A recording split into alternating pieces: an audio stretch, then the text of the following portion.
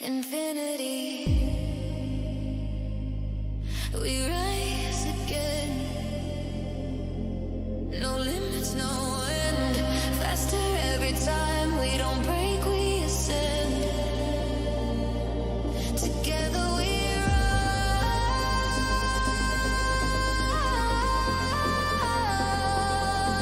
Together we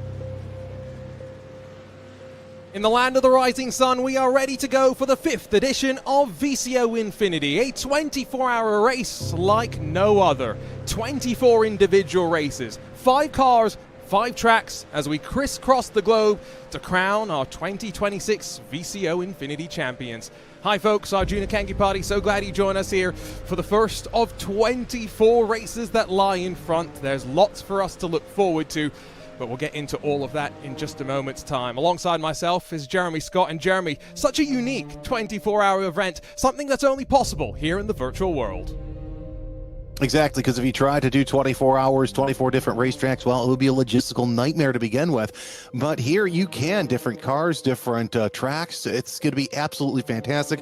I, for one, can't wait for this race to kick off. What we've seen in years past is a real mix through the different cars that we've often seen being raced. A mix of high downforce and then often working our way down into lower power cars. And that's no different here today, where we have something as slow as a Formula Ford, of course, used to build up the racecraft for so many young and upcoming drivers. Then a NASCAR truck machine, a GTP car, a Radical SR10, a couple of downforce cars alongside of Super Formula lights. An interesting mix and match. And Jeremy, there's a limit of 5 drivers that a team can have, but each driver that races needs to compete in at least one race in 2 cars. And, you know, you talk about the 1600s and the Super Formula Lights. Super Formula Lights, basically, it's downforce in name only. But, yeah, you have a high downforce with the SR10s and the Acura GTP. I'm excited to see what these trucks can do. We saw what they did last night at Daytona, and that's going to be a lot of fun for some of these drivers. So 5 cars. Let's talk about the 5 tracks as well. Fuji Speedway, a trip to Silverstone, Road America, Okayama, and Charlotte. 2 Japanese tracks.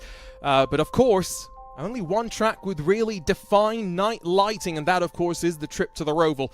But for those that can do the math, 5 times 5, 5 tracks, 5 cars, 25 combinations. There's one that needs to be dropped in a 24-hour event.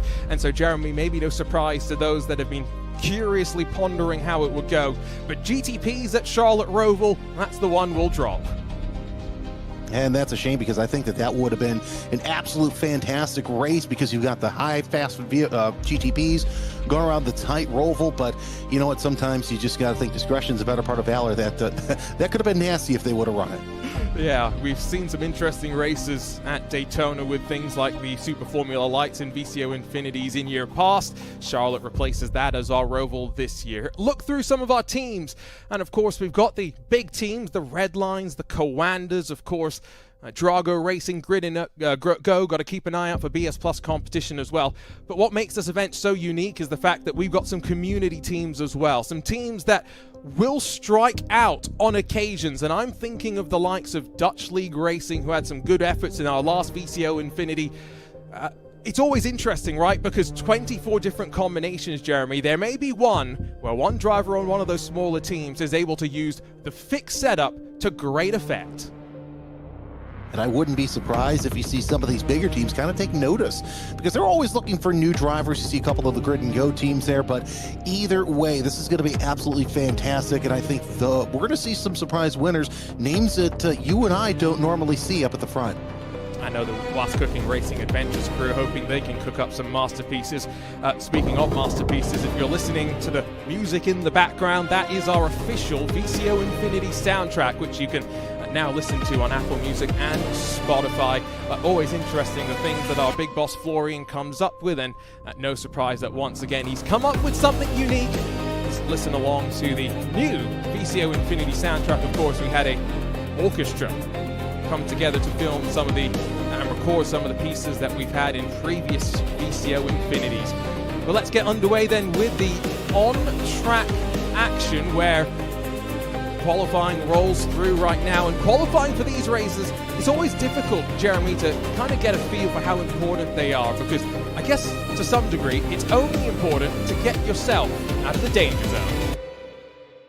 It really is, especially these shorter races. You know, the longer races, you and I both know, yeah, qualifying is not as important, but this is everything. A good grid position will keep you up at the front and away from danger, because you really want to stay out of the way. If you're, 5th, 6th, you're in a good position, but if you're 14th, 15th, that's where you start to get that buffer zone for being in some trouble.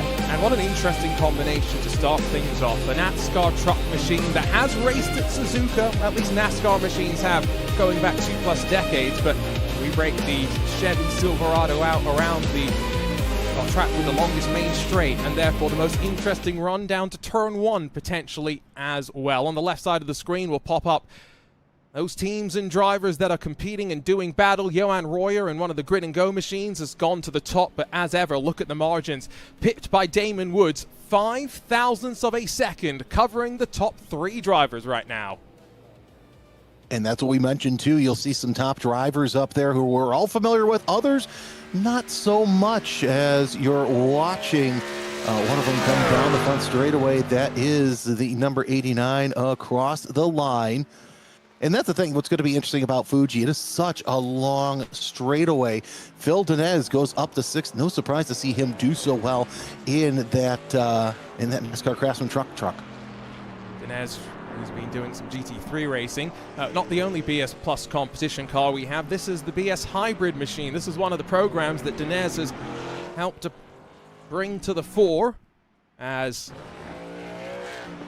Andre Castro works his way through. Andre was just racing actually in the IMSA Michelin Pilot Challenge, but he's done some racing in NASCAR as well. What's he going to be able to do as he winds out onto that main stretch and works through the gears? 48 times on the board. I've seen at least 2 teams fail to set a lap time, either track limits or something else. It's one and done in qualifying. It's always a pressure cooker of a situation, and Castro slots in directly behind Phil Dinez. So on board with the 20, using the new paint scheme that you see in the NASCAR Craftsman Truck Series with the Colleague Racing, and I think that those are some of the slickest paint schemes also, but it's also really close to what it is. Either way, we're seeing 33 into the pits as well. A lot of these drivers just might decide that it might be best just to give it up and not really waste your equipment, but some who are close to that danger zone, they may be going out there. As you see the number 44 on a green sector 2, grab them up to about 7th, as yeah, some drivers are just coming around right now for the final time. 50 seconds left to go. Only Fiercely Forward and Delta Sports Sim Shop, who have some new colors. We've seen them in black and red in the last handful of years. They're now orange and black, so great to see some updated looks for 2026. I think only Nicholas Laubish is going to get a chance to finish the lap. So 50 times on the board. Only 54 teams entered for this first race, hoping to get the full complement of 55 for the next one. Laubish will stride to the line. We've seen his speed in GT3 cars. It's about a second off, it would seem, in the truck machine. Only 28th on the board. But I guess 28th, Jeremy, is better than 50th. Exactly, yeah. And here's the thing. You can fight from 28th with a little bit of luck, but with as similar as these trucks are, it's going to make things just a little bit difficult. Laubish takes the stop in turn 1, and we've taken the checkered flag on this qualifying session. And so officially done and dusted, and Damon Woods is fastest of them all. First time of asking. Great effort in the Falcon Sim Racing machine, but let's get ready to go for the first of our 24 races. And the great thing that we have now is an opportunity to breathe for a second, to run our way down through the entirety of the qualifying grid as the drivers get ready to take to the green. Now, should point out, these truck machines are capped at 80% of their fuel capacity. That means they will need a trip down that pit lane. Pit entry on that right-hand side will be crucial. It really will, because you're setting yourself up for this. But let's take a look at the starting grid for the first of our 24 races. Damon Woods, 4 thousandths clear of Johan Royer as Falcon Sim Racing and Grid and Go will challenge each other. Team Redline and Enzo Benito, who have won so many of our races in VCO Infinities across the years, alongside of Aaron Vasquez. Brand new team for him in that map performance, black, orange and blue entry. Sindre Set Source, whilst cooking Racing Adventures, cooking something decent up to open up qualifying. Phil Dinez, the best of the Zebras. He's got the VS Plus hybrid directly behind on row 4 with former Zebra Norby Kish, now alongside of Sheza Esports, of course, in the Hungarian esports outfit. Commander Esports in the purple and orange, alongside of Carlos Venelosa in the black and gold for TC Esports to bookend the top 10 in just a quarter of a second. Splits those first 5 rows with Blake Reynolds then in the Solpec Precision Racing machine. Watch for the former NASCAR driver to maybe pick his way through the chaos. He'll have Francis McGinn for company on row 6. Alberto Senau in the MG18 Simtech Pro machine. He's got Loic Grabier and Stealth Black Movano machine on row 7.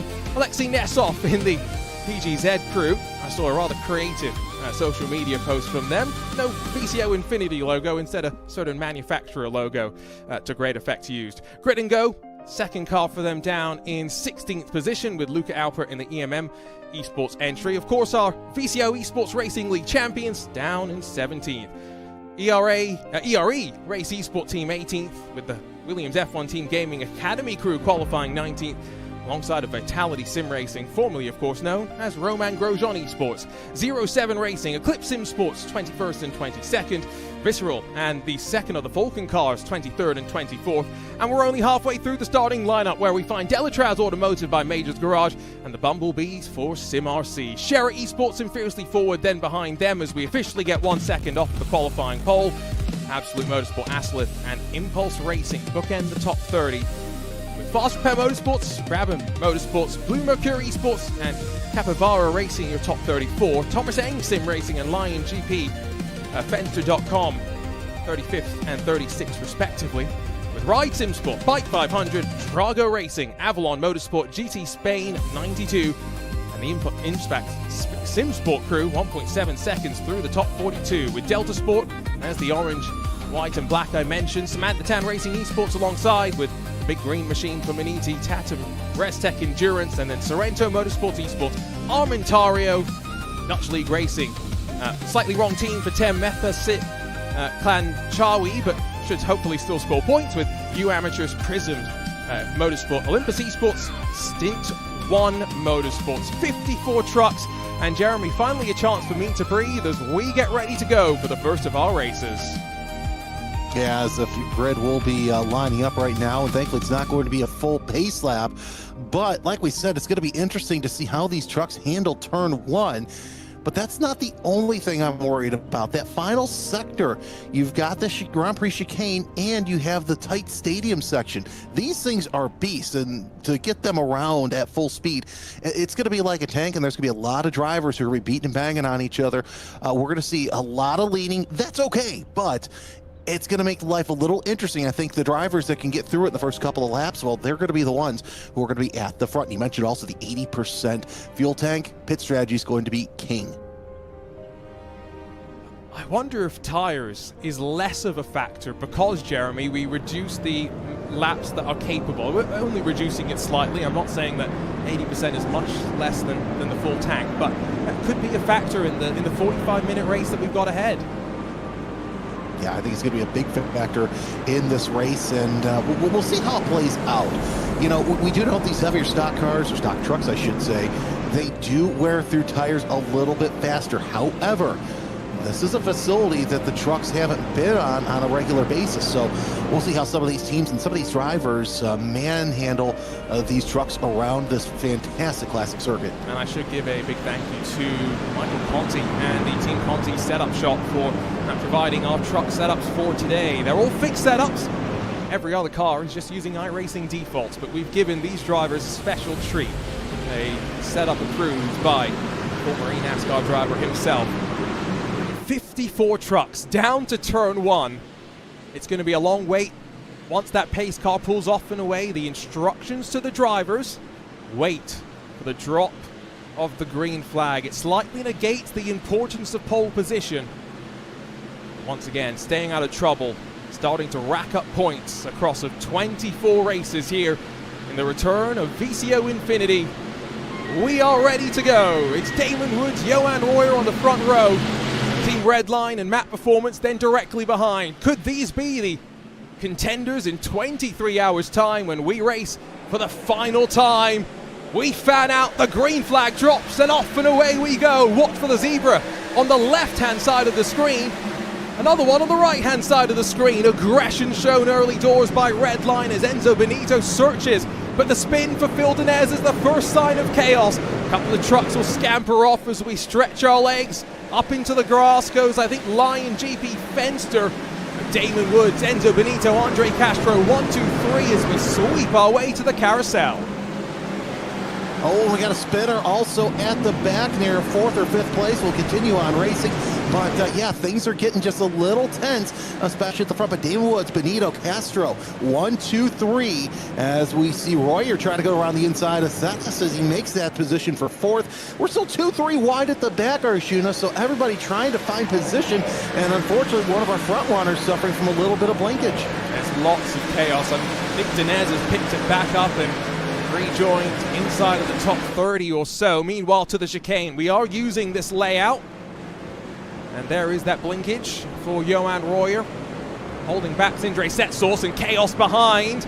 Oh, through the chicane, more madness as we pick up Lewis Woods and the other of the Falcon Sim Racing machines.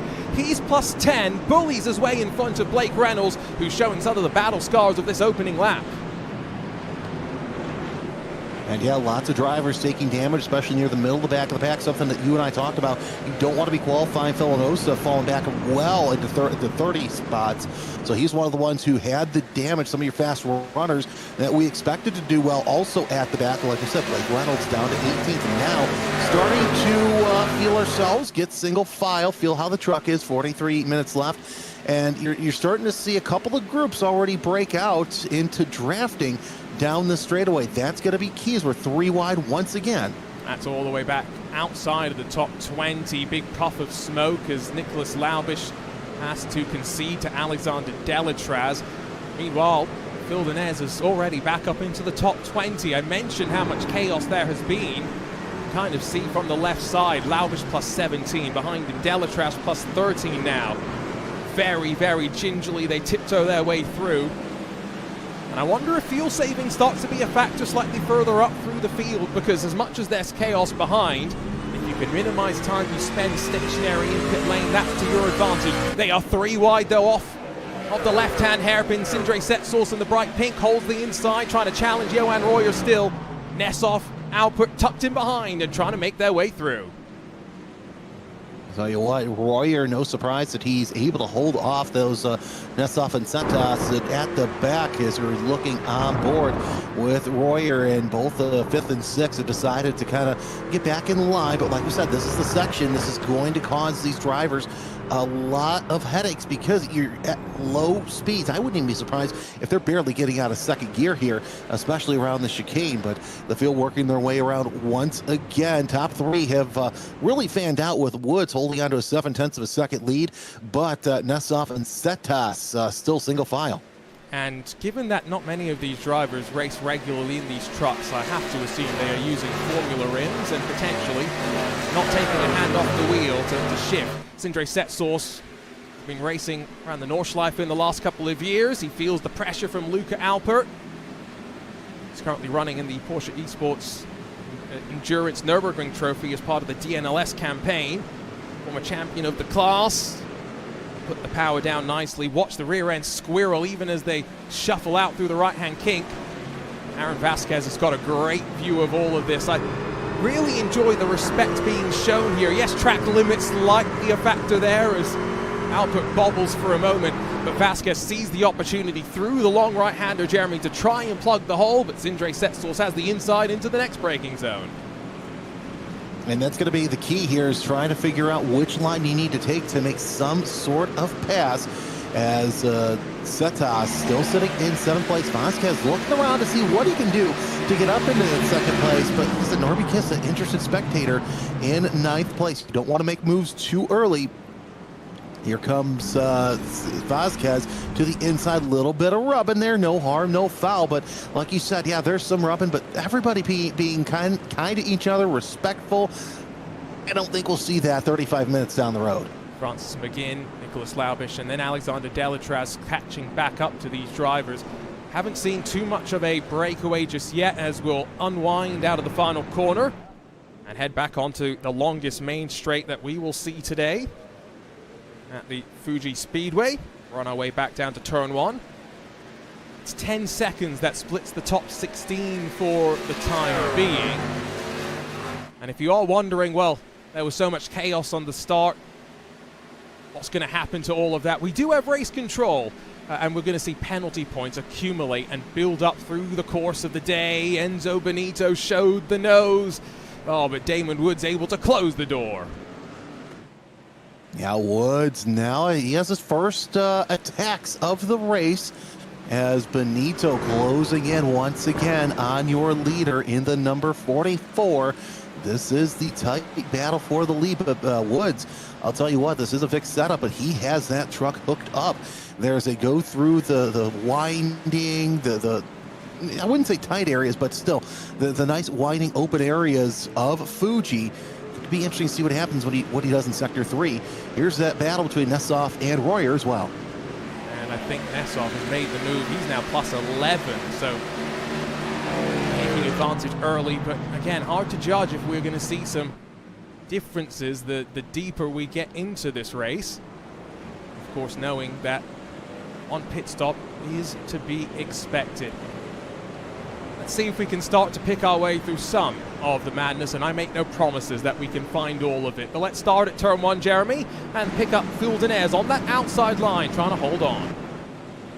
Yeah, Denez, he's used to running these heavier stock cars, but still able to get straightened out there, which was absolutely huge for him. He could have lost a heck of a lot more position. Not sure who that was that spun off at turn 1. We saw that in the distance, but yeah, here's Denez, gets that touch from the 26, and yeah, that kind of set off the chain of events that we saw throughout the lap. There was a lot more that went on. Hard to pick through all of it.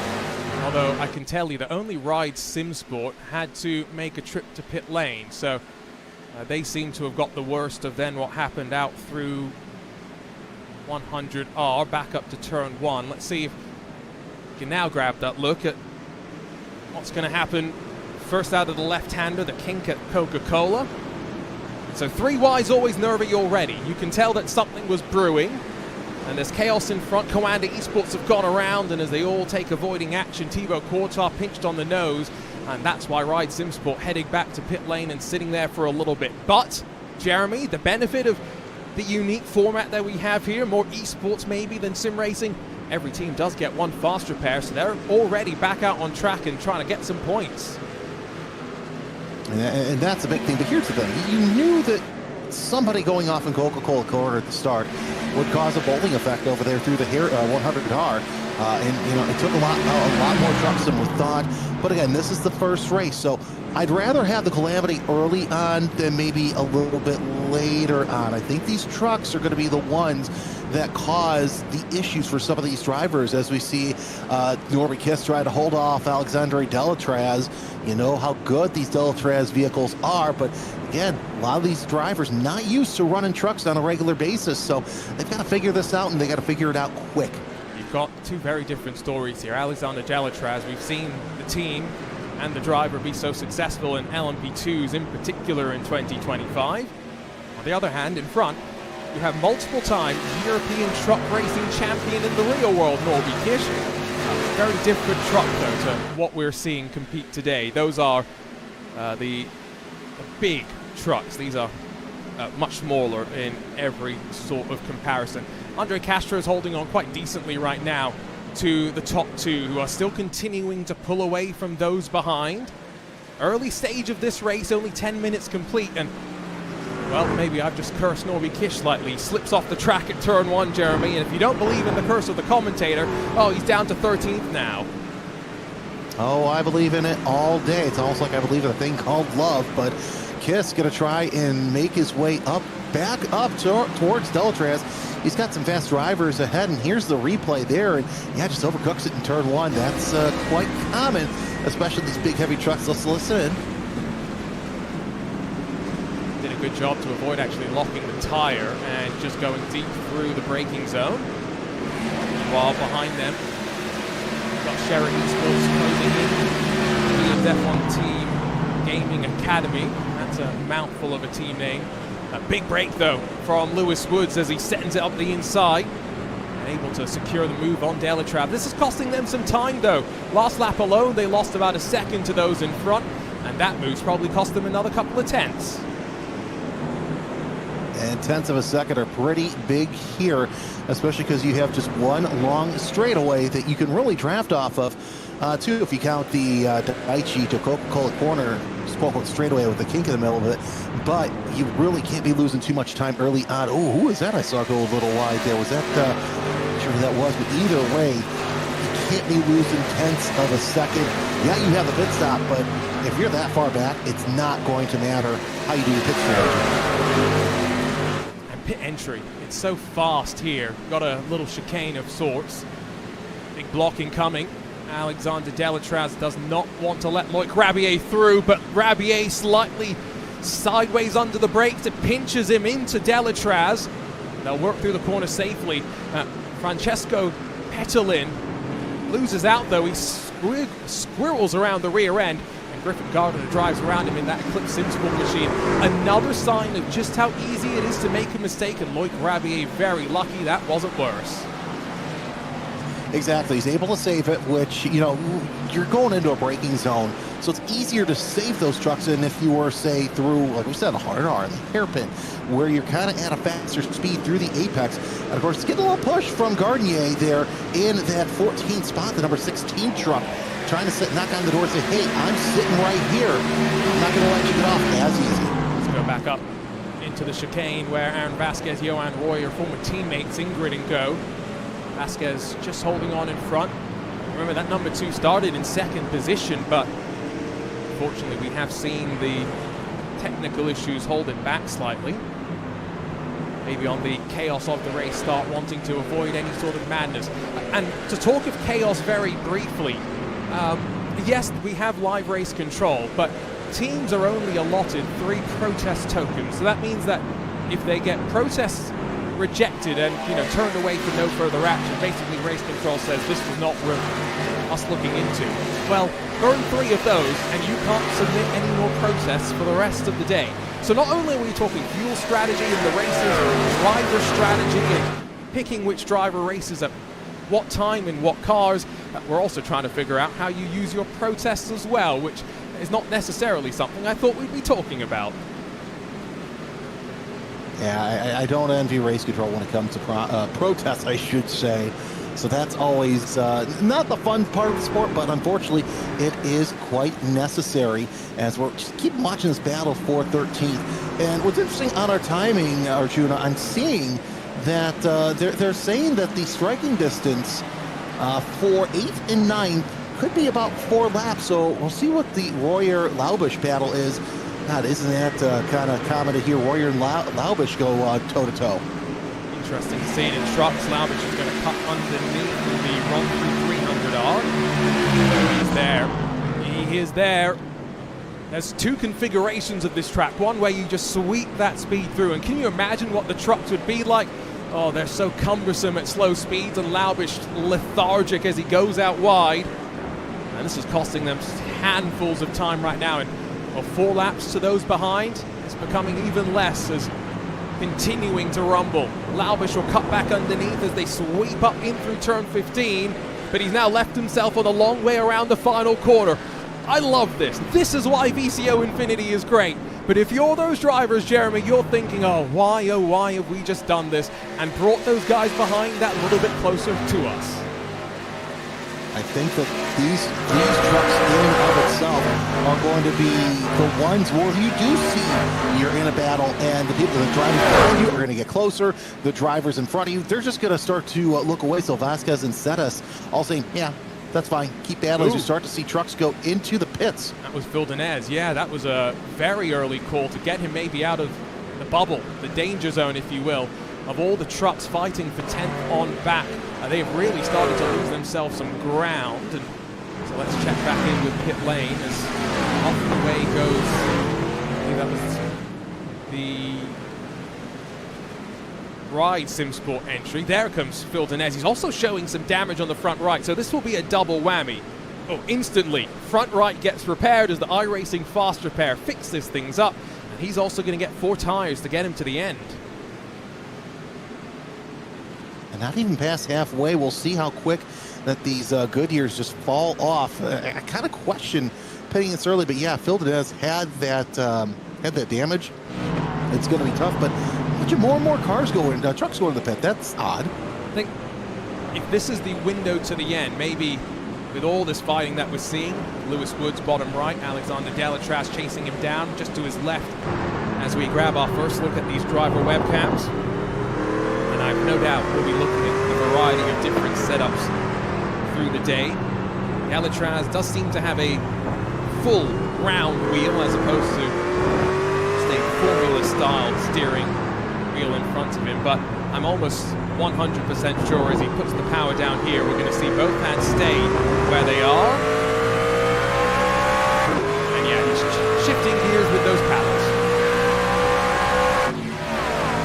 That is something that I think will be interesting for some of these drivers who are going to do the truck and then hop into one of the Formula cars or even the GTP. Are they switching out their wheels? If you're driving a truck and you have that big round wheel, that might not be a bad idea. I always go back to Bobby Zelensky, who raced eNASCAR with Formula rims for so long and just made it look so easy. His teammates in Coanda Esports, I wonder if Bobby's been giving them a bit of coaching. Victor Wolfson fighting with Yuri Toman in the Vitality sim racing machine. For those who watch iRacing, you may not be so familiar with Yuri Toman, but Vitality, formerly R8G for many of their drivers and management behind the scenes. Great to see them back in the world of VCO Infinity and hoping for a bit more. Jeremy, you were right about number of cars in pit lane, because now we've got about a full dozen, I would say, that have made their first trip down. And I wonder if any of these drivers at the front, Andre Castro, Alexei Nesov starting to squabble, will think they want to pit and get out of trouble. Oh, trouble as Castro disappears for a second. If you're trying to get out of traffic, a little bit of a slide there going through the next corner. If you're trying to get out of traffic, it's a great move, but I still question it. I figure we would start to see most of your pit stops within 7 minutes, but I mean, Albert Nessoff still neck and neck going down that final corner. Yeah, I don't know. Like I said, probably just get out of traffic, which is a smart move if you think about it. You can see Alexei Nessoff bottom left, Luca Alpert to his right. Alexei Nessoff, another one who's been doing his fair share of GT3 racing in the last 12 months. Great to watch in front of them. I mentioned Andre Castro has some experience in these cars as we see one car blending off of pit lane. He's run a total of 5 races in what is now known as the NASCAR Xfinity, or used to be known, I should say, as the NASCAR Xfinity Series, now the NASCAR O'Reilly Auto Parts Series. Don't actually know if he's racing these trucks before. You know, they are very different machines fundamentally, especially the modern Xfinity cars. Jeremy, they have, what, 900 horsepower, and they're just trying to rip the rear wheels off the ground underneath you. Well, it sounds like it. Of course, if you think back a couple of years ago, that rear axle got ripped off of Marco Andretti at Coda, so it is possible to see that. But, you know, it's a very different fundamental race that you have to do here in the trucks. Look at you last night with Cletus McFarland. He's so used to doing ARCA. Well, you know, here's the thing. You have all that downforce at the back because of the bed, so that made things just a little bit difficult. Ended his night a little early as you're watching Setas look at the Nessoff Alpert battle for 4th place. We'll see if any of these guys come into the pits as they've caught up to the Team USA scholarship winner and Andre Castro. Yeah, that's the other thing about Andre Castro. Let's not forget he does have those road racing credentials as well. Not seeing traffic be a factor necessarily, which could always be something to watch given the varying levels of skill we have and the pit stop battles that we are seeing. Now that is definitely a couple that are indicating to drivers right-hand side and down towards the pit lane. I'm not sure if that's anyone outside of Nicholas Lauder. So the first strike, nope, never mind. It was Aaron Vasquez in the map performance, number 30. So the first driver from inside the top 10, Jeremy, has called it down to pit lane. And it's still a little early, but I think, you know, it might be the right call, especially since he was in traffic for quite some time. Get out there and try the undercut. Maybe it'll work, but either way, we're starting to see more and more of those drivers at the back of the pack coming in to make their compulsory pit stop. And still watching this battle. And yeah, you're talking about Castro as well. I think he might be the only one who has real-life experience, at least in the stock cars and the NASCAR O'Reilly Auto Parts Series. I don't think he has any Craftsman truck experience. I could be mistaken, but then again, most of Castro's experience in road races is on the street course in Chicago. Feeling the pressure from behind, though. And this is a very different road course to anything, I think, in the US, really. Wide open expanse on either side to make mistakes. It's rather new in that regard, but old school in the way the elevation still flows.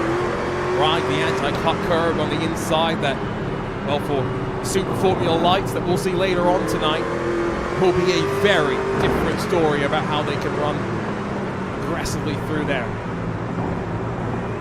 I think the main thing that Andre Castro probably can take from his stock car experience is the patience that you need to drive these cars. It's the time off throttles occasionally, the willingness to stay at partial throttle and slowly ramp up as you feel the traction. Sindre Setsos, What's Cooking Racing Adventures, they're cooking up a pit stop. Here he comes. So the front runners coming into the pits, and yeah, you talk about Castro. He's using that experience to kind of keep Alpert, Nessoff, and Laubish, well, Laubish further away, but Alpert and Nessoff at bay to try and keep them behind them.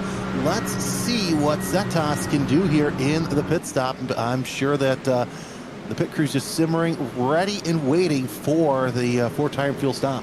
I guess really the question is, where does he bleed relative to, well, driver back out on track already.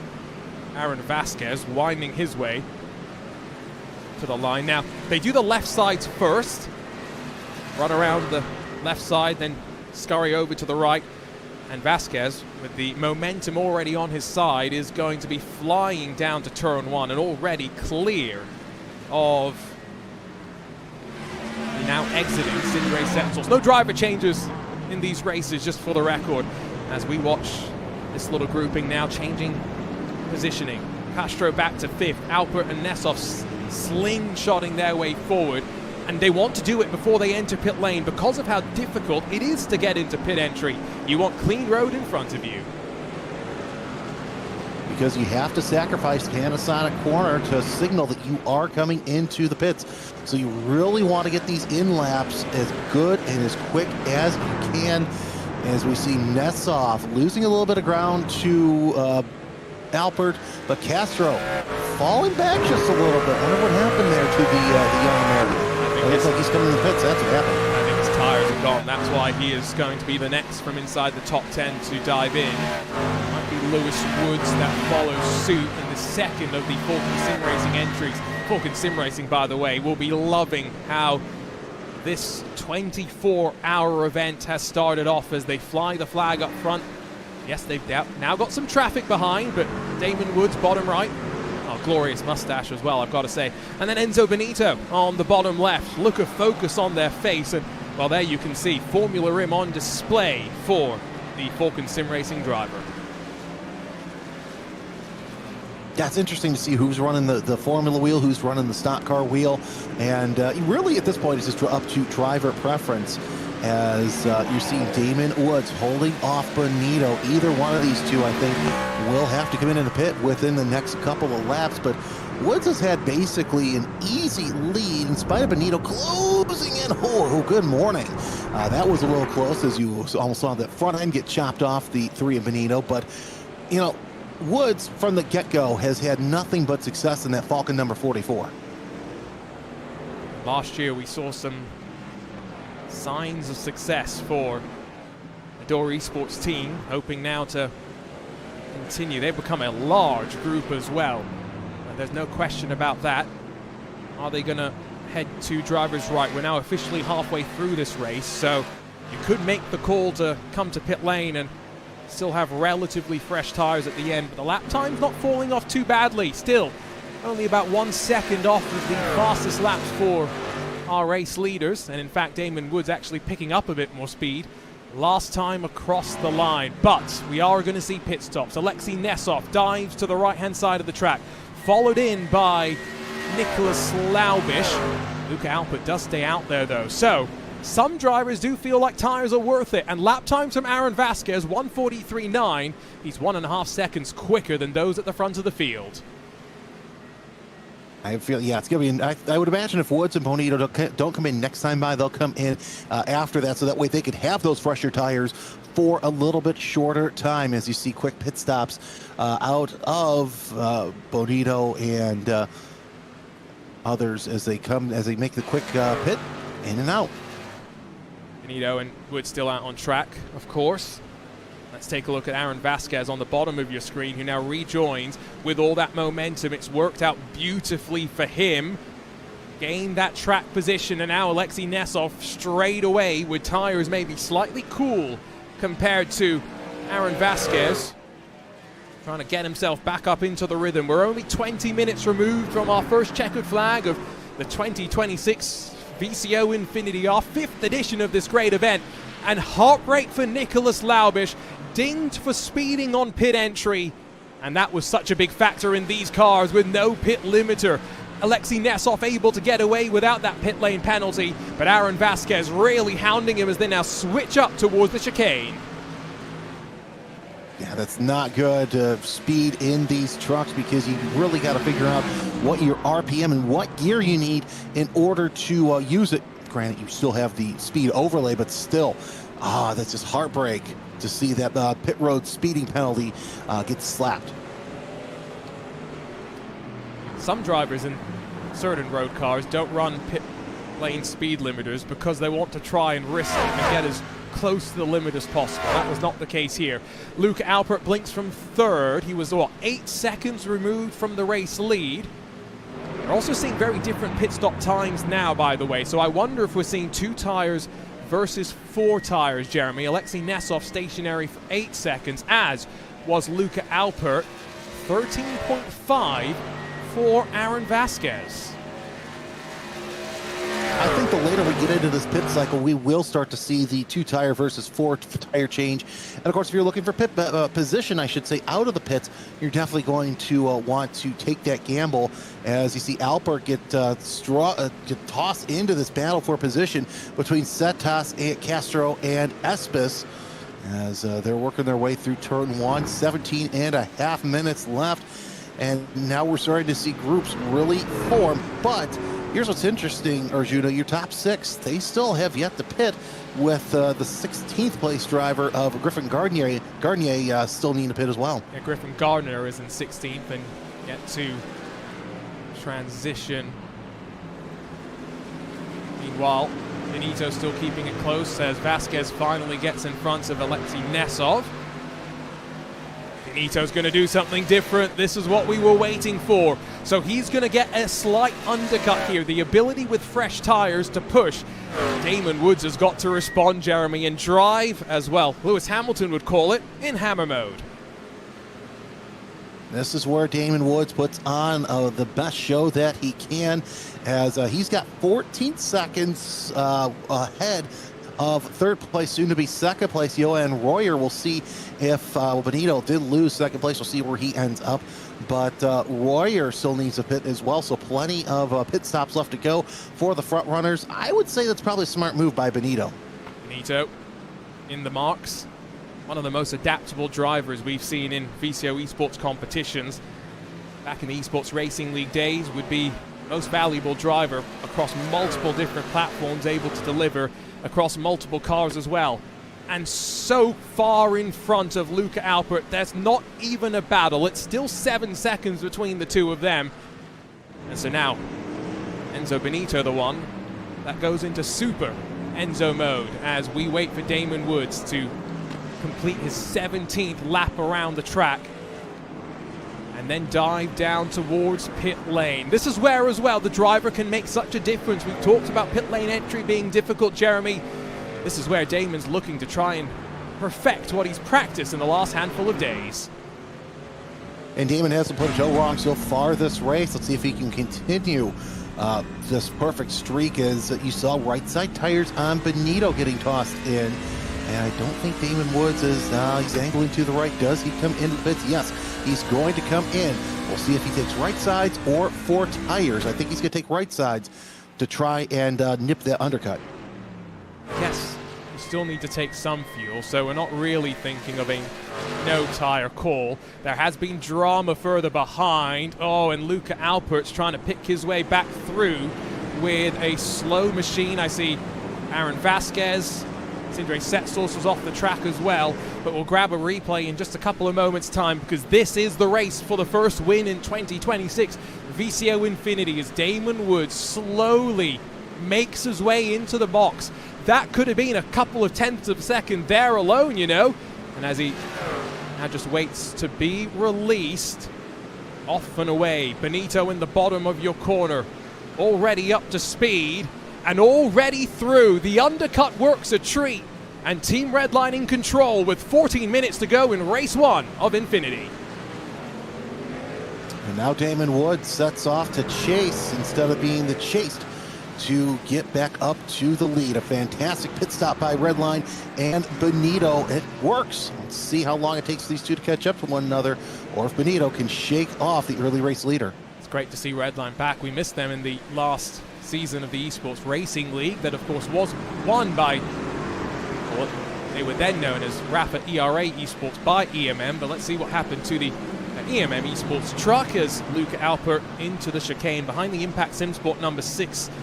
Oh, he tries to clear himself working through the second part of the corner. Contact with Nessoff, hard contact as well. Vasquez runs into the 6 truck. Sindre Setsos, I think, is the only one, Jeremy, that comes through that unscathed. And that's always a good thing when you come unscathed, especially with these trucks. So still, even though everybody's spread apart, there's still going to be a little bit of argy-bargy, as our friend Calvin Fish would say. Watching the 66 making his way around it on the inside. That is Pablo Espez that you see trying to hold off Nessoff once again, but close in on Castro. I was watching the Settas Vasquez battle heat up as we're going through the third sector. Yeah, great drive through the field for Pablo Espez.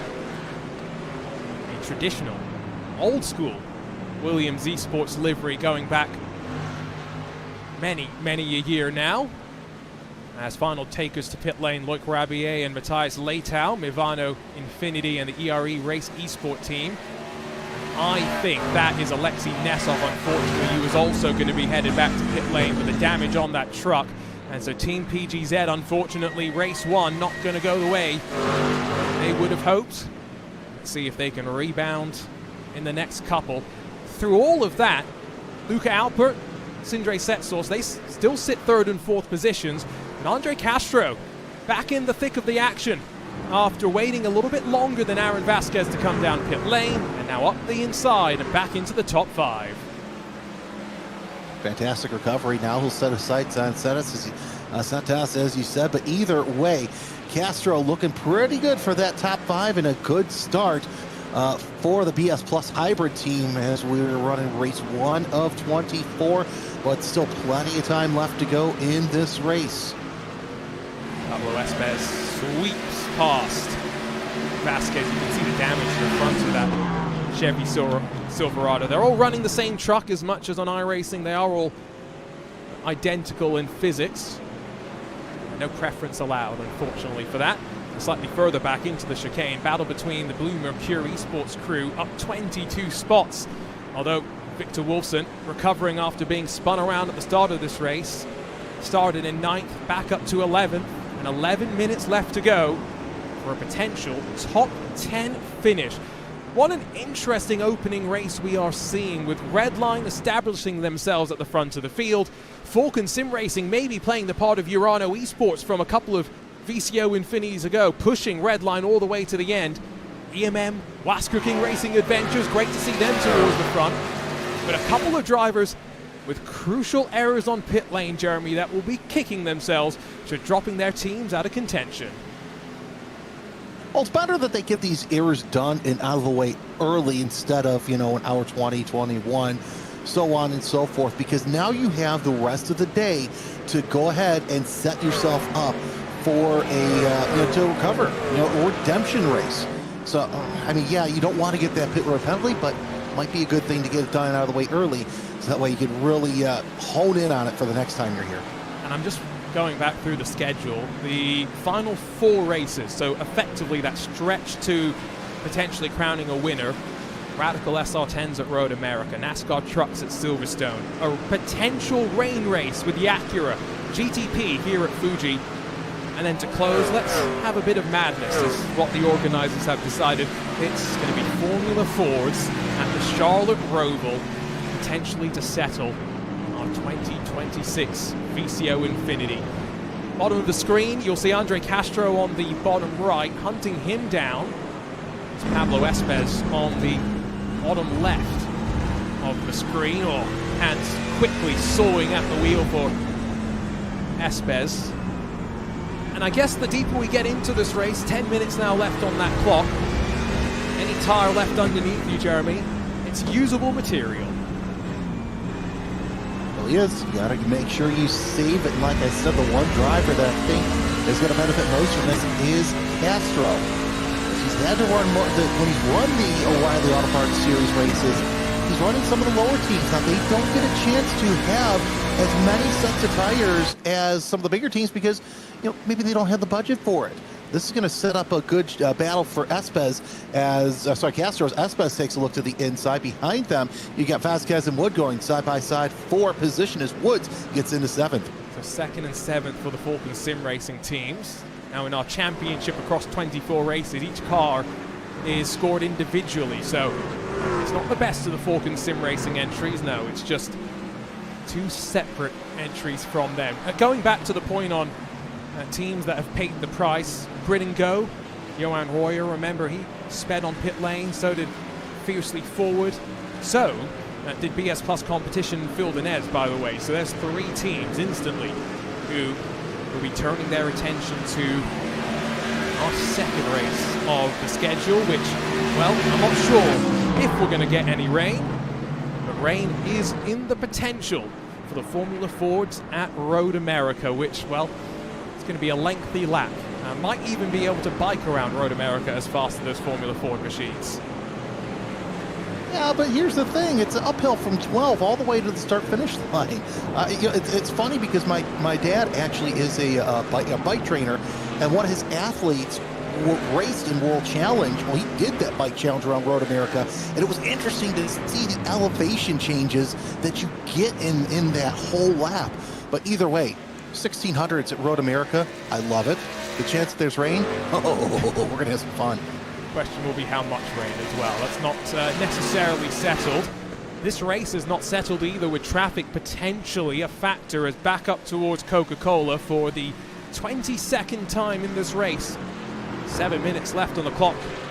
Damon Woods has reeled back in Enzo Benito after the pit stops. The 70 is going to stay all the way out of the way. That's nice and courteous from the U amateurs. Arsene Petrosian going 1 lap down and looking like he will score no points in 51st position. There's 50 points for the win, trickles all the way down through the fields, but those final few finishing positions, no points on offer, and therefore endurance racing spirit very much needs to be on display, Jeremy. If one of our contenders is in an incident at the start of race 19, you're going to expect to see them patch the car up with that fast repair and head right back out.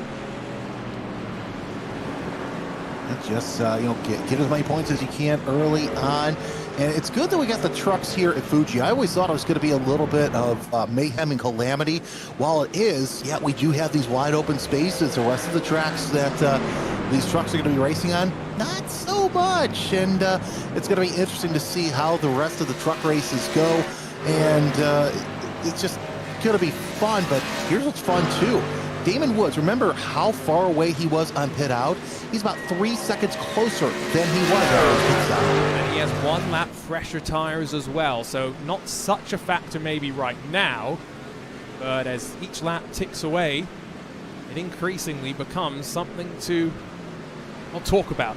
What a lineup for Team Redline as well. It's going to be really fascinating to see which driver ends up in which car. Remember, each driver needs to race in 2 cars across the 24 hours, but only 1 race in each of those cars. So Enzo Benito, I've talked plenty about his credentials across all the platforms, all the cars, all the tracks. He's joined by world champions Sebastian Jobe, Cooper Webster, and Diogo Pinto. Between them, you've got 3 Porsche Esports Super Cup champions. And, well, Diogo Pinto also has won the IndyCar iRacing Pro Series back in 2024. Don't discount Gustavo Ariel as well, who, the Brazilian, is going to have plenty of fans in our chat, so I'm very careful to avoid saying anything that will get them on our backs, Jeremy. But he's also one of those drivers that no matter what car you put him in, raced in the World Championships across multiple cars, IndyCar and Porsches, capable of doing anything. And here's what's interesting about Redline. Any one of those drivers, you put them in a separate team, and they would be the lead driver. So it's basically a bunch of all-stars racing for Team Redline. Woods, though, taking a peek to the inside, coming out of Net's corner. They're side-by-side lockup, and that's going to be a little bit of contact. And so I think Damon Woods is going to probably just redress this. That's what they would say down under, although still drag racing down to the opening corner. I would have thought he'd tuck back in behind and wait to go again, and eventually he will do that. That's what we like to see. How patient is he going to be? Because Benito defends like a lion down below the white line momentarily. Allows the door that Damon Woods is going to try and pry ajar. Once more, slightly wide off the apex, and Woods back to the lead. That was a fantastic pass and shows patience down that front straightaway. Now Bonito has a couple of chances to possibly make something happen here. I would say we probably got 2 laps left to go in this race, so anything can happen. But I have a feeling that this battle for the lead is not over yet. And that move kind of came out of nowhere. It wasn't as though Benito was slow on tires. I mean, watch the exit here out of the hairpin down at turn 6, or rather at turn 15, excuse me, up towards the final corner. You can see that, I mean, Damon Woods is almost a full truck width off the apex there. Then slightly bleeds off the throttle. Race control will have to decide if they feel like that was enough of a redress, or if there will be some penalty points potentially for some argy-bargy. But, you know, between all the different cars that we have on display this VCO Infinity, Jeremy, this is the car that can take the rough and tumble the best. Exactly. So, you know, if he takes a lick and keeps on ticking, and I think that was really a light tap as Benito closes in once again on Woods on Panasonic corner. It's just 2 to go this time by when it comes to plenty of opportunity for Bonito to make something happen. But look at the distance that Damon Woods is opening up on Bonito. Of course, that was also due to a compromised exit off that final corner. Golf in the surrounding areas of Fuji Speedway. They are now all eyes locked on this battle. A send from the golf course from Enzo Benito. Damon Woods with the crisscross door handles barge as they shovel out down through turn 2. And this is where the best will not compromise. Woods squeezes Benito into the left-hander, and while there was some contact, they both hang on to it. Long way around through 100R for Benito. If he can hold it, he's got the inside into the hairpin, but Damon Woods says no. And you take a look at both of them on the bottom right of your screen, they don't look like they're stressed at all. They're just calm like it's a Sunday drive around the Fuji countryside, and still Benito trying to do all he can to get inside the head of Damon Woods, which you know as well as I do, Arjuna, is easier said than done. Little bit of a tap as they work their way through 300R, setting up for the Dunlop corner. And look at this aerial view of the chicane. It's such a different sequence, and it is cumbersome to get through in the trucks. It will be one final lap next time by, the 26th and final trip around the Fuji Speedway. That seems rather fitting in our 2026 edition of VCO Infinity, and the 5th edition starting off with a bang, it would seem.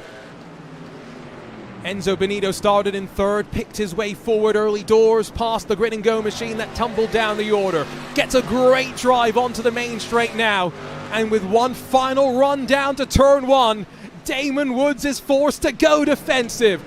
This race is only 1 in 24. It might not mean that much, but neither willing to back down as they shuffle back up to the left side of the track, onto the brakes for the final time into turn 1. And Damon Woods has a chance to return the favor and send Benito slightly wide, and that's what he will do. Holds on out of the braking zone. It's still not over. A couple of tight spots to get into a position for the pass for the lead. And these two have gone nose to nose all race long, as you're looking on board with Benito trying to size up Woods through the 100R for the final time and into the hairpin. Not close enough to make anything happen, but Arjuna, I've got to say this, no matter how this finishes, this has been a fantastic start to our 24 races. And I want to call out Vitality Sim Racing, Samantha Tan Racing Esports. They've been having a fun fight further down through the running order, but how can you take your eyes away from this? Luca Alpert's only 3/10 in front of Sindre Setsource as well, but for the lead in towards turn 10 for the final time. Did Benito show his hand a little bit too early? Maybe one last chance, Jeremy, into that final corner. And still plenty of opportunity as long as you set yourself up through Net's corner, which we have seen both Woods and Benito do. They've been able to close in, headed towards Panasonic corner. Look at the lean that Benito has on that truck. I don't know, it might be too little, too late for the Team Redline. Here he comes! He tried touching up the right rear, but Damon Woods saw it coming, and they will run to the line. And after an incredible opening race of the 2026 VCO Infinity, strike one goes to Falcon Sim Racing to Damon Woods here in the NASCAR trucks at Fuji Speedway. Oh, love to see the emotion. And behind him there will be some drama on the run to the line. Luca Alpert's going to edge out Sindre Setsource. There was a calamity down at turn 10 that involved the Shera Esports trucks and a couple of others. But like you said, what a way to start our opening race of VCO Infinity, Jeremy. Yeah, that was absolutely great. Benito, as you saw coming around Panasonic, knew that he did not have enough to get up to Woods, but still, you got to hand it to Benito as he tried his best to keep that lead. Woods was just too good, too fast here at Fuji, so we got that one done and out of the way, and still some battles near the back of drivers who are finishing. Even some of the faster drivers near the back, they did quite well today, but now we set our sights on race number 2. And I have a sneaking suspicion that Damon Woods is going to be a very, very happy driver. Final teams still struggling their way towards the checkered flag. Before we can grab a look at our race results. Race results won't change, remember, as mentioned earlier, we don't have in-race penalties. Instead, everything is penalty points. And so the points that the teams have started to rack up and accumulate will slowly be whistled away. Oh, chance to breathe for the first time tonight. But the joy of Infinity is it's only temporary. Quick look through our results and then maybe a chance to catch up with our race winner. Damon Woods, 4/10 clear of Redline's Enzo Benito as Falcon Sim Racing strike first. Behind them, Luca Alpert, third on the board. Great drive through the field for EMM after struggling in qualifying, whilst cooking racing adventures in front of BS Plus Hybrid with the Williams F1 Team Gaming Academy. In front of the second of the Falcon Sim Racing entries, Matt Performance, Stellar Trails Automotive by Majors Garage, and the Eclipse Sim Sport team rounds out the top 10. Great drive as well for Griffin Gardner, one of a handful to be double-digit gains. Although I think the biggest mover, not quite for Blue Mercury Esports with plus 20. Drago Esports, another car, plus 20 for their team manager. Instead, biggest mover that I can see, plus 21 for Samantha Tan Racing Esports, finishing just behind that Vitality Sim Racing crew.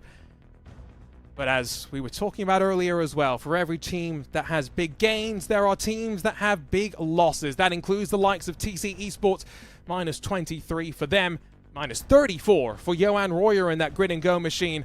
Unfortunately, the speeding penalty really hurt him, as well as for Phil Dinez, although tagged around in contact in the opening stages. I think it's fair to say he had a pretty torrid time. Just a handful more drivers, most of them seeing the checkered flag, and that is the most important thing. But with race 1 officially in the books, let's see if we can catch up with Damon Woods, standing by with Jeremy Scott. Well, Damon, it was an absolutely fantastic race that you had. For the most part, you led, but I've got to say, let's talk about that final stint coming out of the pits. You fell behind a little bit, but you're able to claw your way back to the front. Yeah, I mean, I was a little bit hesitant on jumping in the pits because I didn't want to try and get too smoked when Enzo came out if he did overcut me. But yeah, I was wary of that he would probably undercut me to try and get some track position, and obviously that's what he did. I got the boys to make sure that I knew what tyre strategy he used, so yeah, we hopped on the same tyre strategy. And yeah, I was pretty much just like, I put in quality laps, try and hunt him down. I noticed that under brakes, the car was a lot better than his, so I knew that when I eventually did catch him, I was going to have a fair advantage. And it was evident, I was able to make a couple good outbraking moves, and yeah, played a bit of the NASCAR card.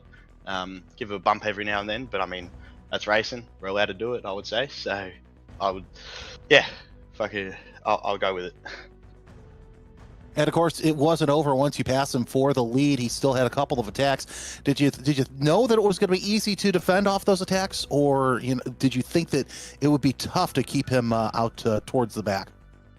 Look, obviously he did throw a bomb into T1, which was a fair effort. Obviously I did the switch back, and he was able to get back past me, even with getting back underneath him. But yeah, I mean, pretty much parked the bus the last sector. Stop him getting a good run onto the straight, and if he does get near me, I just white line it, see what he does. Yeah, in the end, I prefer being in the lead and managing the situation. I'm the one in control. It's on him to try and get past me. So yeah, once I got in front, I felt that I could do everything that I needed to, and yeah, we did in the end. All right, Race 2 Road America, good luck. Thank you. Always good to be able to catch up with the drivers. Apologies for any of the language used there, as a very excited Damon Woods celebrates a victory.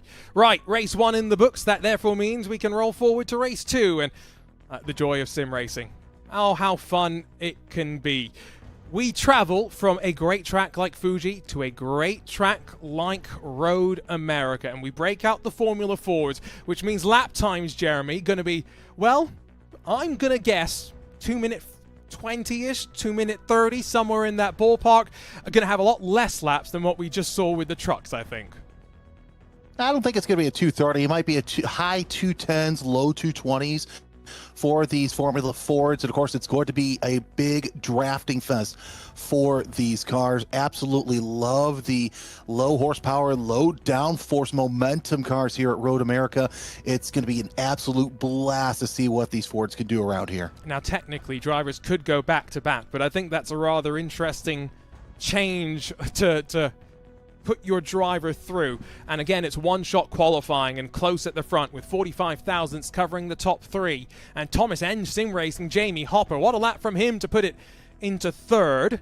I never try and look too much into experience with the platform, but not necessarily the team that I would have expected to ride at the very front of the field. We got some drivers still looking to finish up their qualifying efforts. Here's Garrett Higgins.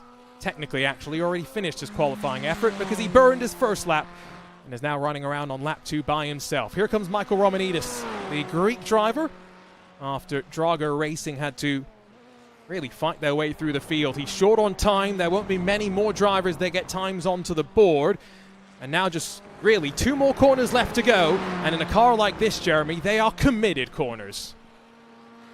No, they really are. It sets yourself up for that long run down to turn number 1 as you're watching just a little wiggle coming off of Bill Mitchell Bend.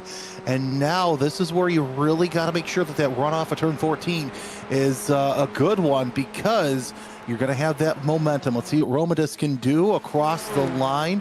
Yet to log a best time, 24.606. Okay, I was kind of right, but I think that's what we're going to see. We're going to see times in the 220s. So Michael Romanidis jumps his way into 15th. That gives the Jaguar Racing crew a lot less work to do in this second race of 24. What a dichotomy. Trucks at Fuji to Formula Ford at Road America, but we are in for some fun. And once more, we've got a bumper grid to work our way through. So let's take a look at how they'll line up for the second of our 24 races as we inch closer to the night, although slightly disappointingly, threat of rain is not what we were really hoping for. It looks rather dry so far as the drivers finish up in qualifying. Isaac Phelps for Grid and Go gets it done, and hoping that they can avoid any sort of dramas as the other Grid and Go car had after starting on the front row in race number 1. Diogo Pinto trying to make it 2 podiums in a row for Redline, while Thomas Haynes Sim Racing and the ERE Race Esport team, great effort from them to be up there in qualifying. Elliot Veyron, TC Esports, purple and orange, black and gold on row 3. With Jerome Fisher in the EMM Esports machine, lining up alongside of Kazuki Fujita in the Visceral Esports black and red. Lion GP Fenster, Jaden Sherwood's up inside of the top 10, alongside of Cody Deef. Eclipse Simsport making sure to pick the right car this time, and paint schemes loaded in correctly. Elias Riker for BS Plus alongside of the Was Cooking Racing Adventures crew. Stealth black for them here. Delatraz Automotive by Majors Garage. Fast Repair Motorsports, that's row 7, and about half a second off of pole position. Romanidis in 15th, Dennison in 16th for Project 91 Racing Team, with Olivier Piatic for Blue Mercury Esports alongside of Daniel Ola for the Sheza Esports crew. Those are 2 teams that were in the wars in race 1, as were Matt Performance and potentially Stint 1 Motorsport as well, as the first 10 rows filled up. Ride Sim Sport, trouble for them to open up the first race of the season. They've got Grid and Go's Roger Christensen all the way back in 22nd. That's the one that started second in race 1. Lots more work to do once again. Falcon Sim Racing, Brabham Motorsport 23rd and 24th. At Bike 500, Shera Esports, Mivano, Impact Sim Sport, and then Sorrento and Vitality. The top 30 now covered by just 1 and a bit seconds. Prism Motorsports, PS Plus Hybrid, 07 Racing, Impulse Racing, the U Amateurs, Delta Sport crew, all through the top 36. Absolute Motorsport, Aslith, the other of the Falcon Sim Racing machines with Gregory Hoverson at the wheel. This is where I would say the danger zone is. Tatum Restech, Armentario, Team PGZ, Capivara Racing, and still a full 10 more cars or so to come. FCB Racing Sim, Olympus Esport, Solpec Precision Racing, the Dutch League Racing crew. As we get to those with no times on the board, Altitude Freeam, Williams F1 Team Gaming Academy, they've got lots of work to do after a good effort from Pablo Espez. MG18 SimTech Pro, Maniti Racing, SimRC, Fiercely Forward, Avalon Motorsports, GT Spain 92, as we get ready to go. It's always interesting, Jeremy, trying to look through the field and see who has run afoul of the 1 lap qualifying that we often had in VCO events. Track limits, so easy to fall afoul of at a place like this. It really is, especially on 1, 5, coming on 7, 8, 12, plenty of places where you can run afoul of the track limits slap on the wrist. So it's going to be interesting to see some of those fast drivers that we saw at the back of the pack make their way to the front. We don't have much time. Well, technically we do, about as long as what a normal club race is, especially with the June sprints here. So really got to think about how you're going to strategize moving up near the front and getting to the pointy end of the grid. So Formula Fords at Road America, after this Super Formula Lights at Silverstone, and then Acura's at Okayama in what might be a fascinating race. My Junior Kanki Party alongside of Jeremy Scott as we continue to ratchet up the intensity. The nights when things will get interesting. There's one race in particular that I think could be wild, and that is a night race with a threat of rain at Silverstone in the Acura GTPs, Jeremy. Oh, really will, because those Acuras like to throw up the rooster tails. So those headlights might be a little blinding for some of those drivers, but either way, that's going to make life just a little bit more fun. As you see down the hurry downs, that's where we're gridding up, and the Porsche pace car gets underway. So I don't know, there's a lot of interesting combinations here, but yeah, the GTPs at Okayama and possible wet race at Silverstone at night, those both really intrigue me. So we run out from the kettle bottoms rather than the hurry downs. Actually, we have a short pace lap, which means less time for us to sit and wait, which ultimately is what we kind of wanted. It does mean that these drivers at the very tail end of the grid, though, are going to be a long way removed from those at the very front. This is going to be an angry hornet's nest that we kind of see, Jeremy, fighting their way on the run up through the opening couple of laps. It really will, and drivers will be slicing and dicing their way to find a good position. We might see some contact that we don't normally see in the Formula Fords, but with the pace car off, I think we're in for a good 45-minute race. And once again, wait for the green flag. The advantage of pole position is the clear air in front that Isaac Phelps enjoys right now. They are struggling to get formed up at the tail end of this field. As race 2 of VCO Infinity is underway, and in low-powered machines, we barely see them jump forward. 3 abeam instantly outside of the top 10, and they'll be 3 wide momentarily for the race lead, as well as Diogo Pinto, the Portuguese driver on the outside, has got to be aware of Jamie Hopper. Thomas Eng Sim Racing fighting with Isaac Phelps and grid and go on the run down out of turn 1.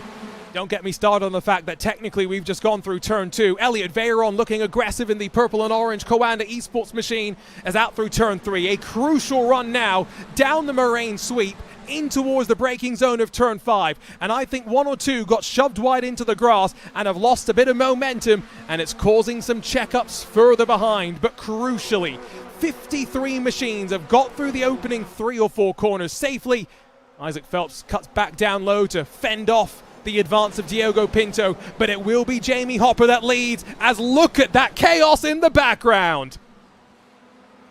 More cars going end over end. That's half the field involved heading into turn number 5. And of course, with everybody making their way through, I mean, look, we're surprised we made it through turns 1 through 3 with no problem. 5 was going to be the big bite your tongue moment, but Phelps and Pinto side by side for second place heading into turn 8 as Phelps goes high, wide, and handsome around turn 8. And yeah, this is what we're talking about. Everybody kind of stressing to get a good position early on. Well, I get a sense the replay is going to have lots of stories to tell us when we get to it. But for the time being, Pinto slips behind Sherwood.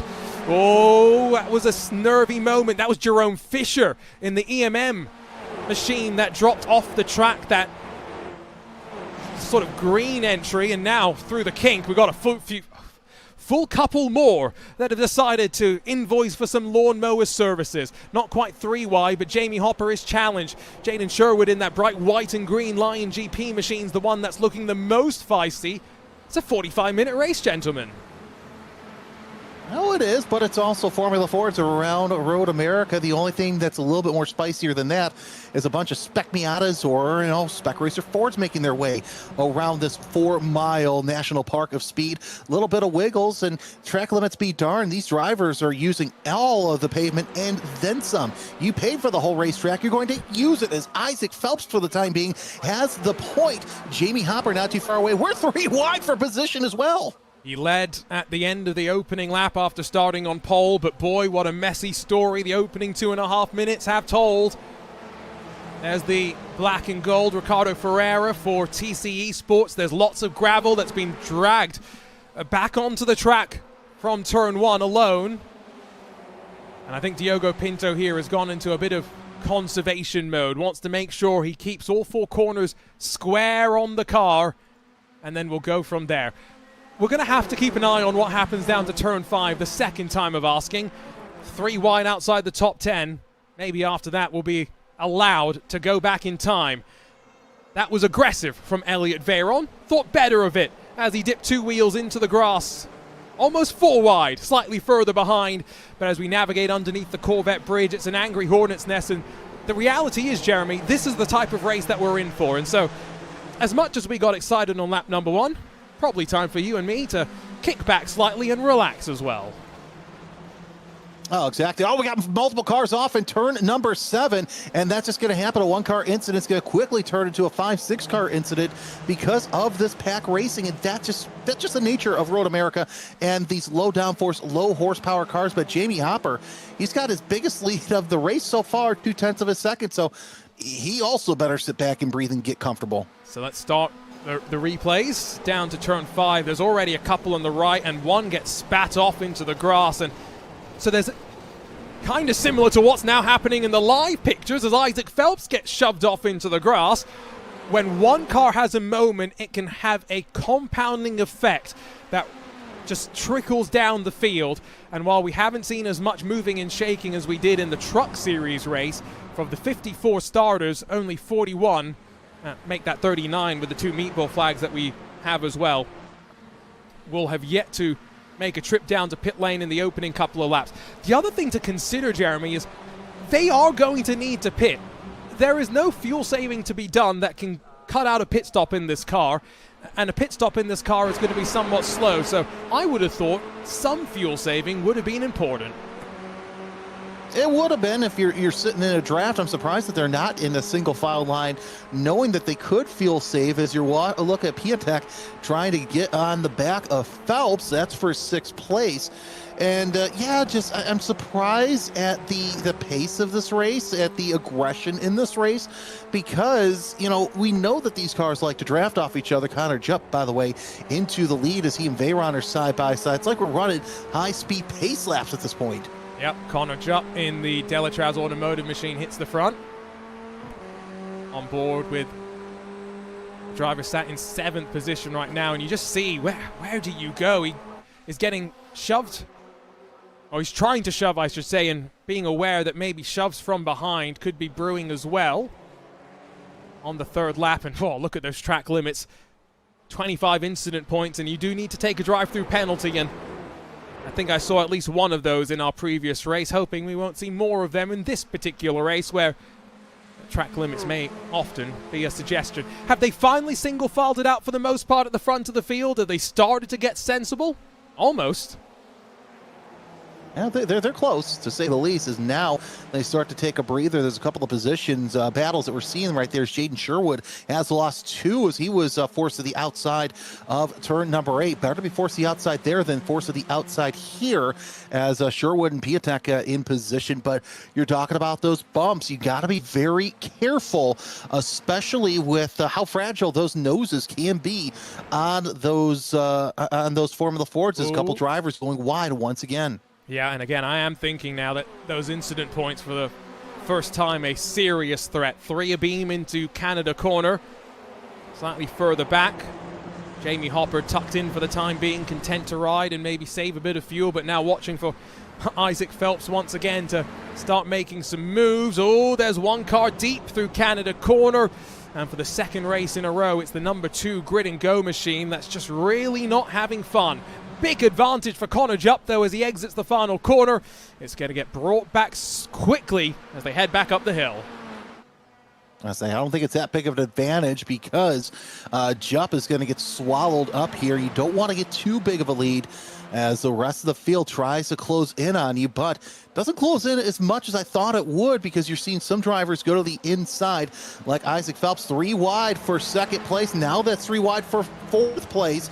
And that's just how quick you see the positions here at Road America. Some drivers trying to find their space, find their line, a little bit of contact. Cody Deeth gets squeezed onto the grass by Elliot Veyron, but he's having none of that and will swing that momentum through and forward. It's kind of similar to what we were seeing yesterday in the iRacing Daytona 500, where lots of early aggression. There's no safety cars to pack the field back up. This is what happened to Jerome Fisher, so he runs into the back of Visceral, also TC mixed up, but TC able to drive off pretty quickly. And the one thing that we are seeming to see is fight around the outside from Elias Riker, making his move on Elliot Veyron. Even though there's been plenty of drama, not everyone's had to go down pit lane to get some of their quote-unquote damage fixed. This car, Jeremy, does seem to be rather robust. Yeah, the Ray chassis is a very tough chassis to have the contact. And, of course, And now we're starting to see the lead pack start to get in a single file line. It only took them, what, 4 or 5 laps to think about it.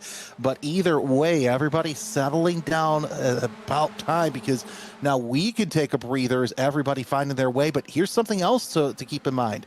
Look at the conditions. It's starting to get a little bit more cloudy out there. One thing to remember as well is, as much as it was just 4 or 5 laps, that's almost a quarter of the race here, given the lengthier lap times that we have. Still, lap times will be close to 1 minute 40 odd seconds when we come here with the GTP machine.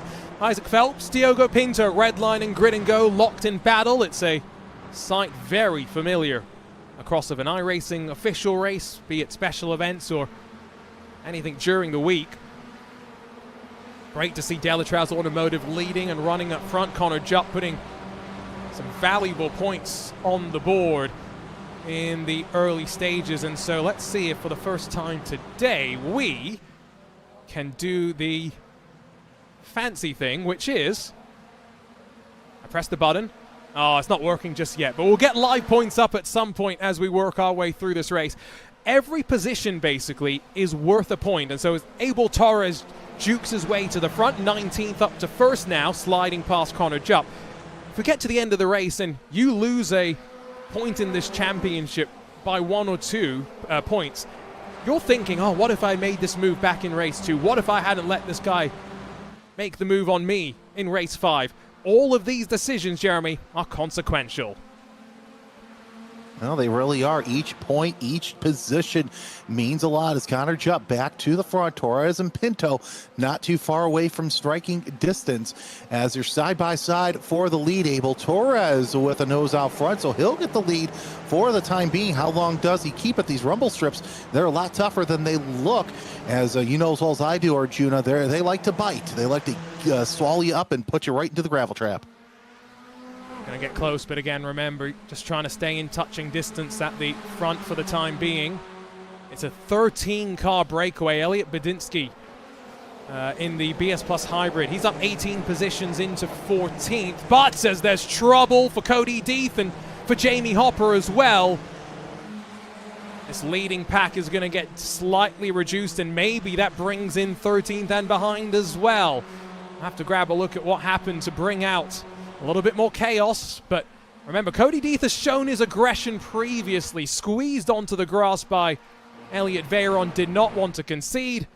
Jeremy, let's see what happens here as well. Contact from behind. Oh.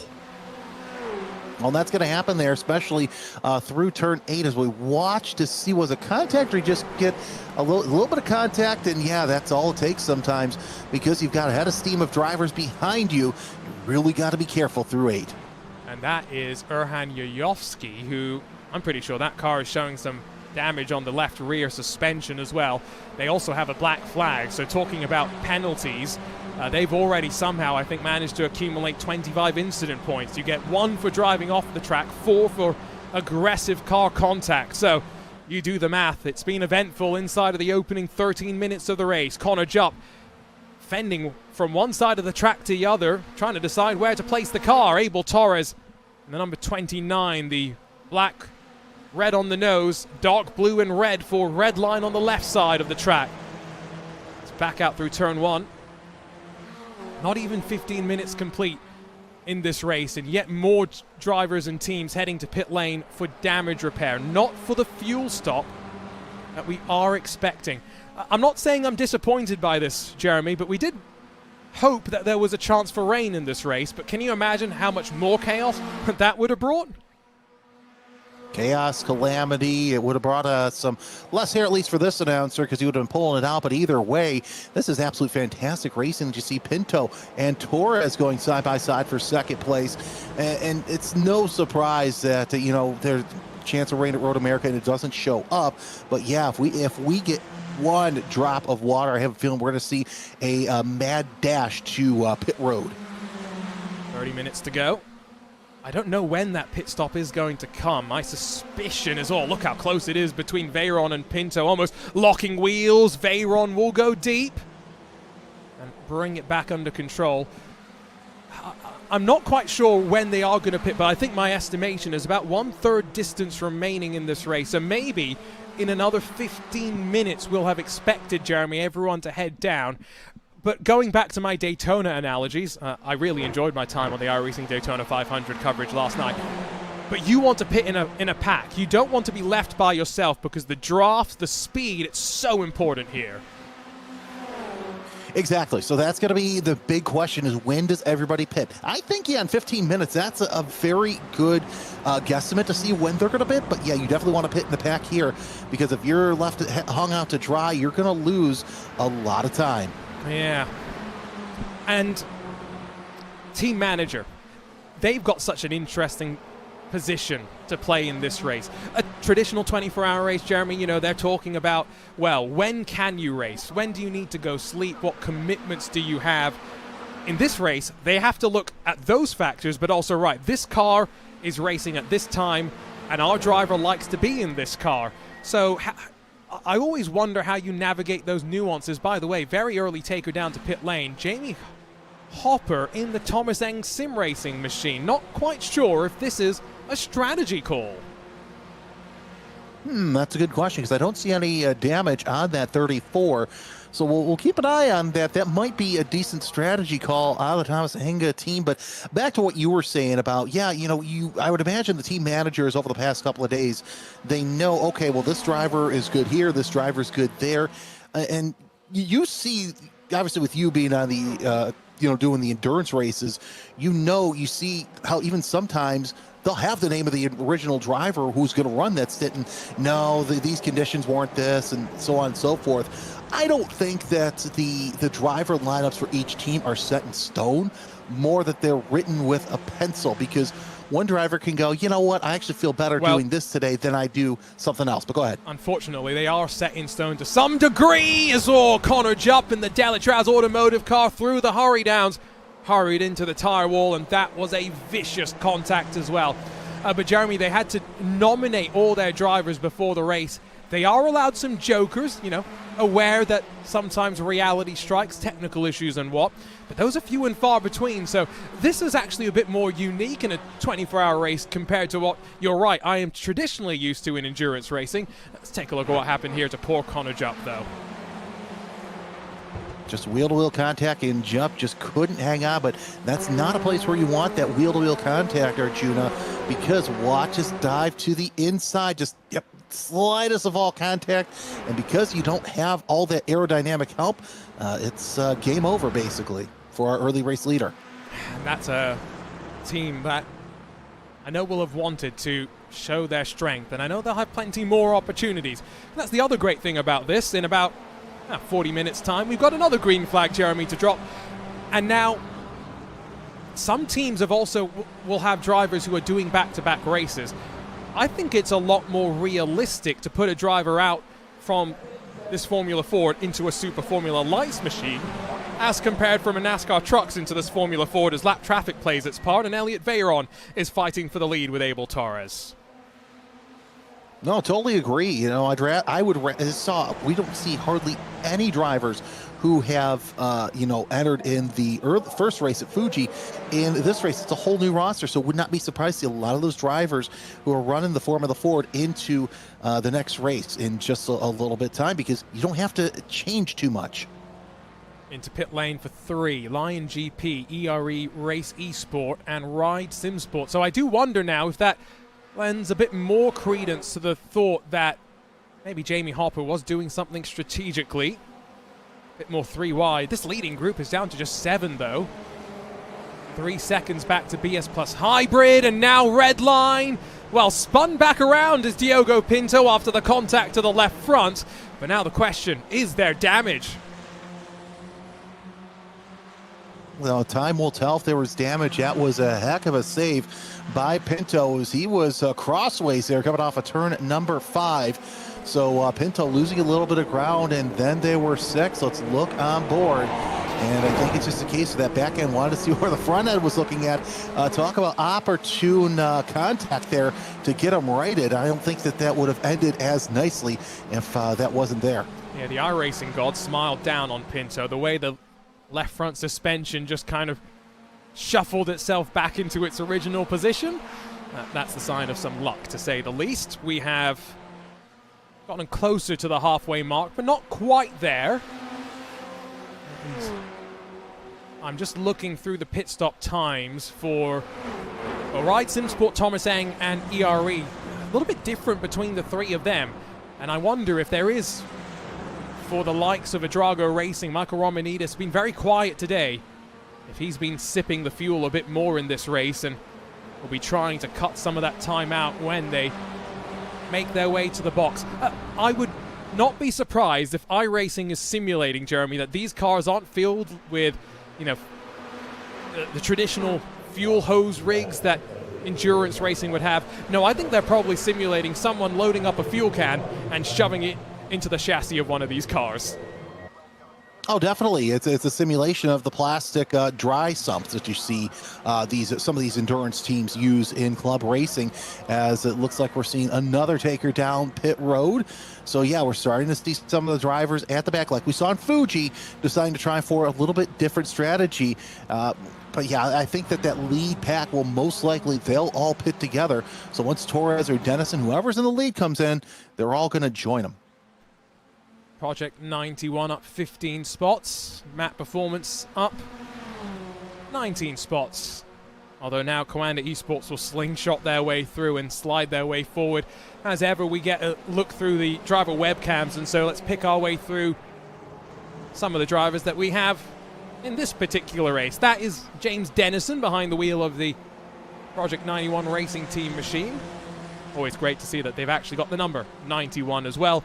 Elliot Veyron, part of the Coanda Esports team. I wonder if he's using one of the new Purple Racing Lab pedals that former iRacing World Championship driver David Williams has been working on.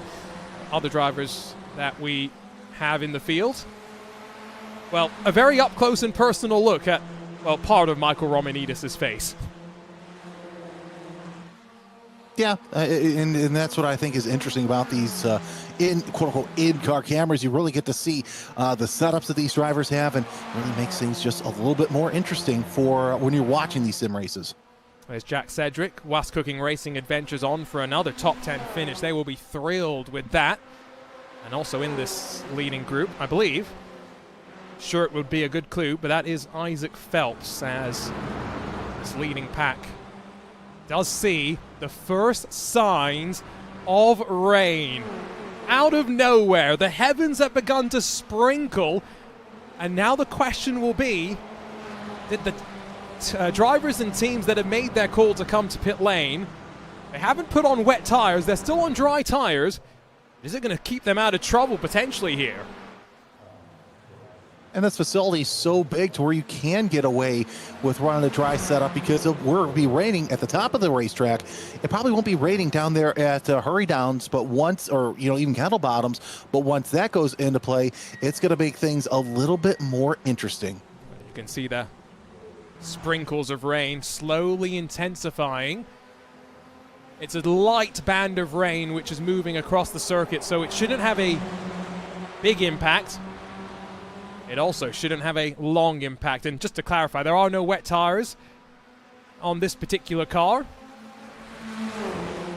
But it's how much moisture is going to be left down through some of these corners. This pack somehow feels the need to fight a little bit more now that we've got the sprinkle of rain. James Dennison's down on that inside. Michael Romanidis on the outside in that second row.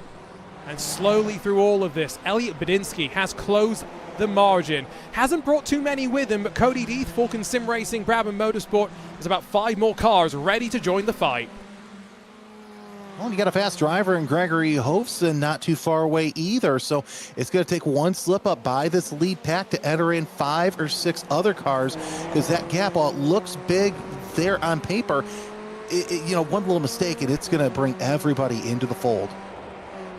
I'd noticed for a second that Elliot Badinsky was chattering away on the radio. He's actually raced Formula Fords in the BRSEC National Formula 4 Championship, so I'm sure he is no stranger to see these sort of conditions in the UK as well. But actively talking on the radio. There are some drivers I know, Jeremy, that, well, to quote Kimi Räikkönen, want to be left to it.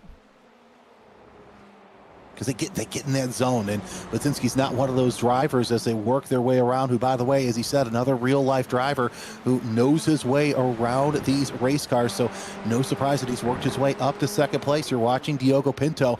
I'll tell you what, that was an opportune save out of him, because it has kept him in this race in the lead pack, as they've now opened up a 3-second gap between that first group, which he's in, to that second group. And he, I think, is saving a bit of fuel right now. Coming off a win on Thursday night in the IndyCar iRacing Thrustmaster Pro Series. His first ever win on an oval happened at the Nashville Superspeedway. Although our 2024 champion not looking like he's in a position to defend his championship with the 2 rounds still left in that championship fight. Instead, Michael Romanidis is one of the drivers who's thinking he is in the championship fight. He's now back up to second spot, trying to fend off Dennison on the inside. He'll roll that speed. A little bit of extra width on the corner exit to take advantage of onto the Moraine sweep. Technically turn 3, but you tell me if there's an extra turn between turns 1 and then getting to that bottom of the hill. Elliot Veyron's got a bit of a gap here, but once again, it's only momentary, as was the rain. As soon as it arrived, it has disappeared. Oh, Romanidis contact with Dennison, but once more, these Formula Fords built like a tank, and Jeremy, we get away with it. Yeah, no surprise that we get away with contact, as you know they're running so slow and so close together where you can technically get away with any sort of contact. And now you're looking out of the back of Sedgwick as he's holding off Romanidis and Pinto. Those are 2 drivers I would not want in my rearview mirror. But hey, look at this. It's given Veyron a chance to open up that gap between he and Phelps. Basically, that is that's a huge gap. Veyron's down in Plymouth, while the rest of the field is still in Elkhart Lake. Oh, and maybe some of them making their way up to Siebkins potentially as well, although don't get me dreaming. Through the kink, Dennison's the one that's going to lose out there. Lost so much momentum with a bit of a 4-wheel drift through the corner. Budinsky challenges Sedgwick on the run up towards Canada corner, and they've lost the draft. That's the most important thing, 1.5 seconds. This end of the racetrack still showing a couple of spots of rain. Once they sequence back up towards turn 1, we'll get another sight as to whether they will have a chance to run without the moisture very momentarily. Also got to point out, we are getting close to 15 minutes left to go, at which point I think these drivers have to commit to pit lane. Oh, I agree. I agree with that statement per se, but here's another thing that's not scaring me too much. It's the fact that these drivers are not spotting. Needless to say, they're not bringing up rooster tails. So we're lucky in that sense to where we can continue on with the dry running, as Veyron, Phelps, and Torres, they're one group, but Zinski, that group, I'll tell you what, they're getting a little dicey here through turn 1, and yeah, it's starting to rain again. Yeah, it does seem as though the joy of the iRacing weather system, pockets of the track can be impacted by the rain, and this might not be as big a track as the Nordschleife, but you best believe that we can have some rain. This is the interesting grouping right now on track for me. 21st on back. This is the leading cars to have made pit stops. Emil Bernstorff had some interesting videos on where he thinks the future of the iRacing official series could go. He's in that Solpec Precision Racing machine. Passed by Olivier Piatek in the Blue Mercury Esports number 32. Ride Sim Sport, as well as Thomas N Sim Racing, all in contention here. And these are the drivers hoping that when the front 20 make their way down pit lane, they will be able to take advantage. It won't help, though, the fact that these 3 have got their act together and are bringing their pace up relative to those still trying to chase them down. The one thing that I'm finding interesting, Arjuna, and maybe you can kind of touch on this as well, drivers that are pulling a wheel off are creating a lot more dirt than you normally would see in really any vehicle, especially here at Road America. So it leads me to believe, oh, we're starting to see some spotting off the tires. So I think it's only going to be a lap or 2 before we start to see drivers go out for wets. But I think the model here is showing a lot more dirt being picked up than what you would normally see. Remember, no wet tires. They're on much more of a street compound of tire as opposed to a purpose-built race tire. Romanidis passed by Dennison. Remember, those 2 had the bit of contact down at turn 5 that led to the separation between the groups.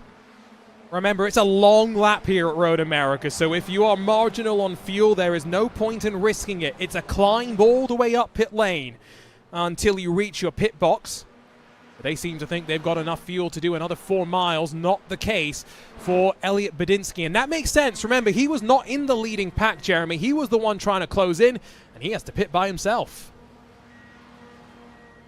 Let's see if that works, as he's also got Collarts and Albert pitting with him, so he's got a little bit of a pack. That's the good news, but how long will that last? As he's actually going to be in the auxiliary pits there. You see the main pits, but the auxiliary pits, which they are making changes to that, because when we have the endurance race at IMSA, they're going to have to enter in 50-plus cars, so got to have a longer pit road. I'm not looking, well, I say I'm not looking forward to. I'm looking forward to the 6-hour race this year with IMSA, albeit it's going to be wild with what should be a busy pit lane. Knowing at least JDC Motorsport, they'll have another LMP2 entry for that particular race. Who else will show up for what is now a Endurance Cup round of the Michelin Endurance Cup for IMSA? Diogo Pinto will drop back behind James Dennison, with Gregory Hoverson latching on to the back in the Falcon Sim Racing machine. Cody Deeth in the tire tracks as well.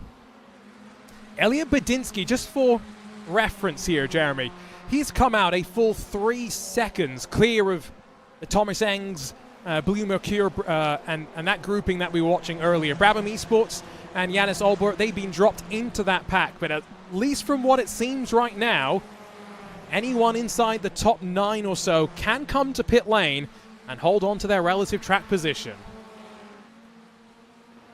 And the delta is just a long delta from pit in to pit out with the pit stop. So that's going to be interesting to see how this all plays out, as the leaders now making their way through Kettle Bottoms into Canada Corner. Nobody giving an inch. And I think now everybody has to come into pit road. Of course, I've been proven wrong before, as Veyron, your leader, making his way to the Bill Mitchell Bend. It's, yeah, the delta, now we know with Badinsky, who was in that lead pack, or at least the front pack, now we know who, a little bit of a wiggle there from Veyron. We know now how this could end up. Will they be off to driver's right? No, they will stay one more time around, at least 4 more miles out of these Formula Fords, although James Dennison has not been minding the fuel tank enough. Gregory Hoverson and Cody Deeth are now going to have to try and work together and latch a 2.5-second buffer onto the back of Pinto and company. It's very reminiscent to kind of what you'd see at Indianapolis in the month of May, with swap drafting at the front. What's happened under the Corvette bridge? Oh, wow. And so the one that loses out, that was involving that grouping, Solpec, Blue Mercure and company.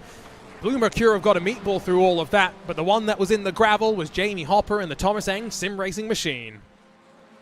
Hopper's not had the best of luck this race after having a good early part of the start, so hopefully he can get things together. You see Cedric holding off 2 fast drivers, the Thromidis and Pinto. Hoverson now 2 seconds in arrears to this pack, as he and Deeth are battling each other's. Deeth will get the advantage heading towards turn number 5, but still plenty to play for.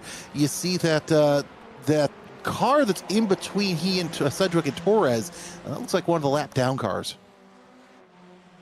And once again, traffic with a field as big as this. When we get to some of the smaller tracks, you know, think the Roval, Charlotte Roval. Okayama's not particularly big either, albeit definitely still a slightly larger facility than the Charlotte Roval. 55 teams entered, and every team looking to try and maximize points in the early stages, maybe not so much in the later stages. Could see something like that. I think it's no surprise as well, by the way, that James Dennison did need to pit. He was also one of those drivers, like Badinsky, having to be a bit more aggressive at times. And now, really just wondering if there's going to be a big difference in pit stop times, because anywhere from 15 to 18 seconds is what we've seen from the majority of the field that have made their way down pit lane with less than 12 minutes left to go. Surely it's inevitable this time by that you would come down to pit lane. Elliot Veyron leading the queue with Isaac Phelps and Abel Torres. Not all of them are going to commit. It's Elliot Veyron that runs by himself to pit entry. Torres, Phelps out on track, Sedgwick diving down, Romanides and Pinto staying out as well. That's an interesting call out of Phelps and Torres. Of course, we're kind of entering an unknown area because we're not used to Formula Fords having to come in for a hot pit stop. So Veyron, Sedgwick, Hovesen, and Levesque all will draft together. That's a pretty interesting strategy there. We'll see what Veyron has done here as he comes into. Oh, he misses pit stop by Paul stall by a little bit, and that is going to be costly. It could be the difference here potentially, and cost a chance of holding on to the lead. You'll rev the engine finally. There is Badinsky, but I don't think that's the car necessarily to be focused on. Where's Jack Sedgwick just behind? And as we cut to those pictures, Badinsky's actually the one to keep an eye on. He's a couple of seconds off the tail, though. And I think the rest of the field now is going to filter in directly behind Elliott Veyron. And we are going to be in, Jeremy, with a run to the checkered flag. That's going to make things a little bit more interesting, especially for those who just came out of pit road. You see your leaders working their way around turn number 8. And I have a feeling that Veyron, Sedgwick, Budzinski, they're all going to have the red mist and run those qualifying laps so they can keep up with Torres, Phelps, and Romanides. Listen to the engine work as we sat on board with Jack Sedgwick for a moment. 1.9 seconds is gap to Veyron. He's not getting any drafting help. While Isaac Phelps, Abel Torres, same with Romanides and Pinto. They're able to swap around with one another and build up a bit more momentum on these straightaways, and that is going to be important. As mentioned, by the way, I do see a meatball flag for Solpec Precision Racing, and so from 13th position, Emil Bernstorff's going to drop out of contention. There's a free position for a whole handful of drivers, including the likes of EMM Esports, who might still have a top 15 up for grabs. Here they come, though. No more than 15 laps on the fuel tank. That's remarkable in and of itself, but Isaac Phelps follows Abel Torres in. We'll hear the klaxon go off as Romanides, Pinto, and Deeth follow suit. Final takers into the lane. Of course, these are the 5 that we're watching. We're also watching where Veyron and Sedgwick will filter off once everybody comes into the pits. But like you said, I have a feeling that that brief mistake that Veyron had could cost him the race. Oh! As Phelps also misses his stop. And you won't see that mistake from Diogo Pinto, that's for sure. Elliott Veyron's climbing the hill and going underneath the NTT bridge on the run back up to the line. 11.5 for Isaac Phelps. That's going to render this moot. He is 6 seconds quicker in the box than Kawanda Esports. Pinto, Torres, Romanides, and Sedgwick rejoining and mingling out on track. One driver that does not join them, Cody Deeth. A second race in a row where we're running a car without a pit limiter.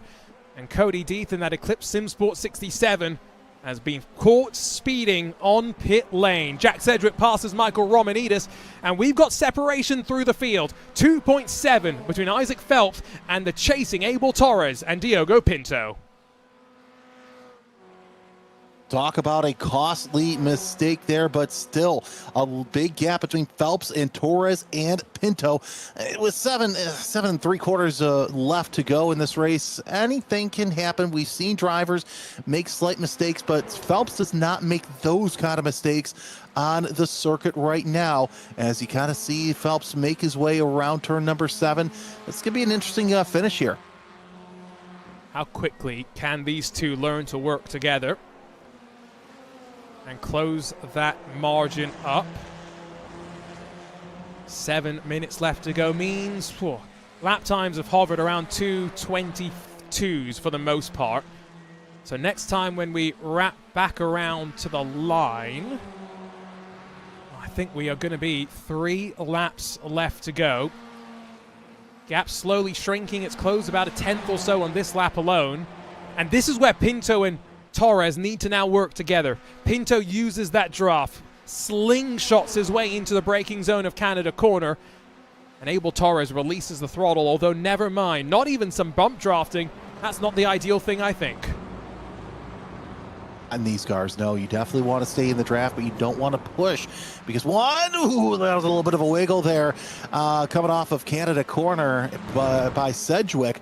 But yeah, drafting, yeah, that's key. But unlike, a Spec Racer Ford or Spec Miata around here, you don't want to be nose to tail, literally on top of somebody else.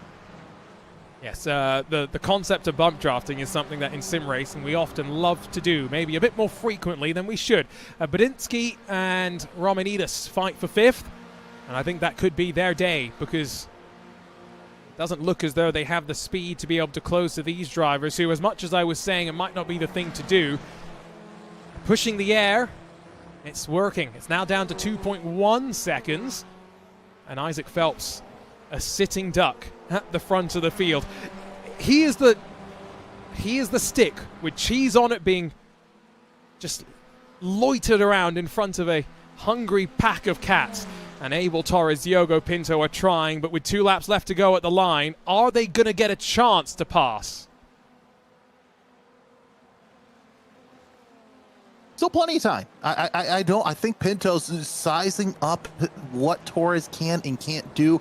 Here's the thing. With these Formula 4s, there's plenty of room for passing opportunity. A lot more than you would see in, an Acura GTP or a Radical SR10. So, Torres really has to make sure that he watches out from any attack from Pinto, because once Pinto makes that attack, Arjuna, it's going to be game over. Good point from Sean Campbell in our chat. The bump draft is faster, but we're actually not allowing it, as is the case across of all VCO esports events, which means no team gamesmanship. And why is that important? Well, because there are some teams here that have multiple cars, and so there could be a situation where working together could be in their benefit, and that rule just kind of equalizes things out a little bit more and avoids any questions as to parity. Don't think there's any parity in terms of these 3, Drago, BS Plus, and the Was Cooking Racing Adventures crew. I think they have realized that they are a bit too far behind as the laps tick away, and they are fighting just for points. Remember, each position worth a single point. So 2 moves, 2 points. It could be crucial come the checkered flag, which we'll see in 2 laps' time. And Isaac Phelps is now only 1.7 seconds in front. Another 3 or so tenths of a second eaten into the margin. But Jeremy, it's the next 3 tenths that are crucial, because that will get Torres and Pinto into drafting range. And of course, you saw the lap down car heading into turn number 1. How much of a part does that have to play into Phelps's thinking? As you're seeing battles behind down the straightaway between Sedgwick and Romandis, Budzinski, also the interested spectator, but still Torres and Pinto, I think they're making the smart move, Arjuna, by just drafting, not bailing off each other, but catching up to the race leader, because if they can catch up to Phelps, we're going to see a fantastic race, and the gloves are going to be off. That's what we'd hope. Oh, unfortunately, the race might have come to an end, at least with top 20 hopes on the line for Tommy Rozier and Elias Riker for BS Plus competition in the ERE Race Esport team. Not the last incident that we're going to see. And again, just a reminder, we do have live race control, although that is all penalty points that impacts the championship standings. Quick look at that incident. Down to turn 1. They're almost 3 wide. I think they're trying to put 4 in there. Yep, cannot do that. Cannot put 4 into 1. And yeah, at least everybody was able to get through. So let's focus back on the lead then. White flag will be in hand next time by. We'll have 4 miles left. But Isaac Phelps, looking quite calm for the time being, is going to be looking in the rearview mirrors sooner rather than later. The driver on the hunt, Diogo Pinto, paired up with Abel Torres. We don't have a look at Abel's webcam right now, but you can see Diogo's talking with his teammates right now. There is a lot of racecraft that goes into this, Jeremy. It's not just about being as fast as you can. Put yourself in the right place at the right time. And that's key as well. Maybe brake a little bit harder than you can going into some of those tough braking zones that you have here. Oh, a little bit of a wiggle by Pinto. That may have cost them. And yeah, one little mistake. And of course, your race might be over, but Pinto still within drafting distance of Torres. Now they're within drafting distance of Phelps as we come down off of turn 14 for the penultimate time. Some fights behind Guillaume Levesque in the Falcon Sim Racing car, squabbling with Jerome Fisher. Those are two teams that finished well in the first of our 24 races, as Isaac Phelps ducks and dives and jives and does whatever he can to try and break the toe of Abel Torres and Diogo Pinto behind. It's one final lap in race 2. Remember, Red Line searching for 2 consecutive podium finishes. Consistency is what will take you to the top here in VCO Infinity. And while these drivers relatively calm for the time being, Romanides has slid in front of this fight for 5th position. With BS Plus Hybrid, Last Cooking Racing Adventures still in the mix as well. 4 cars in the mix for 12th with Falcon, EMM, Blue Mercure, Brabham fighting. This is a combination that we knew was going to deliver plenty. Isaac Phelps still with 7 tenths to the good down to turn 5. But the question is, how much longer does Phelps have that big gap?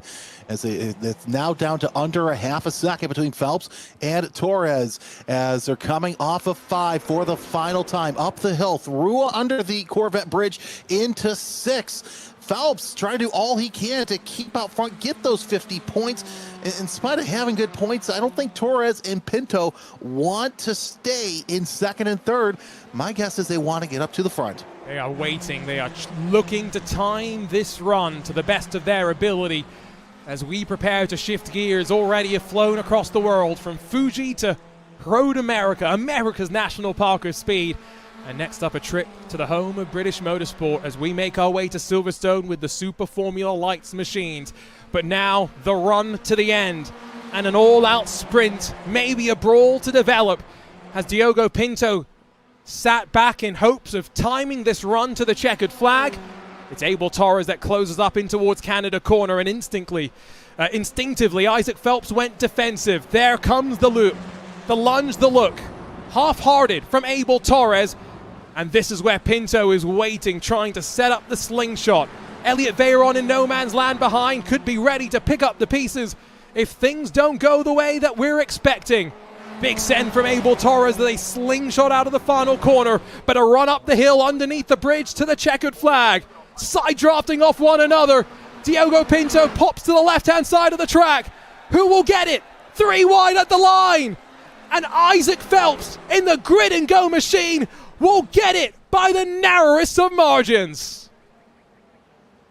What a fantastic run to the finish as Phelps able to hold on and calmly work his way up to the front after briefly losing the lead there. But man, you saw the excitement and exhaustion from Phelps as he came across the line 3 wide with Torres and Pinto.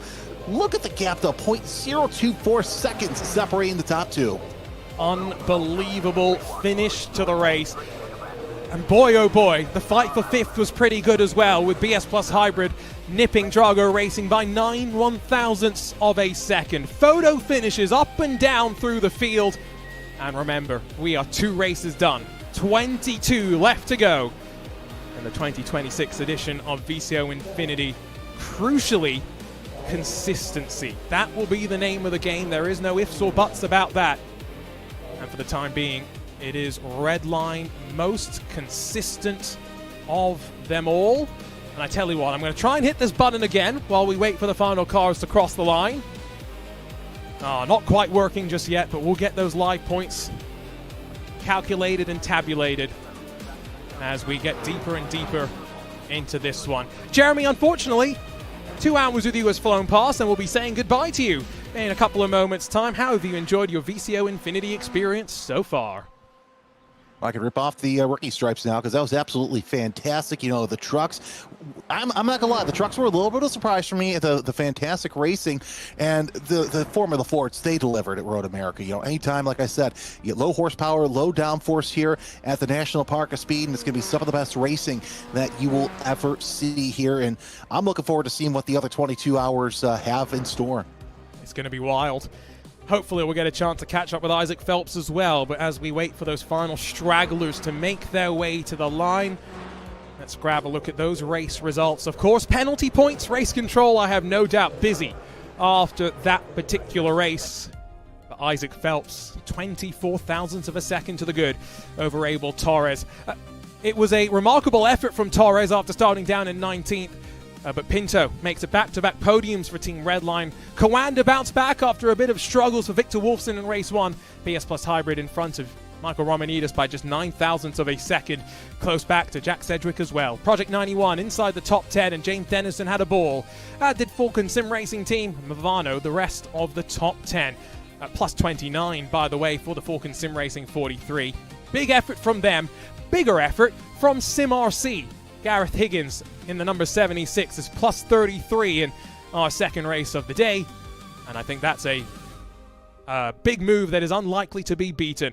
In the midst of the top 30, couple more drivers to note. Tom Hooper, in the big green machine for Maniti, plus 28, plus 25 for Cito Ferra for MG18, plus 22 for Tom Bland. But Cody Deeth, the frustration for him, he loses 17 spots, finishes down in 27th position. Would have been hoping for a lot more from that one, as would have been Connor Jupp, heartbroken for a driver who led so many laps. Meanwhile, as the rest of the teams and drivers gather their thoughts, gather their expectations for what lies ahead, let's grab that quick chat with race 2 winner. 24 thousandths of a second the difference, and Isaac Phelps is with Jeremy Scott. Gotta say, Isaac, that was a fantastic run to the finish. Talk about those last 2 corners. Did you think that you had it, or was it going to be a tough battle to the end?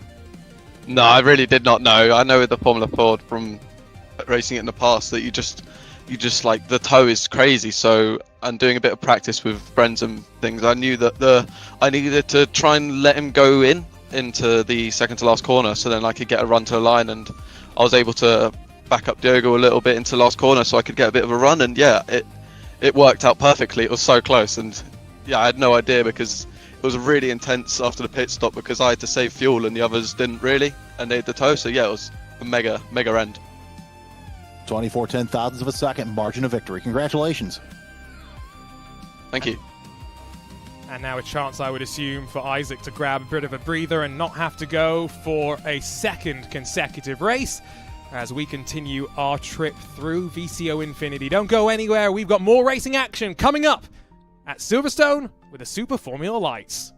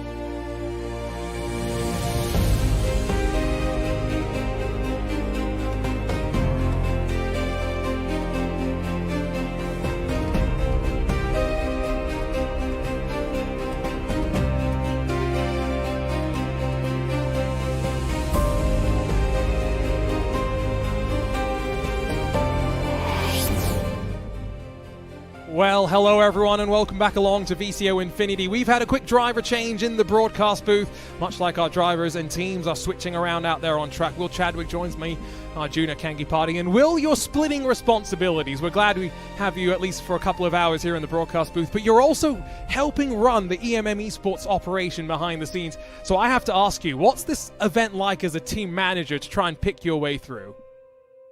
It's a super fun event, but it's also quite complicated. Scheduling is a bit of an issue when you've got 5 drivers all needing a bit of rest at some point. So all the team managers, I'm sure, have had their hairs being pulled out trying to schedule it properly. But yeah, it's a super fun event to be a part of, and 2 races down, 22 to go.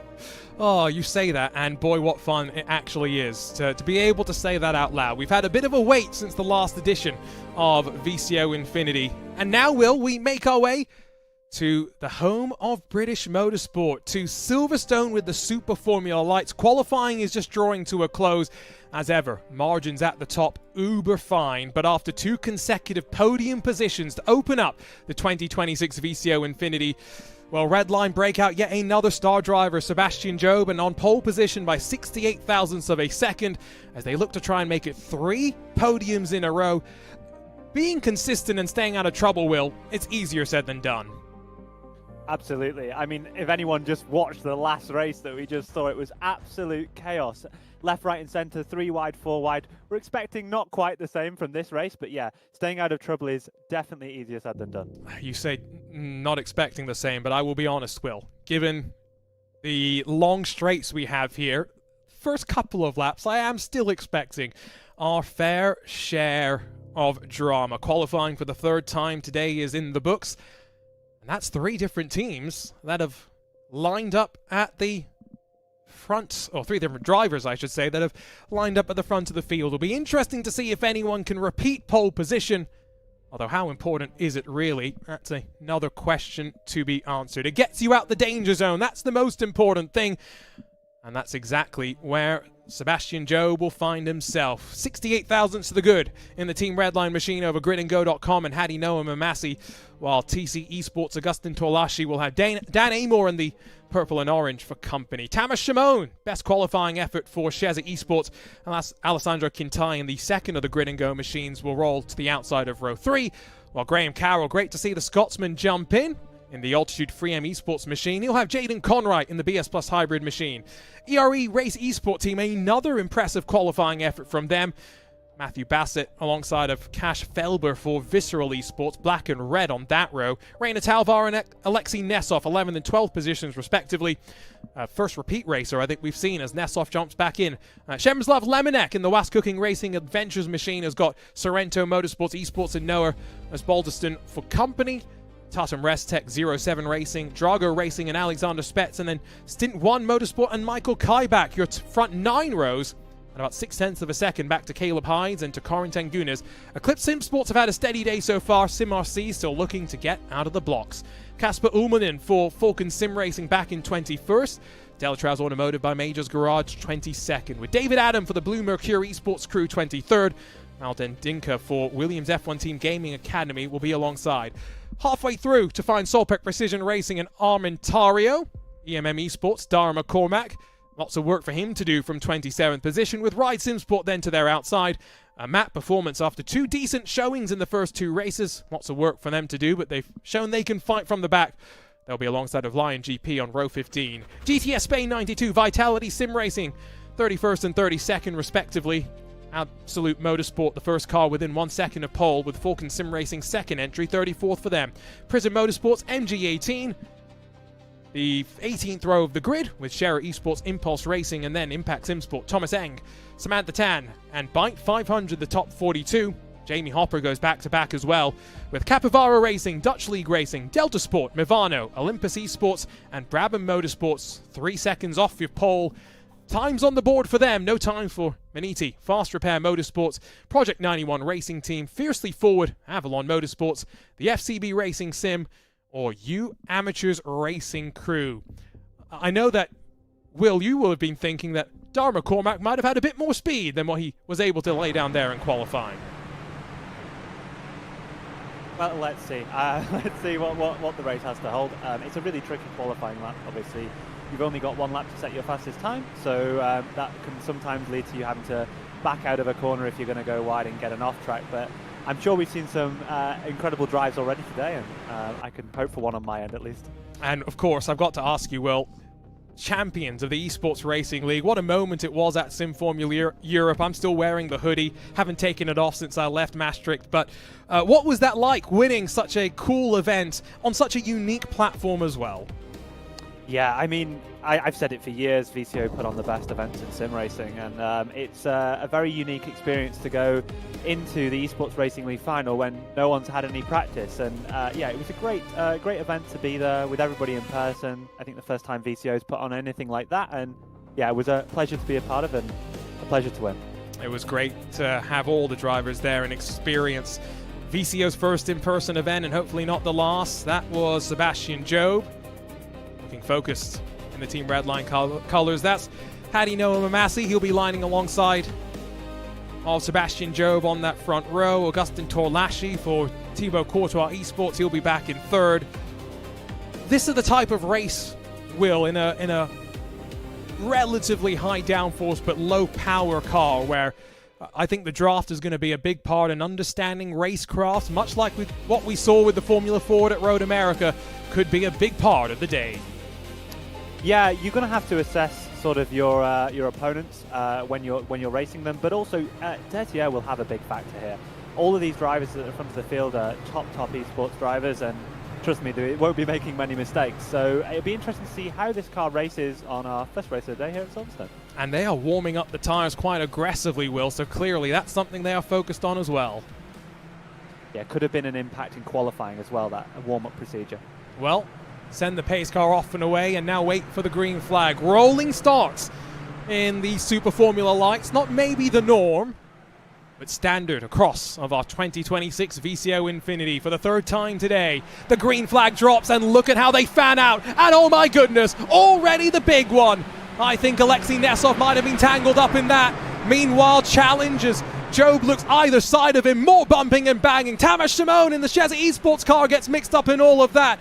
But Job will lead us as we run up through the village loop for the first time of asking. Tucked in behind, Mamasi second. Challenged by Augustin Torlashi in the Thibaut Courtois black and gold. Dan Amor in fourth, but big drama early doors, Will. And plenty of cars with meatballs and back on towards pit lane.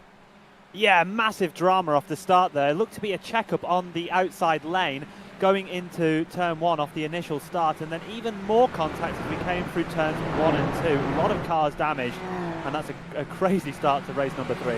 Sebastian Job is breaking away. Augustin Torlashi has peeled Hadi Noah Mamasi off the inside as they swept out through the long right-hander, and on the old pit straightaway, almost out of drafting range. What a wild start.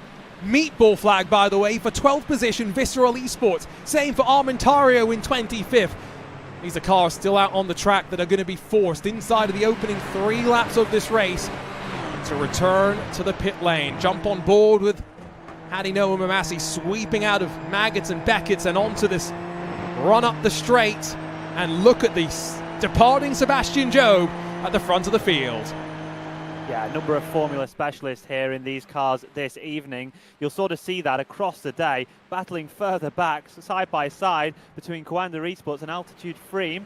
Looks to be that Coanda have still got that position heading into club. And 1 lap complete. 7 meatballs is what I think I am counting right now. And a couple of cars are going to be headed straight back towards the pit lane. That's the noise that goes off in the background. Fixed setup, let's not forget. There is no differences between the cars. It is all down to the driver, and that includes in qualifying. Will talked about tyre prep maybe being a factor. The further back you are, more likely you're in the danger zone. 2 of the BS machines in the mix here. The BS Plus hybrid car of Jane and Conright. Stint 1 Motorsport, Michael Kaibach and Corentin Gunes squeezing in front of him. And watch out for Caleb Hydes in that Eclipse Simsport red and white machine cutting back underneath. This is a 3rd consecutive race kicking off with a hectic tempo. Yeah, I mean, what else do you expect from Infinity? It's 24 races in 24 hours, so everyone's going to be fighting for those positions. Important to stay consistent. I think we're 3 wide in the background through Luffield. plenty of carnage there. I think Dara's involved in that as well. So yeah, like you say, fixed setups on these cars, but you can change a few little things. You can change brake bias, and that's about it pretty much. You can try between dry and wet tyres, but I don't think you'll be doing that in these conditions. Oh! It looks like the BS hybrid car is off and into the wall. I think that's some pretty serious damage for that entry. It was stint 1. That's a very similar looking car to BS Hybrid. Ride SimSport are also now off the track, as I think it's fair to say Job has cleared the draft and now officially finds himself 1.5 seconds in the good. Look on board here as one of our drivers gets pushed out wide for a moment, but really, I mean, just look at this, Will, as they come across the line and already bang into the wall they go. I think it's just a case of a really simple checkup. You know, you have someone thinking that they're going in front, and then it's just a concertina effect. You break into each other. You can't really pin it on one driver, I would say. Just an unlucky incident, and it's not the last time I think we'll see something like that tonight, but hopefully not too many cars involved. On board with David Adam in the blue Mercury Esports machine. The fight in the live picture has seen Hadinoa and Massey go back up to second. Oh, just about had slowed it down in time and then found himself on the wrong side of things. So easy to judge in the aftermath with the benefit of the multiple camera angles, the ability to slow things down. In real time, you get one chance at succeeding. Dara McCormack fighting with Jaden Conwright. This is just inside the top 10. Dara's up 18 positions right now. Yeah, not too bad of a start. Side by side into the Luffield complex. BS competition, I think, on the inside there between them two. You're going to have the inside for the next quarter for Dara, and he will retain that position. But a bit more fighting than I expected, to be honest. I do think the dirty air is pretty hard in this car to deal with. But it looks like we've had some good fighting so far. So down towards Stowe, it looks like we're having a little bit of moving. And again, some battling a little bit further back. 40 minutes left to go. We've burned 5 minutes off the clock. I see Drago, Alexander Spets. They've also now got a meatball flag on board. Look there at Jaden Conwright, competitor in the IMSA Michelin Pilot Challenge. Let's go back up front momentarily, though, and just check back in with this lead that's only going to build. I get the sneaking suspicion, Will. Team Redline at the front, slowly eking away their advantage. I've had the privilege of chasing down Sebastian once or twice before, and I can tell you he's a very, very hard driver to chase down, and I don't expect him to give up this lead. Oh, more trouble. There's a Falcon Sim Racing car that's now backing up out of Stowe, and don't tell me that's another Falcon Sim Racing machine. Oh, what's rule number 1 of racing? Don't hit your teammates, and I wonder if Casper Ullmanen has been tangled up in something. Unfortunately, that has involved the other one of the teal entries. Always great seeing the Falcon sponsorship on the side of the car. Will, it's back up to Stowe, and yes, indeed, there's contact between the teammates. Super unlucky on the inside there. Maybe a little bit of connection between the two of them, but like you say, just runs in a little bit hard, and because he's so close to the car ahead of him, he's getting a lot of dirty air effect and probably doesn't have the front downforce he anticipated, which is what causes that rather embarrassing moment. But I'm sure they'll get over it and hopefully not have too big of an argument. So that's the points, by the way, as they entered this race. Redline 5 points, 5 positions clear of BS Hybrid. Try and get the live points to you working by the time we get to the end of the race. It's not quite at the point where we care about the championship standings, but what we do care about is who's starting to lose ground. Who are those main teams that have had a bit too much misfortune in the early stages that they'll need to bounce back from? We had a VCO Infinity a couple of years ago, Will, where Urano Esports pushed Redline all the way to the end. And if not for Dylan Shrivens unfortunately having an issue at the F4 race at Road America, I still distinctly remember it, under the Corvette bridge. He just got tangled up, no fault of his own. But without that one incident, Urano were consistent enough to have beaten Redline, but one bad race in the last 4, it caught them out. Yeah, and I think that's the year that Redline had 2 cars in this competition. Like, you've seen a few of entries that have entered here with BS and the likes of Falcon, as we saw them coming together. And yeah, it's something to take a note of, really. We're very early on in the day, and ultimately with the way the point system is, you just have to remain consistent. You have to keep being in the top 10. Yes, Redline are off to a good start, but if they finish the next race 55th, it's a big, big point swing. Just inside the top 20, the other Grid and Go car, Alessandro Quintai. Saw him racing in the GT4 class with Grid and Go in the 24-hour series esports championship. And well, that's uncomfortable. He gets spat up into the air, lands on all four, and then behind him a spin as well. That was Olympus Esports and Christopher Stevenson, who now gets out of Dodge as quick as he can.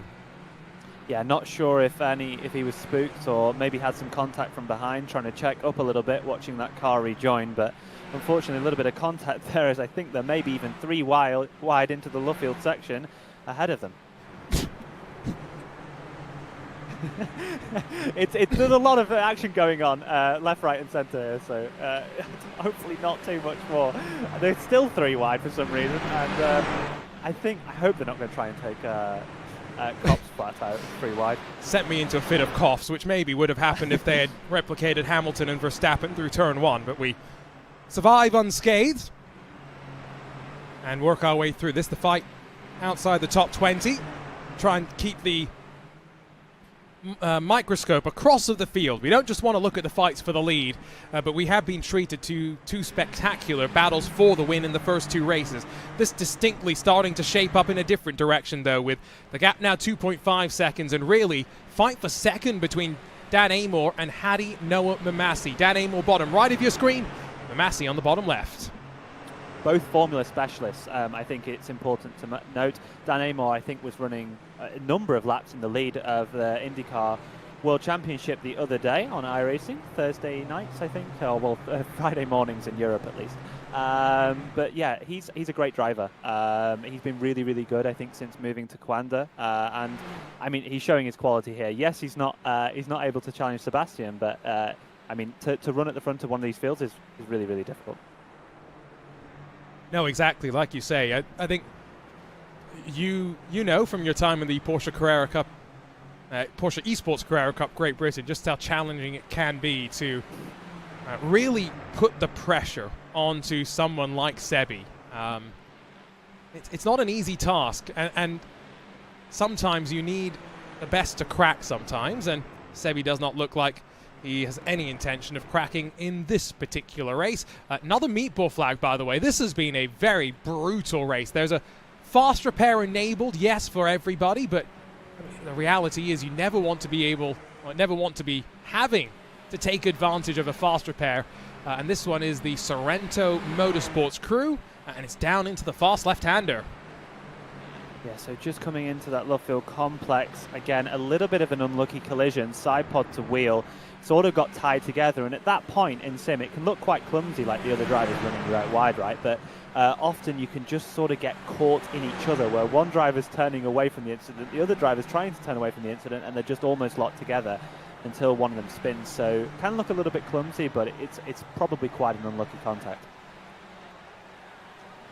What do you think, Will, about our system that we have here with 3 protest tokens effectively available for the teams? You don't have the luxury of complaining to the stewards about everything and anything. So how does that impact the choice to protest some of these incidents that we're seeing out on track as a manager? I think a key decision that has to go through your mind is, do you really think it's absolutely a penalty? Because if you've used up, if let's say you've protested something in one thing in the first 3 races here, and they were all deemed to be no further action, you then have no ability to protest further on in the event, which I think is a deterrent to stop small little protests coming here side by side, like a bit of racing incident sort of thing. So really it's just a case of understanding the situation and just saying, right, we are only going to protest if we think it's really, really necessary to do so. I think that's important that you have that conversation pre-event as well with the drivers, so that they don't complain about everything on the radio, right? You don't want them to get negatively impacted when you say, oh, we're not protesting this. They need to understand why. On board with Augustin Torlashi, not in a traditional black and gold TC Esports car. I think slight mix-up on which paint file has been applied, but it's really cool to see Thibaut Courtois, goalkeeper for Real Madrid, for the Belgian national football team as well. Dan Amor slides in front of Massey into Stowe. But really cool to see the way that he supports not just motorsport, runs a real team in the Spanish F4, Euro Cup 3 as well, but in esports as well, Will, to jump in. He loves sim racing, and I'm sure this is the type of thing that if Thibaut had some free time and a free weekend, he'd love to come and be a part of. Absolutely. Maybe we have to run one in the middle of the summer when he's got a little bit of a break. But yeah, it's like you say, very, very big supporter of sim racing over the last few years. Ran a number of teams and a number of competitions, and it's good to see these new names coming into esports sim racing because it's great to have their support. And I think you see that with a lot of teams down the grid. It's not just TC who are a new team this year. I think we've seen the partnership between Freem and Altitude be more of a thing this sort of year. And there's also, I think, I don't want to say the name of the team incorrectly, but I can't think of them off the top of my head, but I'm sure you kind of know which one I'm talking about. But yeah, there's a French team that have been put together recently as well, so they're doing good things for the world of sim racing esports. Blue Mercure is how that I've one, been yeah, saying. there you go. Yes. I can't say it. I don't want to get it wrong. I understand. But yeah, I mean, I was just trying to think of it off the top of my head and then realised I had absolutely no idea of how to say it. So yeah, Graham Carroll, recent sign up to the Freem Altitude esports team. So it's interesting to see him competing in this competition for them. Of course, formerly of Mercedes, Ferrari and Red Bull in esports. So a bit of a star-studded roster of former teams. I think he's just joined up for Infinity. We did see that Graham Carroll won the opening round of the Motorsports UK Cross Car Championship. Coverage of that on RaceSpotTV. Really interesting car as well, I've got to say. Did not know what I was really signing up for, and I don't think Graham knew either. His practice quite limited and didn't expect the win. It's not often that we see a smiling Graham Carroll, a happy Graham. But that's what we got in the interview. Hoping that we'll get more of that in 2026 from him. Let's go back down the field slightly as the gap up front stabilizes at around 3 seconds. Traffic starting to play a part. Impulse Racing, Falcon Sim Racing, Casper Ullmanen and Norbert Leitner fighting amongst one another with the BS machine. Remember, not on the same lap as them. That's Rainer Talvar 1 lap down and trying to stay out of trouble. But I think trouble has found Alessandro Quintai once again. Yeah, so unfortunately, I think an incident a little bit further back. Let's watch the replay. Down into the club section. Coming up behind, just a bit of a lock-up really. I'm not sure if he got a little bit spooked with how quick he was catching the car ahead, but unfortunately a little bit of a lock-up, half spin, and not a horrific amount of time lost, at least able to continue. No. Although now, gets squeezed by Cash Felber and the Visceral Esports machine. My timing screen is to be believed. Cash Felber has been back into pit lane after some of the damage in the early parts of the race. Already up into 22nd once again. Oh, I do really like that about VCO Infinity, because it's so easy in a 24-hour race to let your head droop early if you get tangled up in incidents. But every hour you get a fresh slate, effectively, to head out onto track, to fight with those around you. And it can be reinvigorating through what is going to be a lengthy night for our teams, drivers and managers, making sure that strategy I's and T's are dotted and working through safely. Out through the opening corner, there is a bit of a squeeze. Quintai gets sent out wide, and Cash Felber, very lucky there that didn't end worse. Yeah, a little bit lucky. Surprised if he doesn't have a slowdown for that, but didn't go out horrifically wide. There is a lot of slowdowns at this circuit where you can just get pushed out into them outside of your control. We're about to head to one at Stowe, where, I mean, if you're side by side here and you just get pushed out a little bit wide, it can be quite annoying to deal with. So yeah, it's something to take into account here at Silverstone. Track limits have been adjusted multiple times throughout the years, so all these drivers, I'm sure, are on top of that. You've got 25 incidents, I believe, incident points you can get in this race. That, of course, does include stuff like car contacts, which people will have to be taking into account, especially like a start that we had in this race. I'm trying to remember if we are going to be expecting a pit stop from these cars. The GT Spain 92 comes in. I believe no. Will, you sound confident in saying no?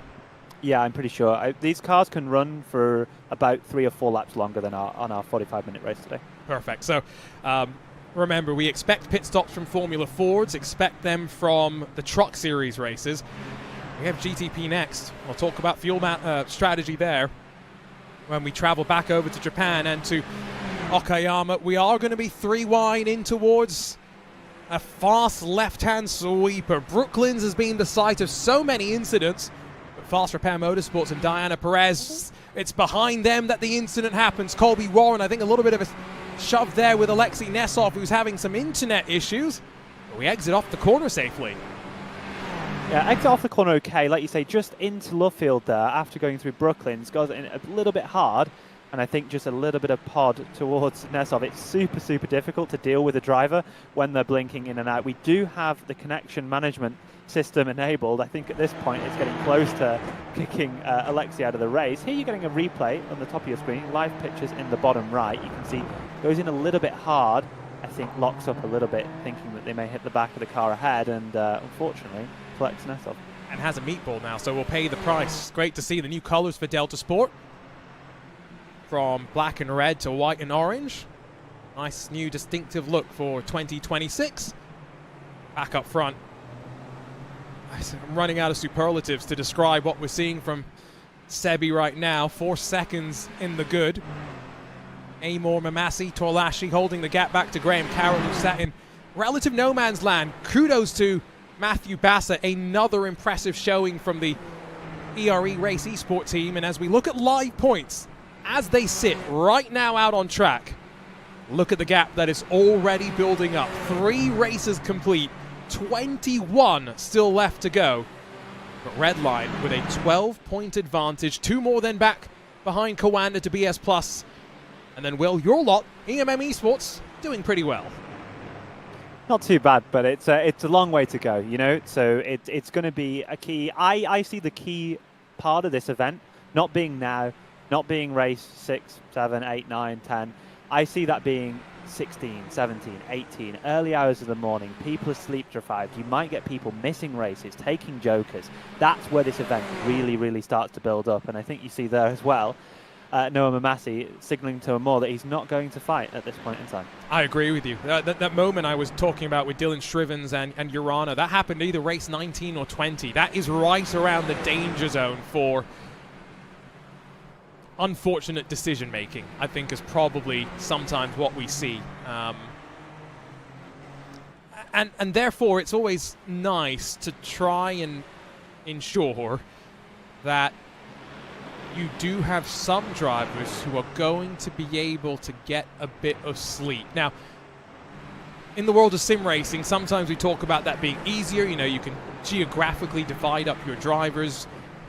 But this race kind of turns it on its head, because now you need to make sure that drivers are racing when their car that they are strongest in is potentially up on the docket. So, you know, slightly different set of decision making required here.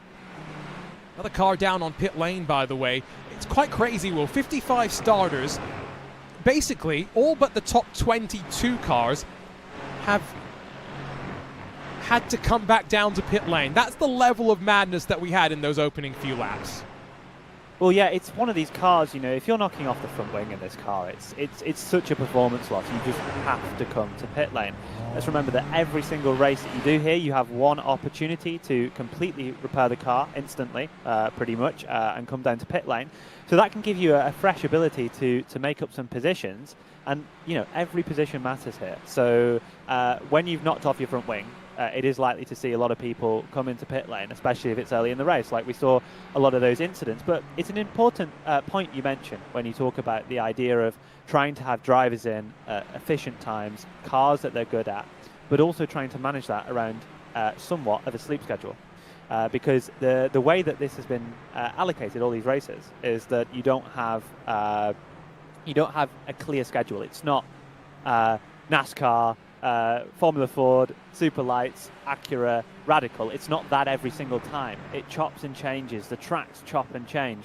So you need to be quite efficient with where you're planning things, and it can be a really, really big factor into what can make you consistent and perform across the whole 24 hours. You know, I had not even considered, Will, that the rotation of cars is not regular, and you know that removes one of the opportunities for consistency. So That's a good shout. That's a very good point.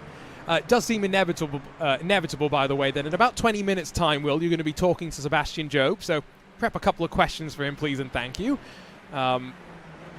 As we just keep an eye on the fight behind second, third, and fourth, gives us a chance to, as I was saying, capture some of the fights through the field. Eclipse Sim Sports, a very interesting opening 2 races for them.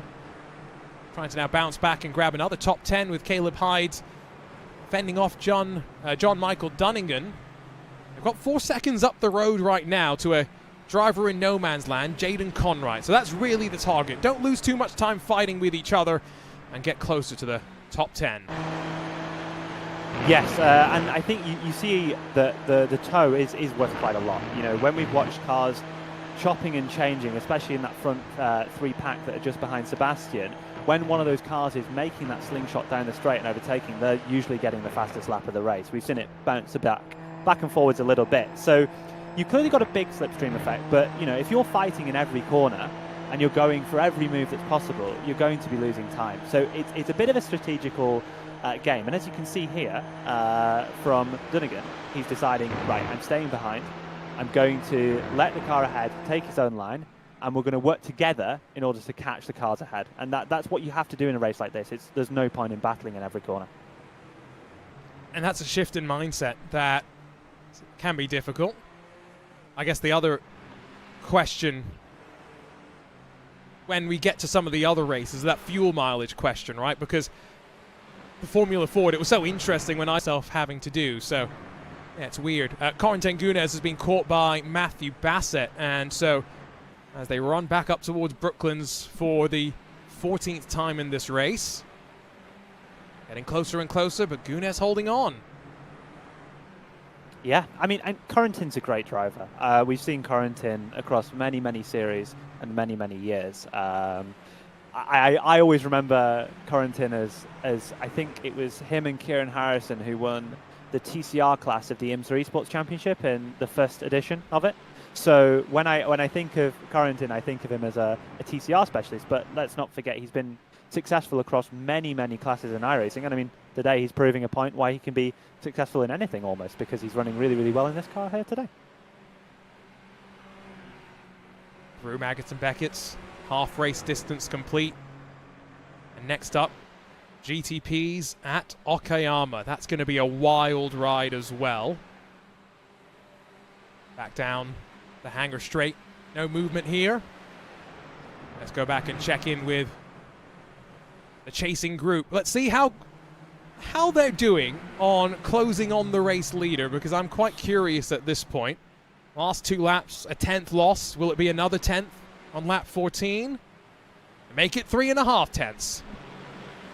Yeah, and actually a bit of a tricky moment there for Noah Mamasi coming out the last corner.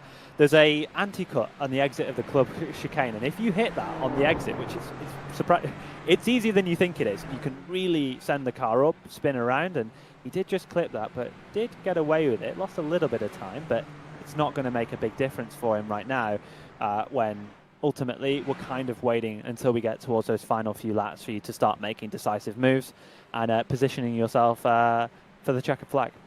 Like some of the toys that we have, that comparison graphic courtesy of our partners at ATVO, powering the broadcast graphics for today's event. One driver with a black flag, that's Francesco Iliano in 32nd position. So that 25 incident point limit that Will was referring to, I think we've just seen another driver fall victim to that here today. This is the calm before the storm, Will. There is no question about that in my mind, right? The fact that at some point we reach the point of no return and we start racing a bit more aggressively.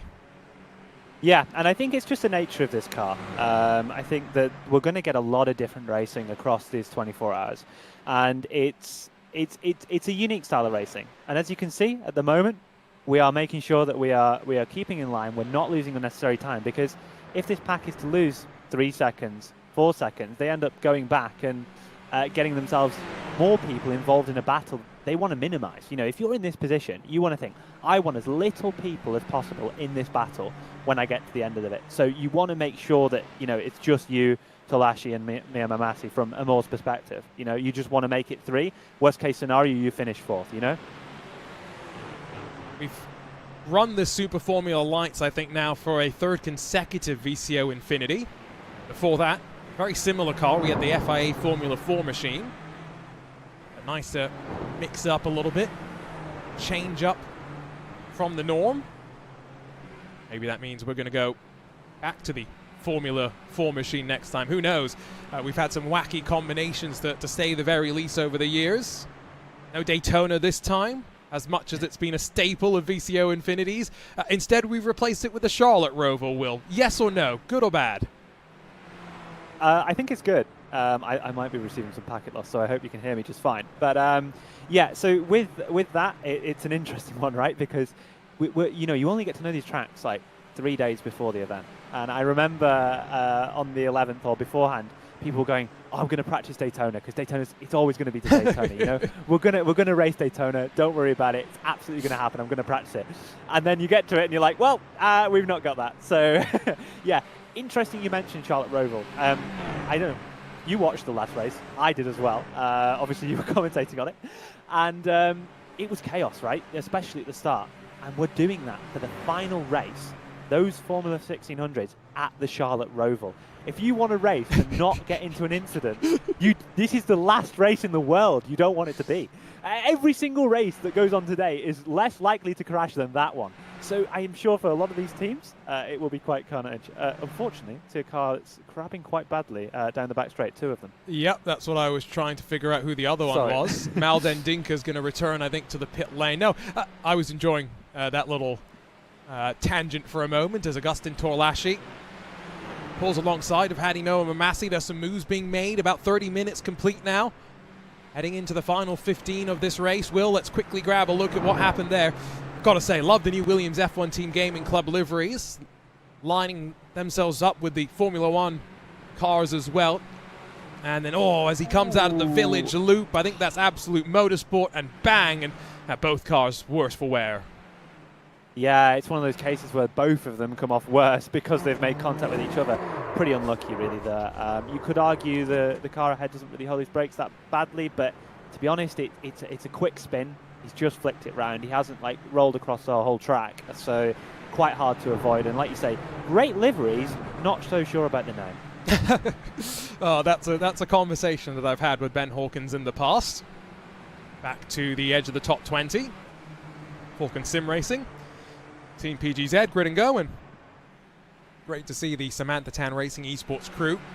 Ryan Fritz is at the tail end of this crew. That car has already been one of our bigger movers in the earlier races, plus 18 tonight. Now, that sounds impressive, but Will, I'm going to throw up those numbers on the left-hand side of the screen. There's a plus 38 on the board right now. That must be an off-track qualifying lap, right? They didn't get the qualifying lap in? Let me have a quick look. That was fiercely forward, which, yes, given the speed that we typically expect from them, I think you are correct.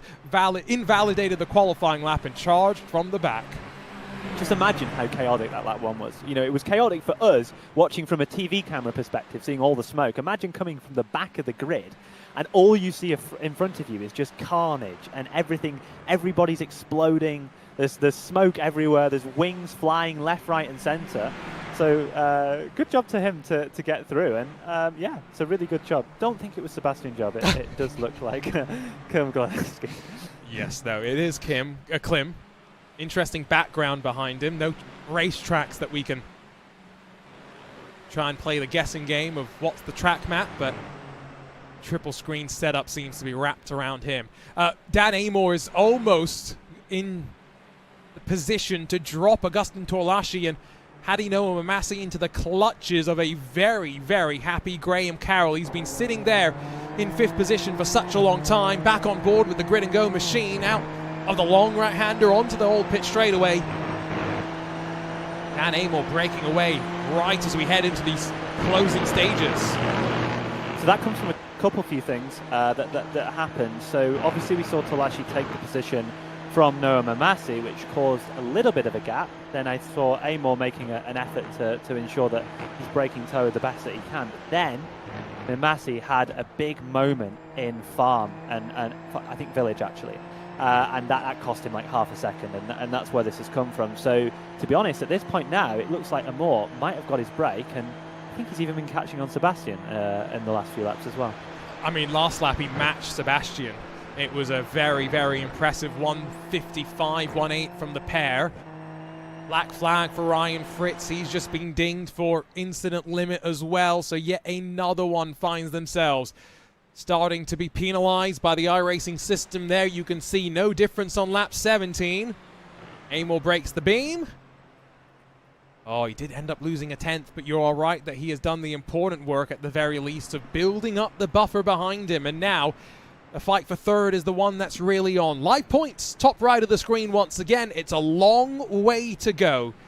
Shouldn't really be thinking too much about this if we're being honest, Will. But red line with 3 consecutive podiums, that's the sort of form that you want to see in the early stages. It's all relevant. I think that the way that the points swing and to and fro across the event can change your mentality. You know, you can, if you've never done Infinity before, if this is your first edition, which I think it is for a number of teams that are competing here today, maybe not for the drivers, but there will be drivers that have never done this before. It's a bit of a weird mindset. You know, it's a case of, I remember saying to Jerome in the Formula 1600 race, it's like, I'd rather you finish 15th than crash. Like if you're going to have to pull out of it to finish, just finish the car inside the top 20. That's what you have to do, you know. And this is a really important thing that you learn from doing Infinities in the past and from this sort of point schedule. And yeah, so you may say it's not very relevant at the moment, but you know, come 24 hours time, you never know what sort of gaps we could be seeing. I mean, there are teams that have been here since the first edition of VCO Infinity, with some of their drivers, like Benito, I'm pretty sure has been in every Infinity. So you are right, there is experience that is valuable, that it's hard to pass on. Matthew Bassett, bottom left of your screen, he's monitor bright enough to blind his face. Bottom right, we're on board with Bassett. He hunts down Tommaso Zappala as they close in on Corentin Gunes for that 6th position as well. How much time, Will, did you spend drilling that message into the drivers' minds? Because it is such a different mindset, and I guess it goes back to, you know, what we talk about process as well, and getting the team on the same page heading into an event like this. Yeah, so I think that's one thing you consider when you talk about that and the efficiency of it. One of the biggest challenges for us was scheduling. Just trying to ensure that people have got time to rest and that they're not up for the 24 hours, or they're not having huge periods of time where they're just driving, or it's also minimizing back-to-backs. I know we've seen a few drivers do it, but we don't think that's optimal, really, given the schedule that you're on. It's possible, but it's a little bit unoptimal. It is how we see it, at least. So that is a key factor when you're talking to the drivers. But I think the most important message before the event was have fun. It's a fun event. It's one of the most fun events that you can do as a driver. And yeah, okay, it'd be great if we could win it, but ultimately having fun and competing as a team and just having this 24-hour experience is the part of the experience, and that is what Infinity's all about. I'm glad. And in our briefing, that was part of what was touched on. You know, have fun, but also go out and compete. It's one of these things that we can only do in the virtual world. This is an event that could not exist in reality. I don't even want to think about the logistics of it, let alone the feasibility of trying to make it work. But yeah, it's just, like you say, have fun with the event. And that's where it's great that we've got the big teams like the Red Line, but maybe we'll see some other teams. You know, we saw Delatraz Automotive run well in the Formula Ford. We saw Racing Project 91. We saw a whole bunch of teams show some decent speed, and so that's the other part of it. Will, how much are you looking at some of these other drivers as well as a team manager and going, you know, they're pretty quick, they're pretty adaptable, I need to be keeping an eye on them moving forward? Yeah, I'd love Sebastian Job personally. Yeah, I agree. Yeah, I'll sign him tomorrow. I'm sure of it. No, too, but please. Yeah, I think it's a great opportunity for drivers in smaller teams, let's say, to showcase themselves to the bigger ones. And I think that, you know, how many opportunities, I was just thinking about this point, how many opportunities there's a driver maybe that's quite new to iRacing, let's say signed up within the last year or two, gets an opportunity to race against someone like Sebastian Vettel or someone like Enzo Benito, or any of the other drivers that you can say are in this star-studded lineup today. And I think that's one of the unique things. We've got so many teams of such a varying level of skill that you can sort of race against some of your sim racing idols in this sort of competition. What you're really trying to do is get me into a discussion about Smurf accounts and all of that, but I'm not taking the bait, Will. I don't think Sebi has a Smurf account. What I'm saying is, I don't think everyone drives against Sebi. I think he has his schedule pretty locked down to what he tends to do. But it's just a case in point about being like, just the opportunity that you get as part of racing part of Infinity, because there's so many teams involved. And like you say, one of these teams that's maybe not had a great start today, maybe one of that's a little bit lower down on the rankings. If you have a good race, it's your sort of car combo. I always remember when we first used the V8 supercar in, I think it was ERWEC, maybe ERL, one of the first editions of ERL. You saw a lot of specialists in that car who didn't really tend to compete, let's say, always week in, week out on the high-end level esports competitions. But when you get to some of that sort of car, they really were able to make a name for themselves and show themselves as being incredible in that sort of car. And now it's kind of evolved to where these drivers have become so adaptable to where, you know, Enzo Benito, I'll go back to him as the example. In the ERL, he was one of our MVD's most valuable drivers for his ability across multiple sims, iRacing, R-Factor 2, Assetto Corsa Competizione, to be able to finish on the podium. That was where the MVD standings derived their basis from, but it's consistency as well. I'm watching very intently here, Will, at the hands of Sebastian, because we know Sebi loves a strong wheel. Oh, his arms are working hard right now. Yeah, but he does a lot of training, so he'll be completely fine. I'm sure of it. I'm sure he's planned for this. But you see, right now for him, it's not a case of running, you know, completely out by yourself. You know, if you're running in, let's say, a Porsche Esports Super Cup race, right?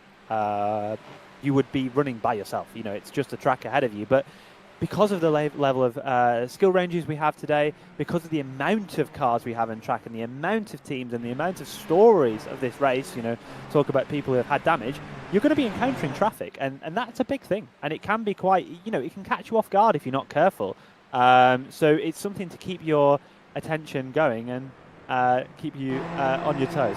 I think Matthew Bassett might have an opportunity through this traffic to finally rip 7th away from Tatum Restek and from Tommaso Zappola, but into the final sequence. 4 minutes left on the clock. Time is ticking away. I believe we are on to the final 3 laps of proceedings as Sebi continues to pick his way through traffic, with Dan Amor now 5.5 seconds behind. Agustin Torlasci pulling away from Hadi Noah Mamasi, and now Graham Carroll on the offense.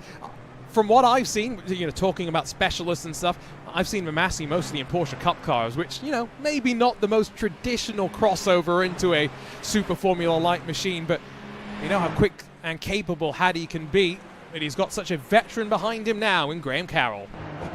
Yeah, what a range, you know. I think, if I'm not, I stand to be corrected if this is the case, but I believe Hadi Mamasi is one of the newer drivers to the platform.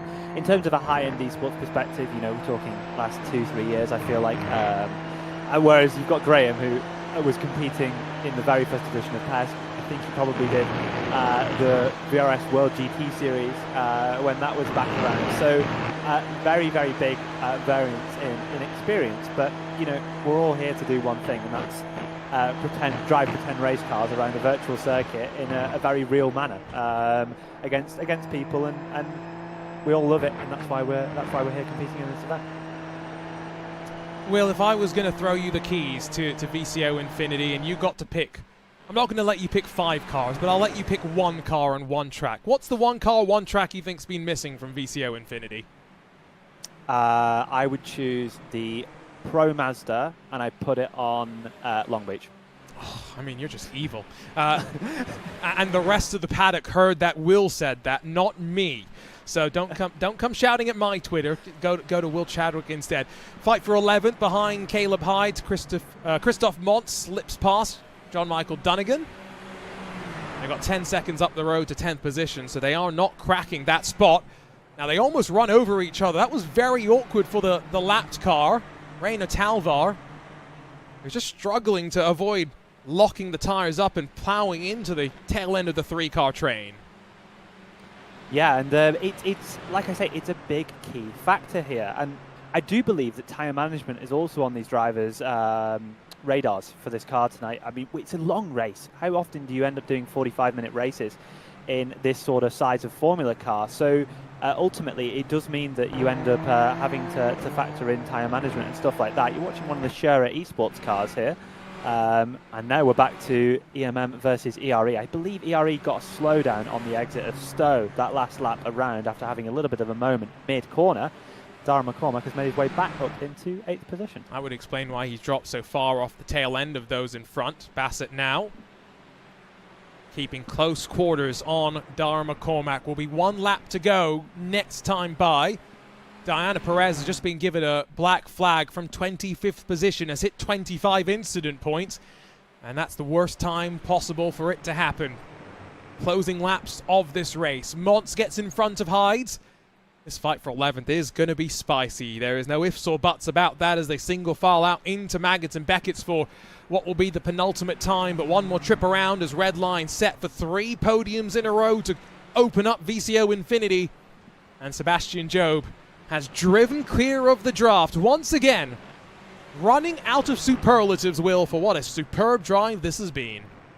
Yeah, controlled drive, and a great drive from Dan Amore as well. Was able to break the draft and has kept Sebastian honest, to be honest, in the last sort of, let's say 10 laps of the race. I would say that gap hasn't moved too much. Of course, lap traffic could be playing a little bit of a factor in that. But yeah, we've seen a good few little battles up and down the pack. Probably not as chaotic as your best 2 opening races, but that's a bit to be expected. We are expected to see fights here and there, up and down the pack, and different levels of intensities per racetrack we go to.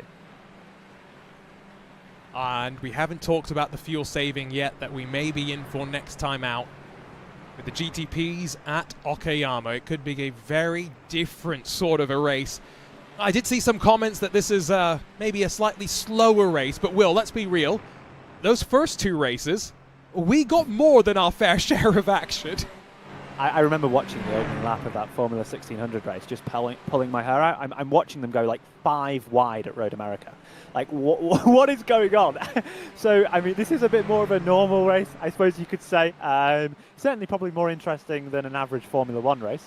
So that's something to take home. And yeah, great drive from Sebastian all race long. And what else do you expect from a man of his caliber? While we wait for him to come out of the final couple of corners, what's happened here is Solpec Precision. Oh my goodness. I mean, I don't think there's much more that needs to be said about that. It's not great. What is great is Redline exit the final corner, and here at the home of British Motorsports, Sebastian Joe makes it 3 podiums in a row and a first win in 2026 VCO Infinity for the Redline crew. Yeah, superb drive. Podium finished off by Dan Amore and Augustin Torshilashi. So yeah, a really interesting drive there. Noah Mamasi dropped off a little bit at the end, but ran well for a number of that. Your top 10 coming across the line already.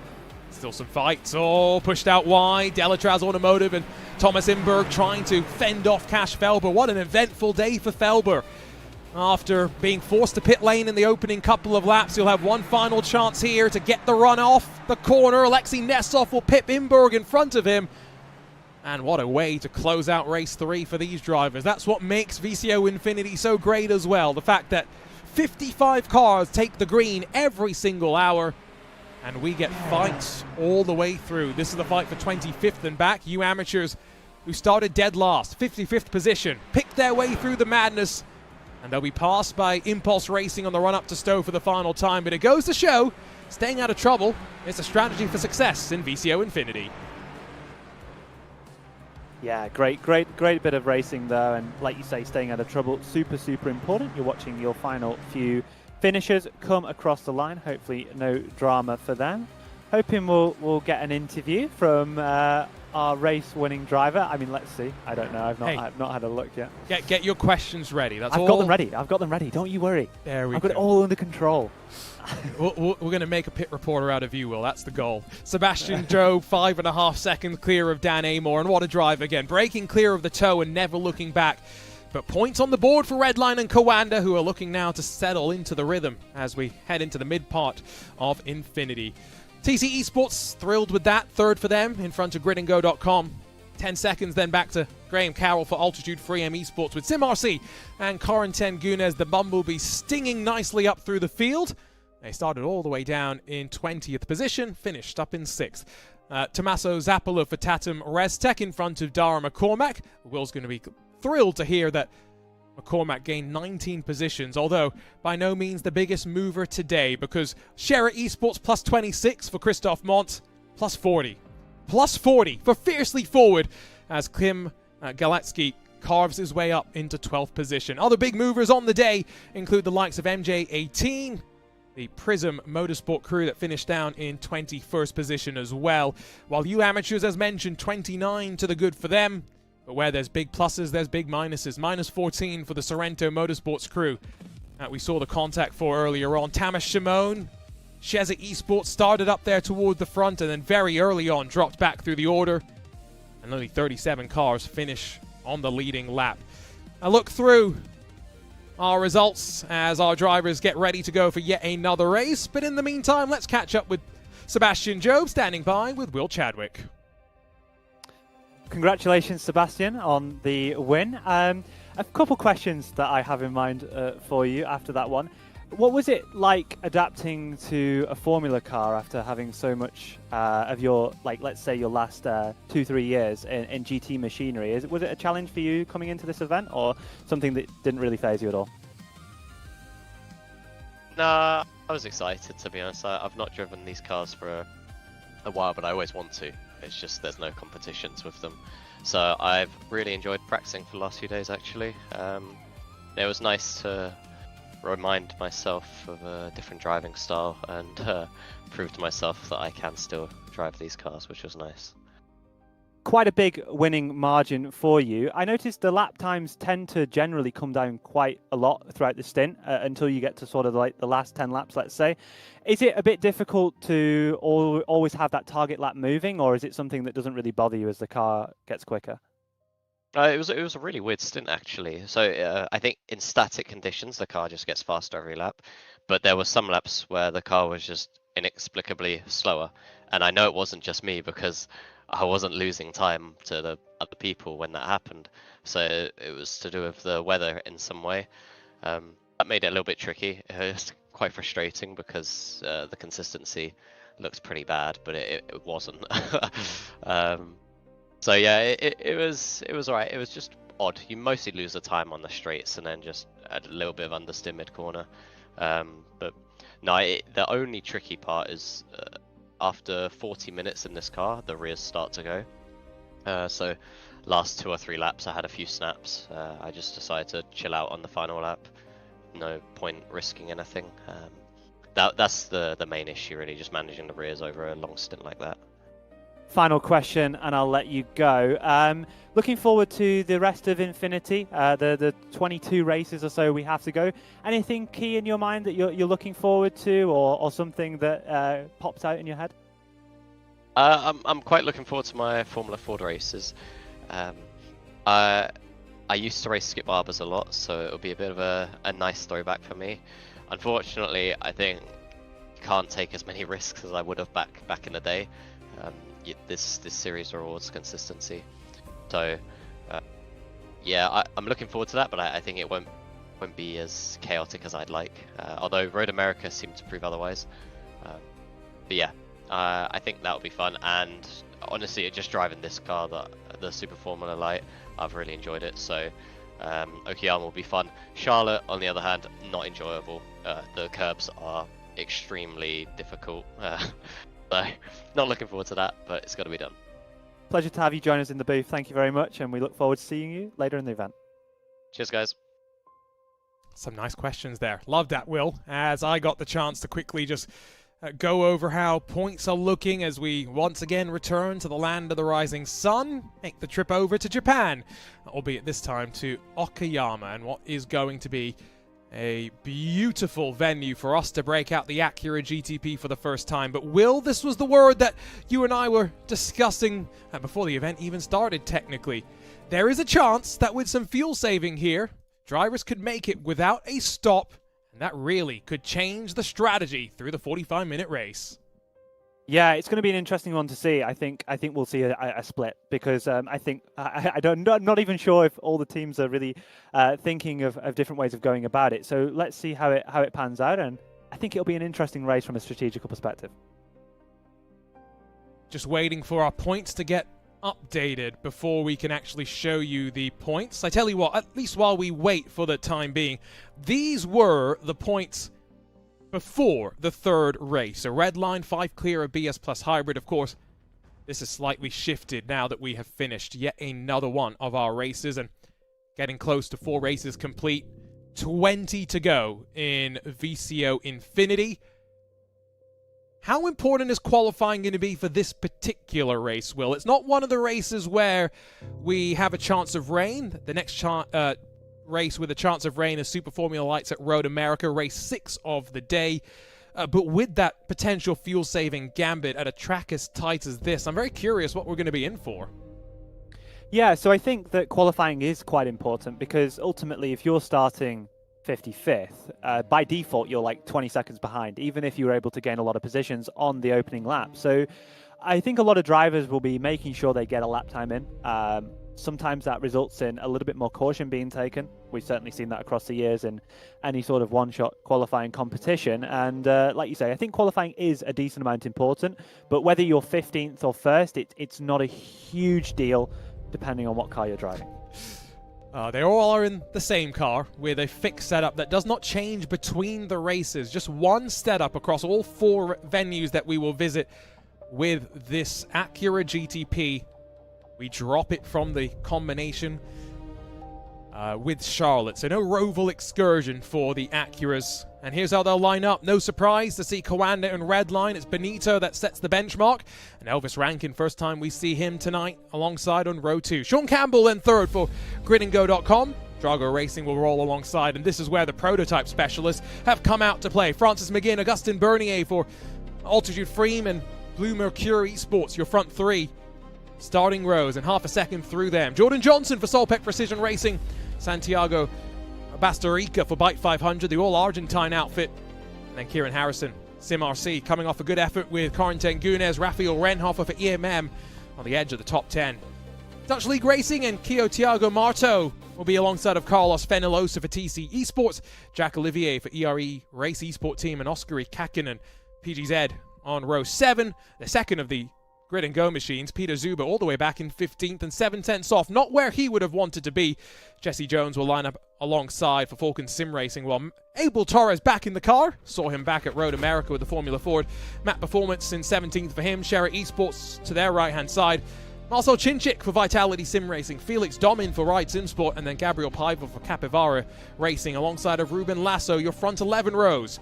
Nobby Kish for Sheza Esports. Pablo Caroleo for Tatum Restech, as we make our way to the halfway point of the starting grid. Falcon Sim Racing, Lion GP, Movano, Was Cooking Racing Adventures.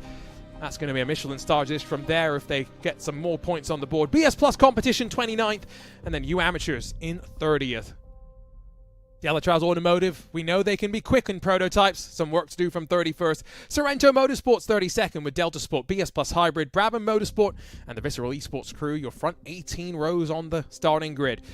Impulse 37th, Fast Repair 38th with Eclipse Sim Sports, Stint 1 Motorsport, Absolute Motorsport, and Maniti 2 seconds covering the front 42 with Thomas Eng Sim Racing, MG18, Armentario, Prism Motorsports, GT Spain 92, and the Olympus Esports crew just in front of the final starters, FCB Racing Sim and Avalon Motorsport.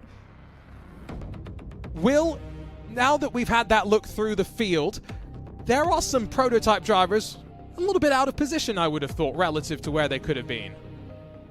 I think the key one that I saw out of position there was Cody Deeth. I know he's not really a prototype driver, but I do rate him very highly as a driver. It's an interesting one, this, because I know that when we put this car, when the cars were announced and we put this car to the group, it was all like, everybody doesn't want to drive the Acura GTP. And I think that's a little bit of a case when you have a car that's so specialist. In a way, you know, you really do have your prototype specialists in iRacing, even more so than something like a Formula car, I would say personally. Like, I know, for example, Matt is great in Formula cars, but didn't want to get anywhere near this GTP car. So yeah, the specialists are going to be good in this. But I mean, someone like Benito at the front, I mean, what do you expect? He's always very, very fast. Here is the points wheel. Still, I think, with some penalty points maybe from race control to factor in, but haven't seen too much of those yet for those inside of the top 15. Red line, 12 to the good over Kawanda BS Plus Hybrid. And then your own EMM crew. It's early days, that's for sure, but we're starting to see those teams that can stay out of trouble, Will, and punch in those top 15 finishes on the bounce. Yes, and this is what it's all about. It's going to be really interesting to watch this develop over the next few races. You know, I'm privileged enough to be here until race number 6 with you. So yeah, it's going to be interesting to see, and let's see if my strategy even plays out for anybody, even my own drivers. So I don't know. Let's see what we expect in this race. We could be seeing some pit stops, but also some alternative strategies along the way. Unfortunately, Will, you're going to lose me in about an hour. Instead, you'll be joined by the wonderful Ewan O'Leary, so can't complain too much about that. I'll grab a quick break and be back with you in about halfway through the race. I say races, as we near the hour 12 mark of 24. Just the final cars trickling onto the grid. As the sun continues to set, we're not quite into our night racing, but slowly but surely we are headed towards that. Take a look at the in-sim time, about 4 p.m. virtual standard time as we run right now. Will, the first of our night races, race 8. So only another 4 races to go before we're into the darkness. Yes, and that is an interesting fact that you mentioned. You know, night races do have a little bit of a different feel to them, and it's certainly something you have to practice. You have to make sure you're practicing in the night because it's very different, and you see a lot of the cars all weaving, trying to get temperature into their tyres. This tyre has a big build-up period. You know, you're talking 3-4 laps until you're even getting sort of competent temperature into the tyres. So wouldn't be surprised to see some spinners off the start, Benito, to take you away from the front of the field. That was Benito. There's Elvis Rankin. And don't count out Sean Campbell. Oh, he's got the Nicolas Cage faces up, so he's got the support from his fans. Nicholas Boy there as well for Drago Racing. I'm having a blast. I hope you are as well, as we get set for the 4th race of 24 in this unique event. Only in the virtual world could you crisscross the globe with 5 cars and 5 tracks. 24 individual races across 24 hours. Red line searching for back-to-back wins and for a 4th consecutive podium. And once again we fan out and run our way to turn number 1. Rankin around the outside has already snatched the lead away. Campbell challenges Benito as there's big mess behind. Only the front 7 are going to scamper clear as there is chaos in the gravel down at turn 1. Yep, absolute carnage in turn 1. Looked to be a bit of a roadblock scenario after sort of, like you say, the 8th position. It looks like Bo has gone off as well, locking up into the outside. I don't know what's happened there. Maybe just catching the brake early. Very, very hard to unlock. Elvis Rankin leads your field away down into the hairpin for the very first time. And it's a 3-second buffer between 7th and 8th positions for the time being. Look at that separation visually into the hairpin as half moves made by Felix Domin on Peter Zuba. He's +7 is Zuba. Domin's +11. Pedro Sanchez Albert in that BS Plus competition machine, he's +17 and making hay while he can, but there's other drivers with big junk and back in pit lane, and it includes the likes of Abel Torres with a meatball flag inside of the top 15. And so once again, we will pick our way through the replays, figure out exactly what unfolded at that opening corner. 1, 2, 3, 4, 5, 6, 7. Make it about 16 meatball flags on the opening lap of the race as Elvis Rankin leads at Okayama. Couple cars into pit lane, first time by, probably taking a fast repair and a little bit of a splash of fuel.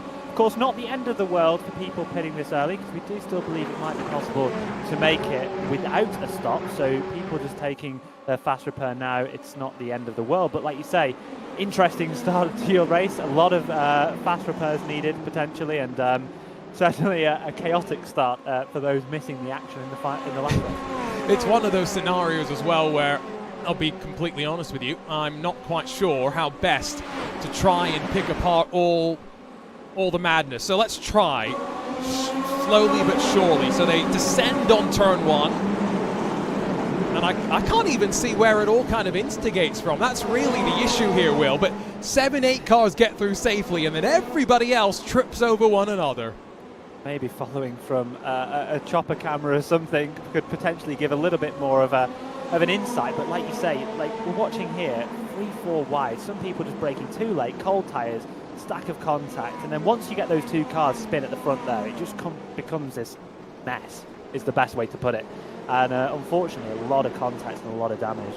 I'm trying to see if I can find a specific look on board as we once again look from up above. There we go, I found the button. On board with Marcel Chinchik.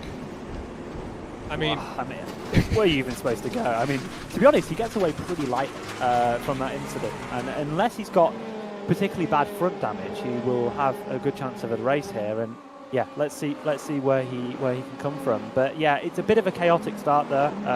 Unfortunate for a number of drivers, but yeah, interesting to see kind of what happens here and what sort of pace we expect to see people running at the front of the field. I'll tell you what, a good perspective might be as well to get from Pedro Sanchez Albert. He's plus 19 on this initial race start. Waiting,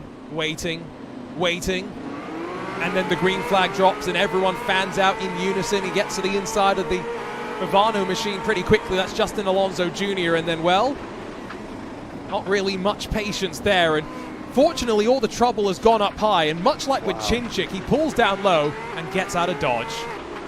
Yeah, super, I wouldn't want to call it lucky, but in the right position at the right time, able to get away from the carnage. And I'd also be interested to see what happened to Nicholas Bowe on the opening lap. Whoa, that's a big contact from one of the BS cars into the back of, I'm not quite sure, maybe one of the Falcons. I didn't quite get a grasp of that. But coming 55. Down, right, so coming down into the hairpin, it looks to be maybe, yeah, just a complete misjudgment of when they were going to brake. So yeah, unfortunate. So we go from singing the praises of avoiding the madness of turn 1 to causing madness into the hairpin. How quickly things can shift around.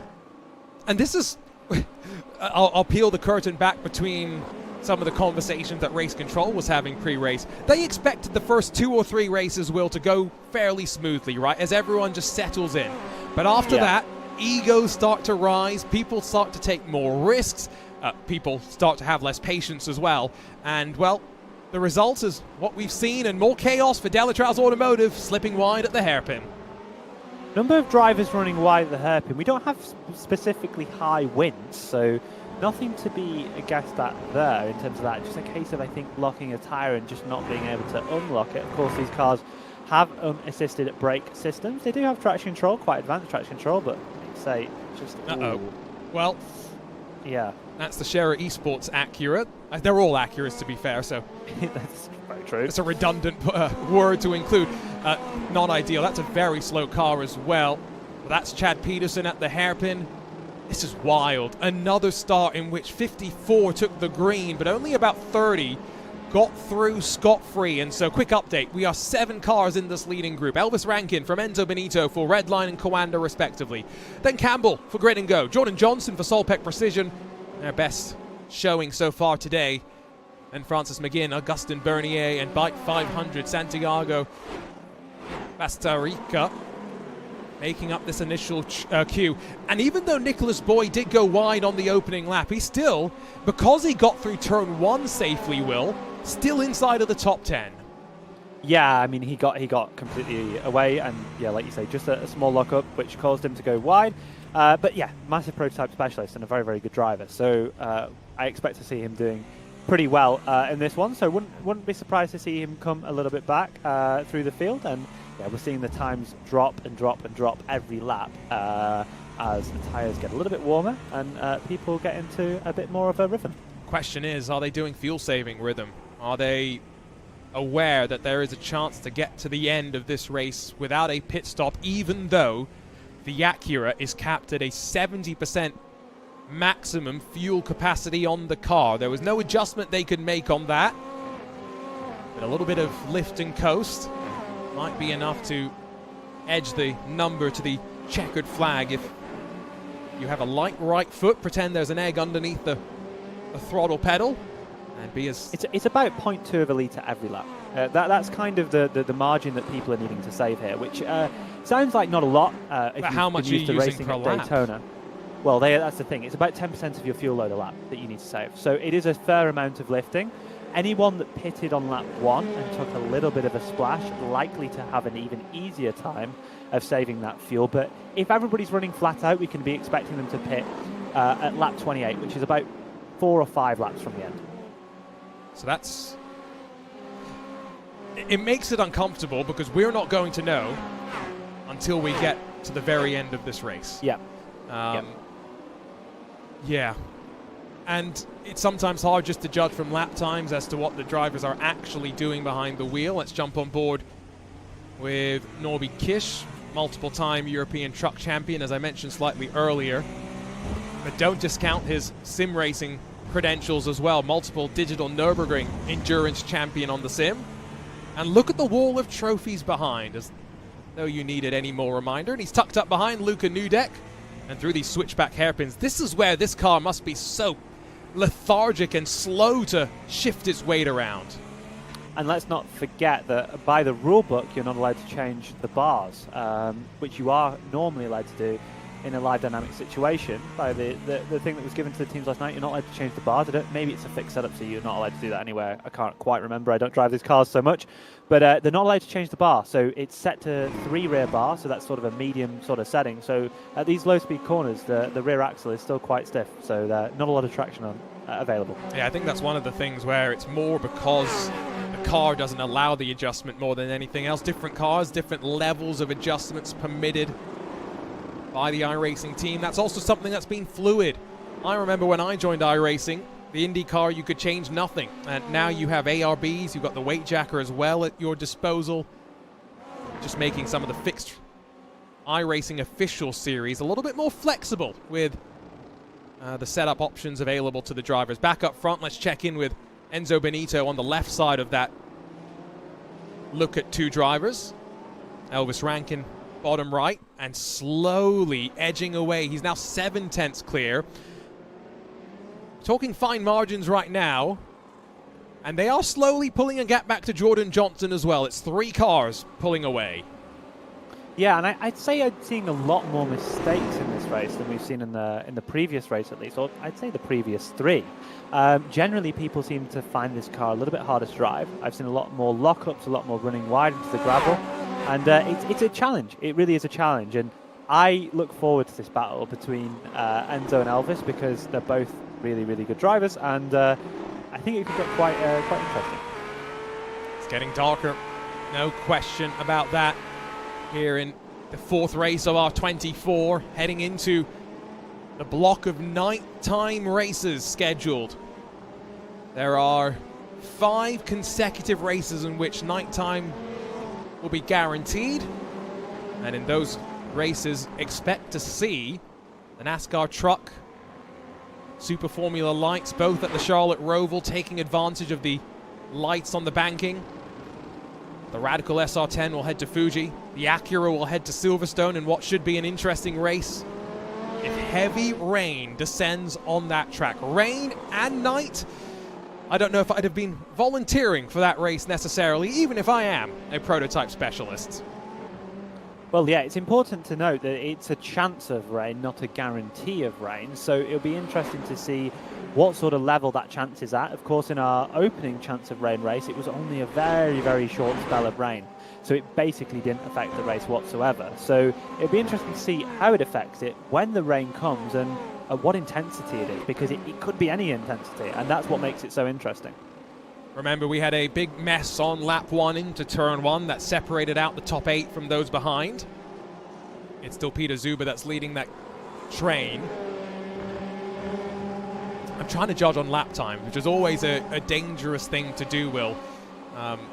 as to whether there's fuel saving at the front, if there's fuel saving at the back. What this implies to me is Elvis Rankin, if he is fuel saving, well, he's also flying while he does so. Yeah, it's interesting to know. I really don't know what to expect. I know the calculations and the numbers behind the idea of the strategy, but there's a good chance that some of these teams have ran it and simulated it already. You know, we've had these tracks for a few days. Maybe there's a case where some believe that you just don't gain enough time from it. You lose too much saving to not gain it back by just going flat out and getting a pit stop. So it will be interesting. I expect someone to do it, but we'll have to wait and see, really. And yeah, get a bit more shot of Nicolas Cage and a little bit of a head scratch on the straight. He's looking, oh, I mean, he's relaxed. But also, did you hear how early he was lifting into turn 1? I didn't quite know because I don't have the audio up enough, but if you're hearing him lifting pretty early, you can sort of safely assume he's maybe going for the strategy I think is best. I mean, he lifted off basically before he got to the left part of the track straightening out there, so there is aggressive fuel management going on now. That's a topic as well for this week. Certain Formula One driver complaining that maybe Formula One cars require a bit too much management. I don't think he would have enjoyed this race, that's for sure. If we put it on the North side, then maybe. But yeah, it's a multitude of drivers, I think, complaining in the media about the way that power unit system is working, but there's only one way to find out, and that's get to the first race. So reserve our judgment for now. You said it best, reserve judgment until we actually go racing. Who knows where the sandbags are right now? Marcel Chinchik, the first ever R1 champion, part of the RHG and Team Vitality group. You can see one of his Czechs behind him. He's got one of those hero cars as well, albeit now being passed by Norby Kish. Will, where's your championship belt? The VCO Esports Racing League championship belt. Where have you put yours? I've not put it up yet, actually. It's currently sat in the living room on the couch because I haven't thought of a good place to put it yet. But I will get it up somewhere in my room, hopefully at some point. But it's a bit of a unique item.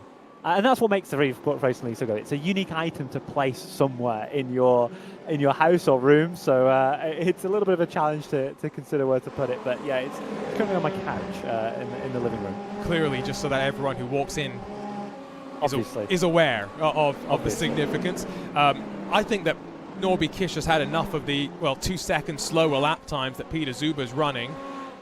I've got to assume, though, if Sean Campbell's saving fuel so aggressively, not really losing track of Elvis Rankin, there is no way teams like Coanda and Redline have not also figured out that they can get to the end by saving some fuel and avoiding a pit stop. Yeah, I expect most people to get their head around this because a lot of people have a fuel calculator. Let's say CAPS or Race Labs, or even just generally looking at the, when you're considering making a pit stop, you know what your target is, or you just know how much you're going to be refueling. And when it says 5 litres on a normal fuel lap, or 6 litres, let's say, you start to think, can I not just save that? You know what I mean? So I expect a lot of people to think of that sort of strategy. But we do see a huge variance in pace between the likes of Zuber and Rankin, and you start to think, well, is Zuber saving too much? Because we've seen him in the IMSA Esports series. He's more than competent. There's no way he's 2 seconds a lap off on pace. So potentially damage, or maybe just like you say, saving a bit heavier than everybody else. It's another race where closing on half the field has made a trip to pit lane to take their fast repair. So I think the next couple of races could be quite sketchy as the intensity, the animosity just starts to bubble up. And the next race is going to take us with the Charlotte Radical SR1 to the Charlotte Roval. After that, Super Formula Lights at Road America. That race has got a chance of rain potentially. Before we return here to Okayama with the Formula Ford machines, as Will had mentioned earlier, there's no regular rotation between the 5 cars and 5 tracks. It's chopping and changing all the time, and it's on the teams to have adapted their driver lineups accordingly. It almost looks as though they're in slow motion right now, such as the speed that is being run. And so I am very curious. Would love to hear the thought of what's going on in the head of a Peter Zuber right now. Problem is, we can barely know what's going on in his head if we can hardly see his face as well. The camera has been shaken up just a little bit in that rig. I think you can see 50% of his face because that's the amount of fuel that he's saving every lap over the rest of the competitors. So I'm not sure really, but ultimately this is it's a Japanese track. It's a low grip asphalt that is represented in iRacing. You do notice when you come to a track like this that you have less grip. So naturally this car around this circuit does feel quite extreme in the way that it handles and the way that it drives. So it's an important thing to note, and something that you become abundantly aware of when you've drove a lot of races around this circuit. And it's not the warmest of track temperatures, so in some ways you'd have expected that to give them a bit more grip. Cooler conditions on iRacing, typically maximizing the adhesion of the tire, but overcast conditions. It is very dark and gloomy here today for this fourth race in 24. 30 minutes away from being 4 complete, 20 to go in VCO Infinity. And I think... How mad's that? 4 complete. And we've got 20 more left. Like, that is insane. It's the insanity of this event that we have 20 more individual car and track combinations to go before we get the conclusion of this. It's just chaos. I'm glad I've got a couple of hours off before I'm back on for the mid part of the day. Because, yeah, we had a short break, Will, to welcome you into the booth and say goodbye to Jeremy Scott. We'll have another quick break when we swap over from the two of us, Chadwick alongside myself, Arjuna Kankipati. Ewan O'Leary will join us. We'll have Dane Baird also taking over on the production duties as well. It's also a energy management equation that we are balancing for our race control team, for our broadcast crews as well.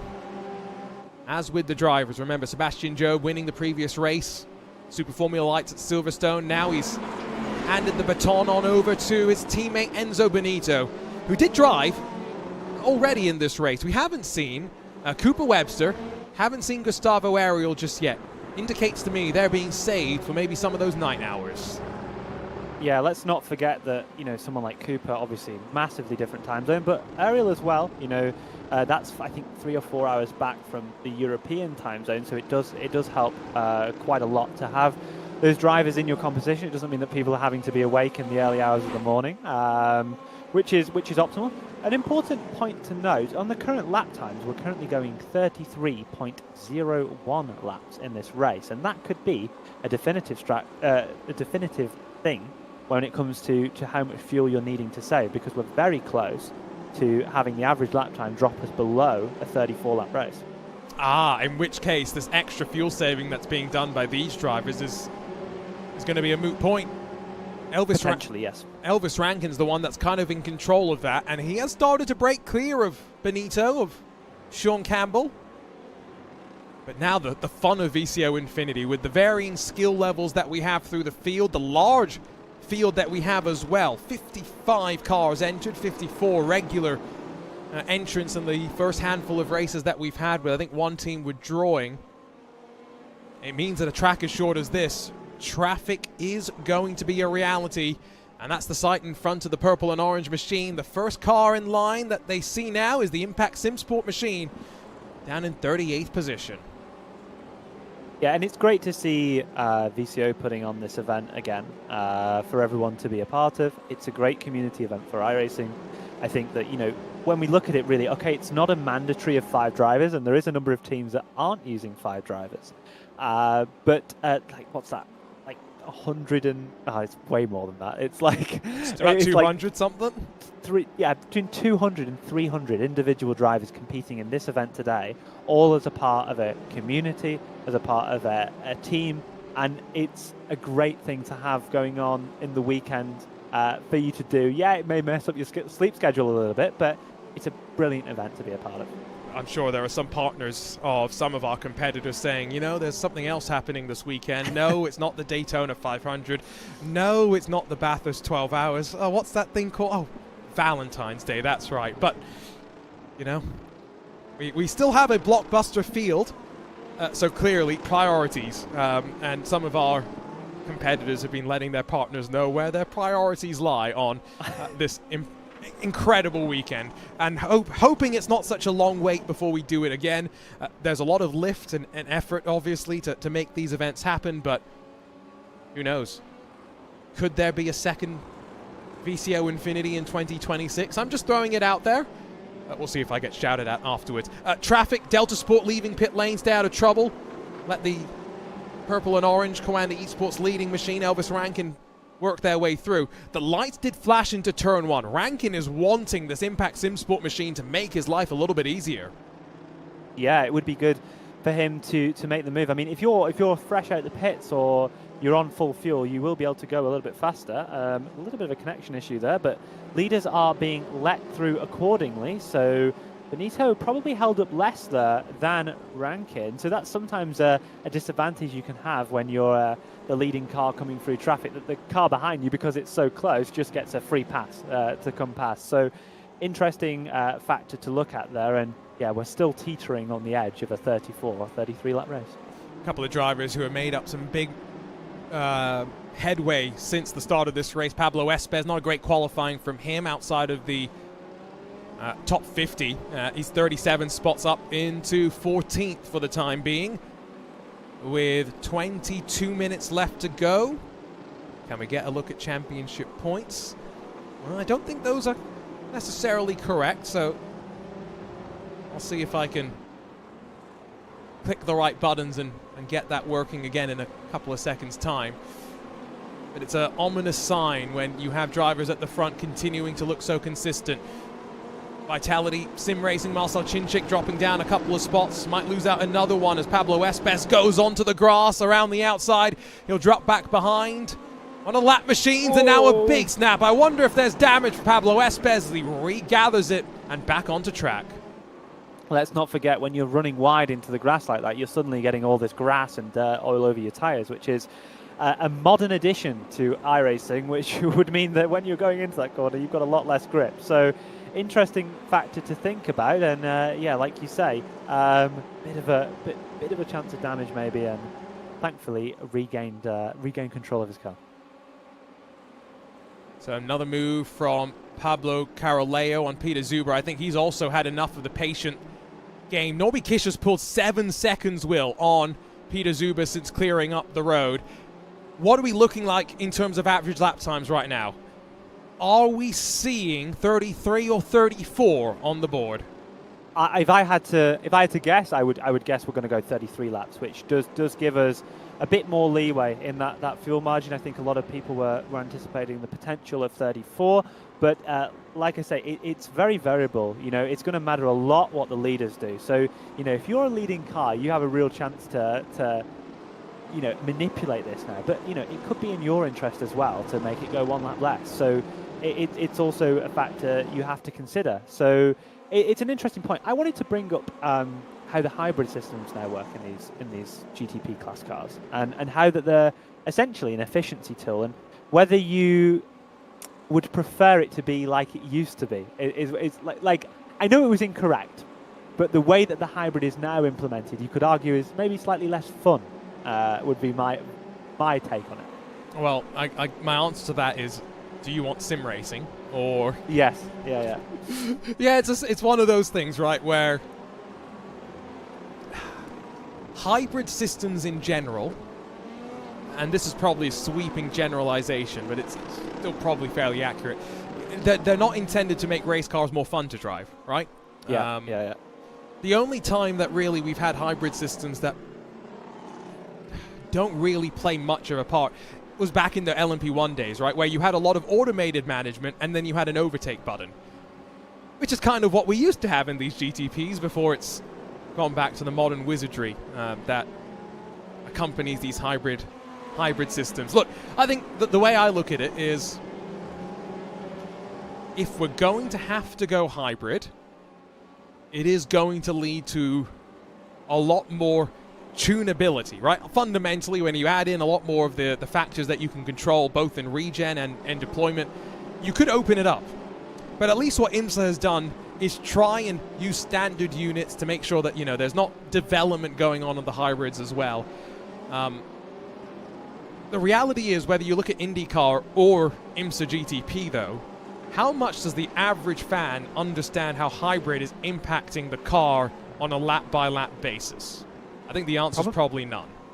None, yeah. I think until I really saw it implemented in iRacing properly with the GTP update that I think came within the last year, I would say. I think it came maybe mid-25. I didn't really understand it. I didn't really understand how the hybrid systems worked in these sorts of cars and what they actually contributed towards. And then I think when you understand how these hybrids work, you now start to understand why there is metrics such as virtual energy involved in the World Endurance Championship and stuff like that, and what that really means. It's a bit of gravel being kicked up on the track. Yeah, the other thing that we have to consider, and we're getting rather off topic in what is a very fuel management-driven race, other thing to consider is that there needs to be a standardization of the LMH and LMDH rule sets, the technical rule sets, that is. It's all well and good saying that, you know, they can compete against one another and we're going to do BOP against one another, but ultimately it becomes more and more difficult the more diverse the technical rule sets are. Finally some action as Francis McGinn squeezes in front of Jordan Johnson, Altitude Free M and Solpec Precision, joined by Blue Mercure. Left front lockup for Johnson, who allows Augustin Bernier to slip through up to 5th. And now Bike 500 and Nicholas Boy latched onto the tail end of this queue as well. Yeah, a bit of action here. Hopefully Boy can now start to close up that gap. The gap that's been pretty stagnant for the last few laps. This train has been a little bit dormant with the likes of the strategy that we know is at play. But it's starting to kick off a little bit now as people get a little bit more confident in your fuel number. You likely, when you're trying to hit one of these targets, you oversave, and then you're like, oh, now I've got a bit spare, so I can use it. I can use it to attack. You want to be able to push those last few laps flat out if you can, to start and fight and really try and make a few positions, especially if you're, Johnson, who's in 6th, and he can see himself quite easily getting to 4th. So it's a really dynamic scenario, and people are going to be thinking about that, and maybe someone actually uses a little bit too much and then has to save at the end. And it is more interesting than it appears in the mid-race. I promise you that. I'm sure we'll see that as things go on. Live points on top right, 11 the gap between Redline and Kawanda, but they are starting to build the buffer to the likes of BS Plus Hybrid. EMM and Map Performance tied momentarily as it chops and changes. Abel Torres fighting with Nick Ledecky in the BS Plus Hybrid machine, so these are very important points actually right now. Is into the wall we're going. Abel Torres alongside of the U Amateurs machine, Dominic Koroshavin. And after what has been a rather quiet race, a wild opening start, yes, we've got a bit more drama out on track. Yes, and that is, what do you expect? We're going to have a lot of races and a lot of things to happen. I have a few friends that I've just noticed who are making fun of my accent, so I'm going to try and southern it up a bit. But yeah, a little bit of a, I guess, just wide into the corner. I'd like to watch that again. So let's have a look riding on board here. So looks like went a little bit deep, sort of into the corner, and that, right, okay. So it's just a case of probably completely misjudging it because you were side by side, you were trying to fight as hard as you can, and unfortunately that causes quite a big contact on the outside of turn 3. Yeah, the rear end stepped around pretty quick for the car on the inside, and that's what really led to the chaos. Back into traffic, Rankin and Benito, half a car length or so between them at the apex of the hairpin, and now with a buffer back to Sean Campbell. So an opportunity for them to focus on each other. The two most consistent teams in the early phase of VCO Infinity. That was a nervy moment through the traffic, though. On board with Benito, who's got to give a wide berth on the inside car there. Navigating through the traffic safely with just 14 minutes left to go. Will, we are getting closer to finding out, A, if this is a 33-lap race, B, if anyone's heading down to pit lane or if they're saving fuel to the end. It's still absolutely up for grabs. It's now 34, but will it be 33? Who knows? I know iRacing tends to margin on the caution of safety, so if you are going 33.0 laps, it's likely to go 33 instead of 34. So we will see that. Blue Mercure down to the inside of Francis McGinn. They're going to be side by side through the exit of turn 1 and into turn 2. Optimal line there for the free altitude driver of Francis McGinn. He's going to be able to defend the position for now, but as we go down into the hairpin, looks to be that Bernier has been able to get the inside line and complete that move. And an Atwood curve. Not so cambered in once you get to the middle of the track there. It's possible to hug the inside and roll the speed. Sometimes you see cars cut out a little bit wide, but you put yourself slightly off camber occasionally, depending on how wide you end up sweeping. It was very dark for a moment. Overcast conditions. Sun's poking out from beyond those clouds once again. Oh, behind this, Drago Racing slip past Bike 500. Nicholas Boy, the recovery continues after he sent himself off the road at turn 4 on the opening lap. It's not been an easy day for Drago either, let's be real. Bring up those points again, Will. There's two teams that you would have expected to challenge Redline and Coando. Grid and Go and Drago Racing, yes, they're both in the top 10, but they need those two teams running up front to stumble at some point before the end of this event. Yeah, and I think it's important to see the teams that you see at the top right now are probably teams that haven't had DNFs. And as we get later into the event, you'll start to see it balance out a little bit more from the teams that on average are performing better than the others. At the moment, you know, if you've completely finished last in one of these races, that's a huge impact to your current points tally. So it means that, okay, now for the time being, we've seen the point system as it is and how people are as they are. Teams that have had these big DNFs will be likely to gain over the course of the next 20 races. So it's going to be an interesting one to watch, and yeah, certainly it paints an interesting picture. Listening to that engine spool up, the Acura has an engine initially slated to fit into an Indy car. It's a free revving engine. It's found a great home in the world of sports car racing. Honda partnering up with Meyer Shank Racing to actually put some of the Honda engineers into the paddock on a week-by-week basis. Been really fascinating to follow that story. What's happened to BS Plus Hybrid, though? They're in the points conversation, and well, first they tag Vitality, and then because of that they get driven into by their teammate. Yeah, so not too good for them. Maybe potentially a chance at a penalty. It's important just to kind of have a little watch of that. I'd say that's a racing incident, but yeah, maybe some rear damage for that BS Hybrid car. It looks like the Solar Pet car's gone off. I'm not sure what's happened there. Completely out of the race potentially, and what a disaster for Jordan Johnson. Oh, he had been struggling with this fixed setup the longer we went. The balance of the car really not suiting him, and as the leaders close back up once again, turn 2 has claimed yet another victim, and oh, he just never gets to the apex. A lazy spin of the rear and into the wall hard.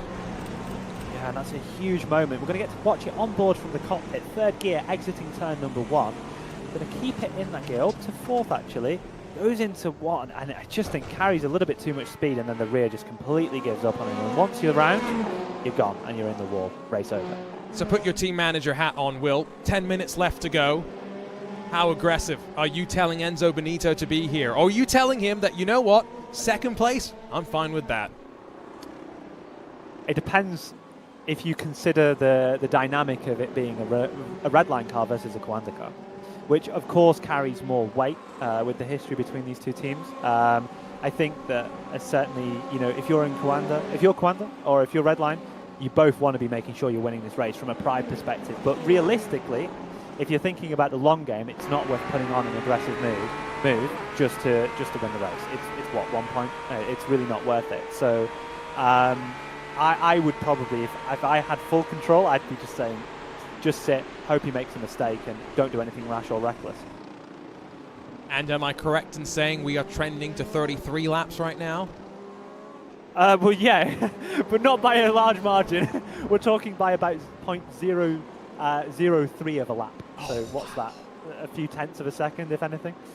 Yeah, it's fine margins. No questions about that. And the reality is Benito's trying to push Rankin here into that extra lap potentially.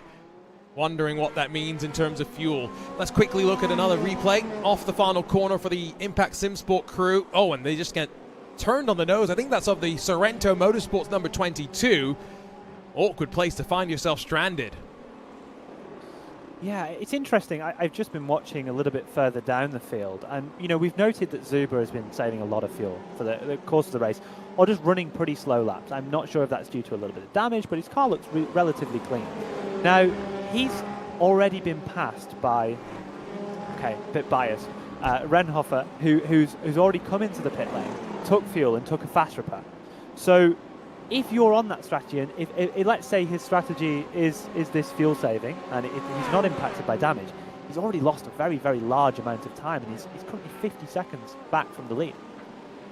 It's an impressive effort that these drivers are able to go so fast while still saving. Small mistake from Benito there as he goes deep into the brake zone. I say small mistake, it's not cost him anything. And now working back out through turn 7 up towards Redmond. Yeah, such an interesting track is Okayama, and you know, many of the drivers will have raced it before. I don't think they will have ever raced it in a car quite as fast and capable as this, and the traffic will play a part here. There's no question about that. And Rankin's on the flashers. He needs the assistance here. Out of turn 11, quite descriptively called the last corner.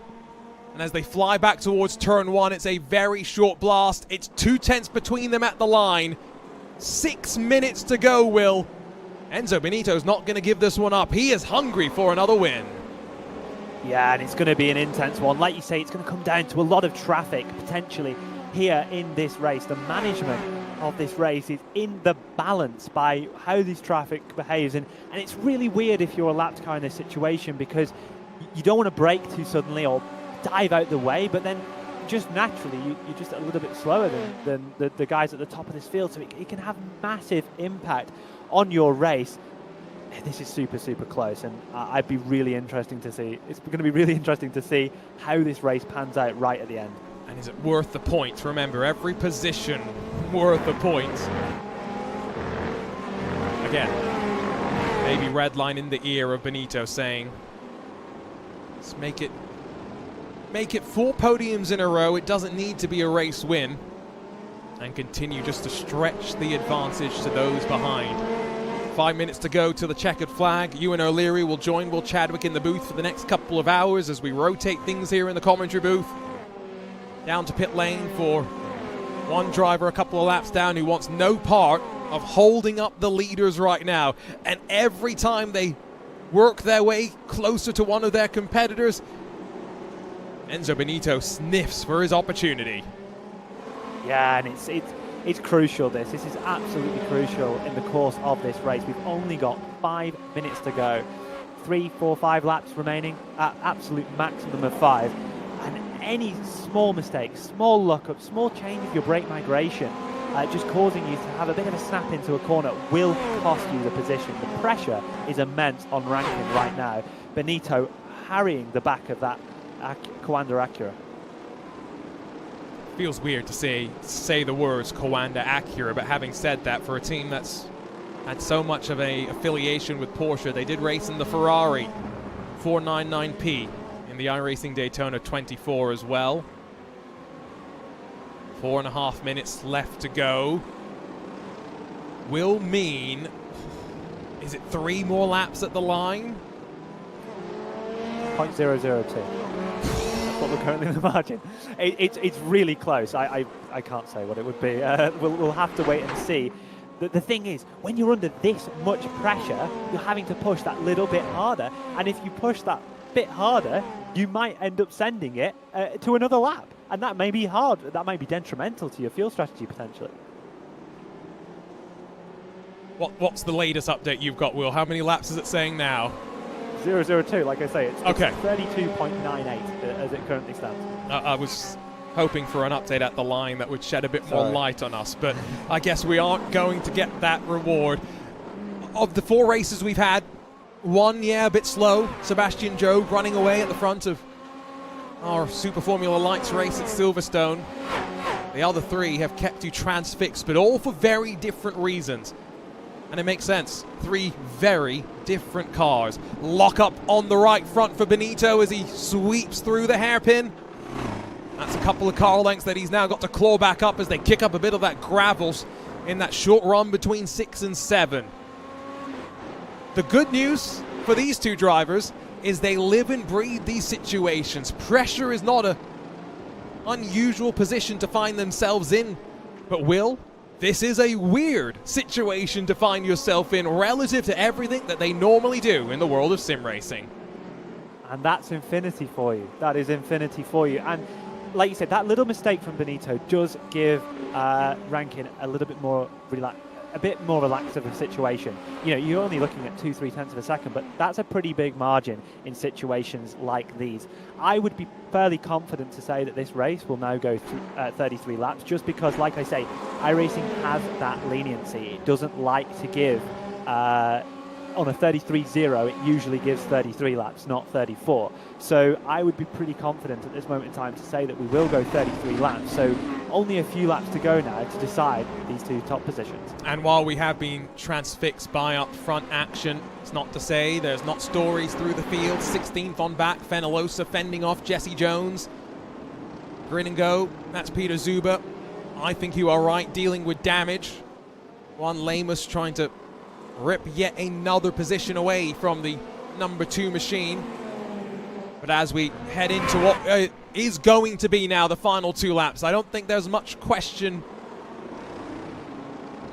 of that, although it is going to be so close when we get back to the line. This is amazing. This is what VCO Infinity is all about. And the 5th edition has got the 2 biggest teams in sim racing swinging at the front of the field. Doesn't matter whether it's 1 or 2 laps at this point, it is a run to the end, and Elvis Rankin is half a second to the clear over Enzo Benito. Yeah, super close between these two. Very, very close in the back section of the last lap. Benito forcing Rankin to defend. So can he do that this time by? They're both immensely focused, but the gap up to half a second exiting turn 2. Is that enough of a margin for Rankin to survive this onslaught from Benito?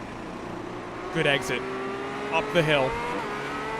Bit of a wiggle from Rankin, but it's good enough, you would think. And now out of 5, opportunities dwindling for Enzo Benito, who once again shows himself in that mirror. He arcs through the corner just to remind Rankin who's there. There's no way you make a move through 6, through 7. Might take a mistake from Rankin to dig wheels into the gravel, but no such mistake up front. Still unsure, is it going to be 1 more lap or not? But they have done what we thought could be done. Get to the end of the race without a checkered green flag pit stop. And will it be the white flag? Will it be the checkered flag? Not a reaction yet from Elvis Rankin, but the smile starting to seep through. Job done as Kawanda Esports strike in VCO Infinity at Okayama.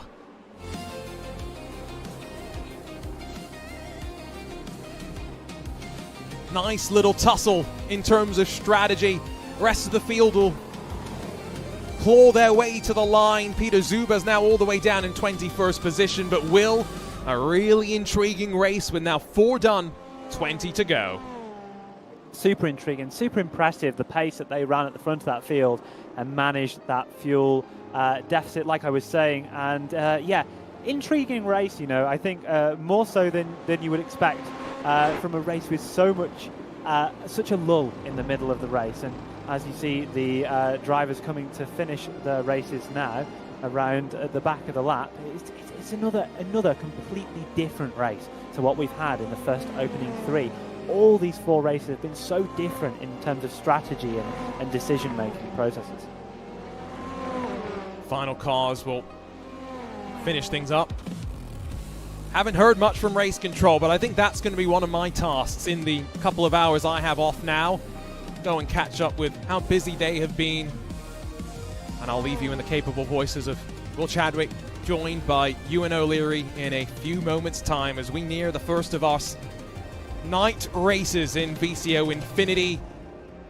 Strike now to Coanda Esports. Out the block slowly, you'd have to say, for Victor Wolfson.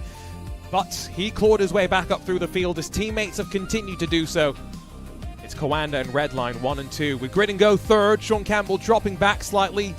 Getting good points on the board, as do the Blue Mercury Esports crew. Drago Racing, Nicholas Boy atones for his mistake. Francis McGinn finishes in front of the Bike 500 Argentine crew, with Eclipse Simsport, second top 10 of the day for them, in front of Tatum Restech and the Williams F1 Team Gaming Academy. 41 positions gained for Pablo Espez. Chesa Esports in front of the Falcon Sim Racing crew right behind the top 10 finishers. EMM Esports then 13th with Ruben Lasso for Fiercely Forward. TC Esports, Fast Repair Motorsports, Falcon Sim Racing, 07 Racing, the Brabham Motorsport team, and SimRC, the top 20. Look through some of those other finishers. Remember, where there's big pluses, there's always big minuses as well. The ERE Race Esport team, 16 spots lost. They've done a great job in qualifying. It hasn't quite come together for them in the races just yet. And look at the used car lot cars. One lap down and adrift from our race winner. Remember, 54 cars into turn one. It's a chaotic sight every single time. Let's catch up very quickly with Elvis Rankin, winner of the 4th race in VCO Infinity. Elvis, I know you were waiting for this race. 3 races where Coanda Esports have been slowly building up their momentum and now on top. How are you feeling after a fuel management race more than anything? Yeah, it was a lot different than I thought it was going to be. Yeah, I was not expecting to have to really save that hard. It's probably the most that I've had to save in GTP, but with the kind of short format, and if you can cut the stop, you know, it was only going to be like, I think it was like 4 liters or something if you went full push. So it was really important to save the fuel. Obviously, I got a really good start. Yeah, I was able to just get out front and kind of control the pace in the race in the way that I wanted to. It was a little scary with some of the lap traffic at the end, laying marbles all over the place. And yeah, I think it made it a bit interesting there at the end. Helped Enzo maybe get a little bit closer, but yeah, he was able to just hang on barely. You say you haven't had to save much fuel in a race like that before in the GTPs. When you're preparing for an event like this, how early on did you realize this was a possibility? Kind of like, yeah, right away. Like as soon as after the quali, we were looking at the fuel numbers, looking at the race length. I had a amazing spotter in the ear, just being, you know, helping me manage the number. We were really on top of it, I felt like, and yeah, but straight away, as soon as we saw it, then it was, yeah, straight away we could figure out what we had to do and start saving. Congrats, Elvis, on a great result for you and for the team, and best of luck for the rest of VCO Infinity. Thank you. So Elvis Rankin, a 4th different winner in as many races, and well, Will, 4 hours has flown on past, and we're getting ready to continue mixing things up. What have you taken, though, from these first 4 hours? Because what I have taken is that the field is close at the front, but because we've got the 1-lap qualifying pressure cooker, drivers are crumbling and putting themselves in difficult positions. I think it's a tale of very many stories so far. Different races, different type of races that we've seen across the first 4 races. And there's 20 to go, so 5 times more races to go involved in the rest of this event, so cannot wait to see how the next races pan out. And so, well, it is time for us to begin to turn our attention once again, and for the very first time today, it's time for us to make our way to the Charlotte Roval. Don't go anywhere on RaceSpotTV and here on the VCO Esports channels. Continued coverage of VCO Infinity coming up next.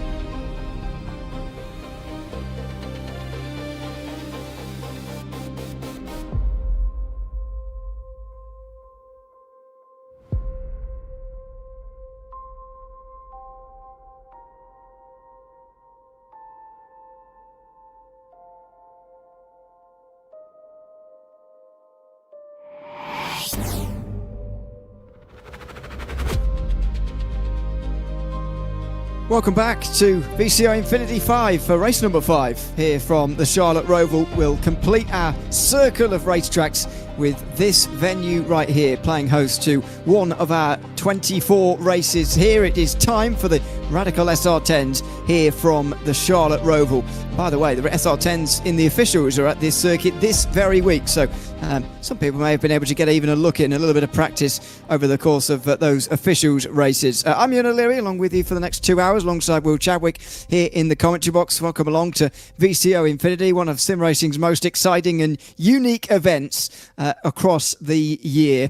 Good to be alongside you, Will, for the next couple of hours. We're at the Charlotte Roval next up. Given what we've just seen at Okayama, I know those are big cars for that previous circuit, but you do wonder what's going to happen in the opening laps here. Well, I think we're going to have a completely different race once again. You know, we've had 4 races which could all be all told a very, very different story, and now we're in a Roval, and that always engages good racing. So these Radicals are really interesting machines, probably underutilized machines on this platform, and on a Roval like this, it's going to be very interesting to see how they race.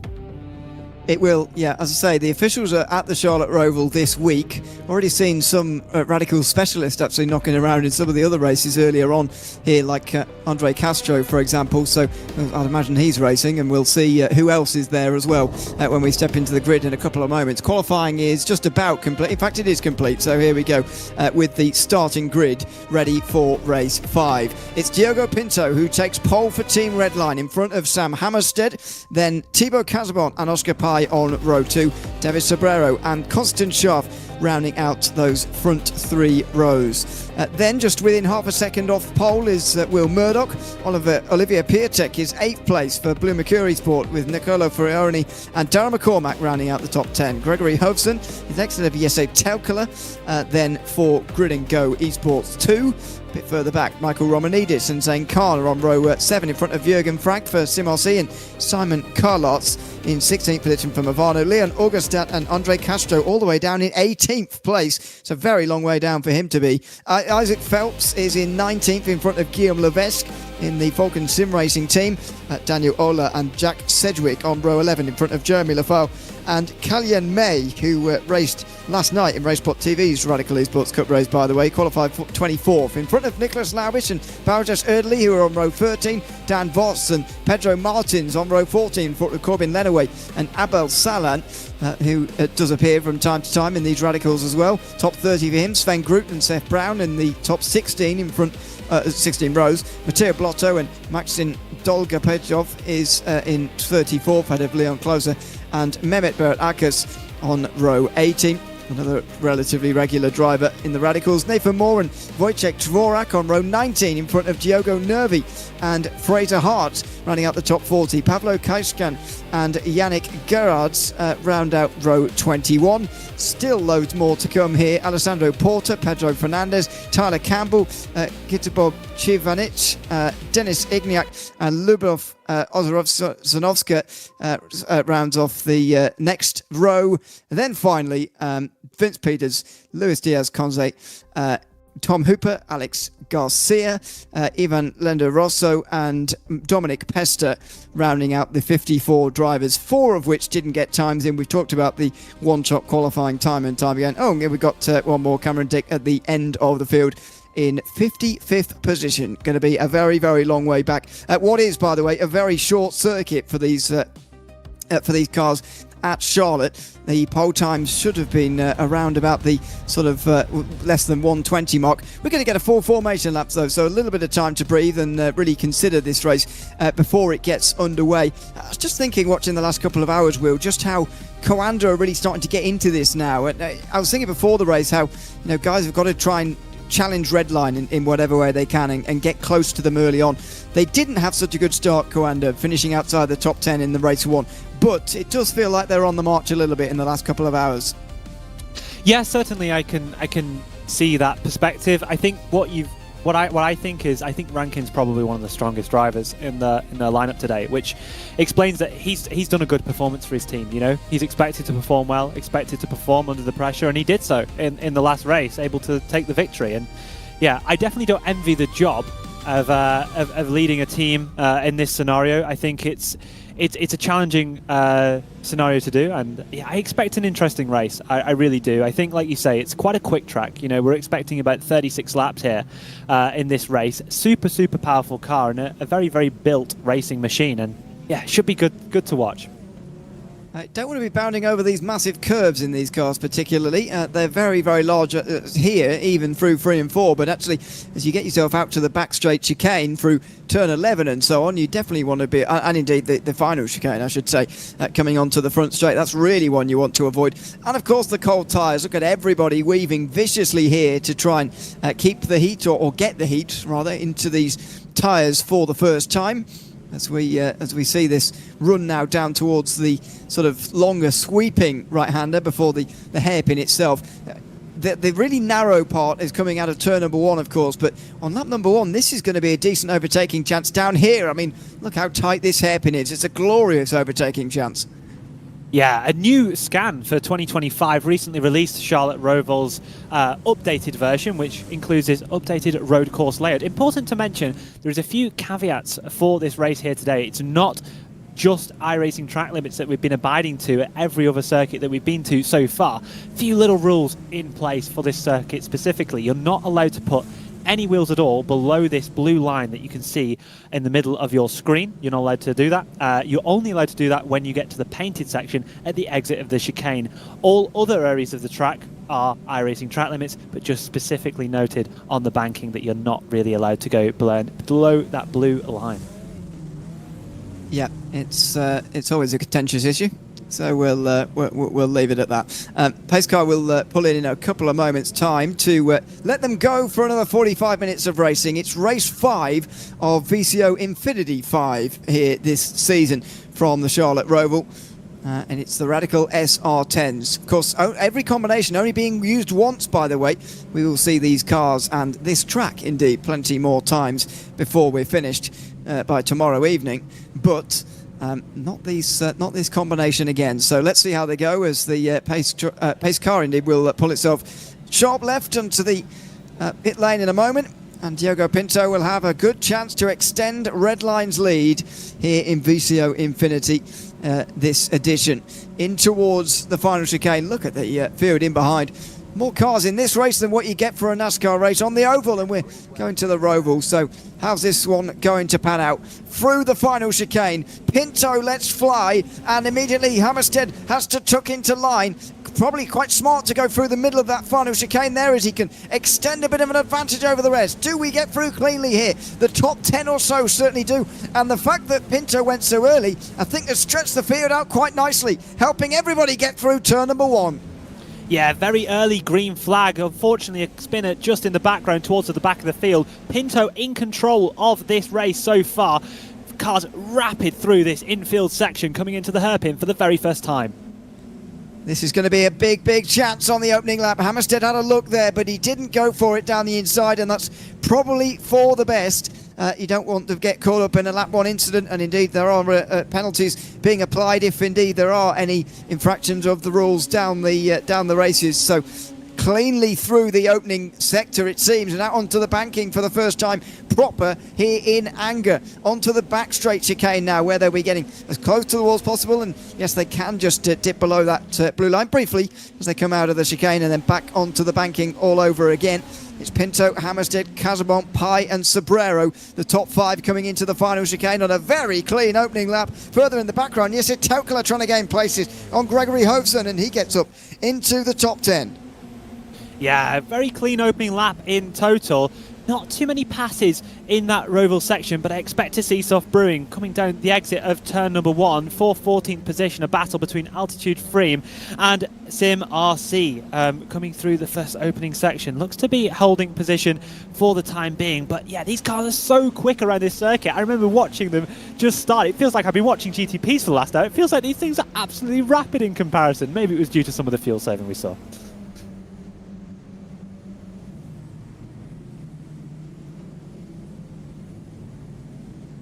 Coming on to the banking now for the second time we're going to see a battle a little bit further back. I think it's between, I want to say Impulse, but that's definitely not correct. One of the Grid and Go entries battling round just near one of the BS competition entries as we head into the chicane for the second time. Sorry, Will, it's taken me 9 minutes to forget to unmute my microphone. It's a new record, that. Anyway, into the final chicane goes the battles again. Michael Romanidis under pressure here from Nicolo Ferroni, and he's going to get through there, Ferroni, very easily. Nicely done down the inside, and he is up to 12th place. Ahead of Romanidis, who's not going to go down, lying down, and in towards turn 1, he's going to get back in front. Piatek passes Constant Schaaf meantime as well, so nice overtake for 7th position too. It's a steady stream of passes happening here, and this is what we saw last night in the Radical Esports Cup race, by the way, on RaceSpotTV. There was a waiting period really through some of the parts of the race, but it was certainly possible to make overtakes around here, and it wasn't as if there were guys letting one another through. Well, there was a bit of that as well, but you could work on a pass round here in towards the sharp hairpin, and this again is going to be one of the big places. You can see a few people just protecting the inside line on the way down there. Yeah, super tricky corner. It is definitely faster to hug that white line, but it's a tricky corner to match your braking and just absolutely maximise it. You know, there's no ABS in this car, similar to the Acura that just went previously, and you can see them all mounting that curb on the entry to the chicane. Super important for the lap time here, but Pinto holding a commanding lead of half a second at the moment, and he's looking to probably open that up as Kawanda maybe make a move for third. There's a look there from Oscar Pai on Thibaut Casabon, but not able to get past on that occasion down in towards the final chicane. As we've been mentioning, really, red line have got to be pegged back a little bit here by Coanda, and it's, oh dear, it looks like there's trouble in the background meantime. As you can see, a number of people flying down the field. Andre Castro may have been involved in it, and I think multiple others as well. Hofson seemed to be dropping a couple of places. Konstantinov seemed to be just overtaken by Darren McCormack, but he lost a place as well in all of that. So as they try and make moves, maybe there's a little bit of contact. I mean, the final chicane is definitely the candidate for that because it is so tight, and here is what happened. In towards the chicane, number of lockups, and spinning on the exit there was Telkala, I think from 10th position, and so that's how one of the cars got caught up behind. And then in the background there was a different spinner as well. I think that, well, not sure. I think Hofson was the one caught up behind Telkala actually, who's seemingly lost his rear wing, and he's going to be really struggling now. Yeah, this track seems really tricky at the exit. Cars are absolutely flying all over the place. 3 wide on the chicane exit. Hopefully no contact. I'm not even sure what happened there. No, that was a proper vault over the curves from Nicolo Ferroni, who's having to go to the outside now through the banking and let the others all through on the inside line. There they go. A look down the inside meantime in the background as well from another one of the drivers into the final chicane. It's just madness at the moment in this part of the field. Again down the inside, and unfortunately Ferroni has dropped off the top 16 and is not going to be returning to that anytime soon by the looks of things here. In towards 3 and 4 on the inside line, and holding on nice. It's very long through 3 and 4 actually, and it's all one long corner really to deal with. That's Ferroni staying in front of Leon Augustat, and just in front, by the way, Isaac Phelps was seeing off Zane Khan as well. But surely this is all going to happen down in towards the sharp hairpin now as they all look. Oh, Ferroni's not content with keeping positions. He's trying to win some of those back again. This is a really crazy group at the moment, and Ferroni does move to 16th. Yeah, some really hard racing. I certainly hope he wasn't in a motion sim for this moment, because I think he had been sent flying. Just goes a little bit deep, a little bit of a snap on entry, proving that that radical suspension is very well built, and actually, in the grand scheme of things, gets off quite easily with what happened. Yeah, got away with it really. Through the final part of the banking again here, and in towards the final chicane. This is again sort of just outside the top 16 where they're all fighting on at the moment. I think this is headed, but I mean, there's so many involved. I can't even comprehend who's in this group at the moment. Side by side over the line, Delta Sport. I think that is trying to make a move on the inside line. Maybe that's a little bit further back, actually, in the background. Yeah, it was as Delta Sport had a look to the inside, but not able to manage it. And they get single file in time for turns 1, 2, 3, 4 all over again. But this is pretty much stemming from Jürgen Frank in 11th position. And look at that in the background. Just nobody either dropping off the back of this train or indeed getting away from it at the front either. Yeah, I was just noticing how powerful the toe is in this car. Just even the side drafting starting to just upset the airflow across the back of that wing and into the hairpin, maybe 3 wide between all of these lot fighting around the sort of positions. We move back up to the front of the field. Looks like Coanda have now made that move for 3rd position. Oscar Pai ahead of Thibaut Casabon, who looks to be sort of aero pushing him round the next corner. And Subaru makes it 3 wide almost. In towards the final chicane again, but not this time. It's allowing the top 2 to get away, and you can see why the others are starting to get restless now. Casabon not able to stay with those front 2, and so Oscar Pai decides that now is the moment to strike, and there's still plenty of time left in this race, don't forget. So if he truly does have the speed here to go on and challenge for this race win, then he's got the time as well to catch up to those 2 leaders with only a 1 second advantage.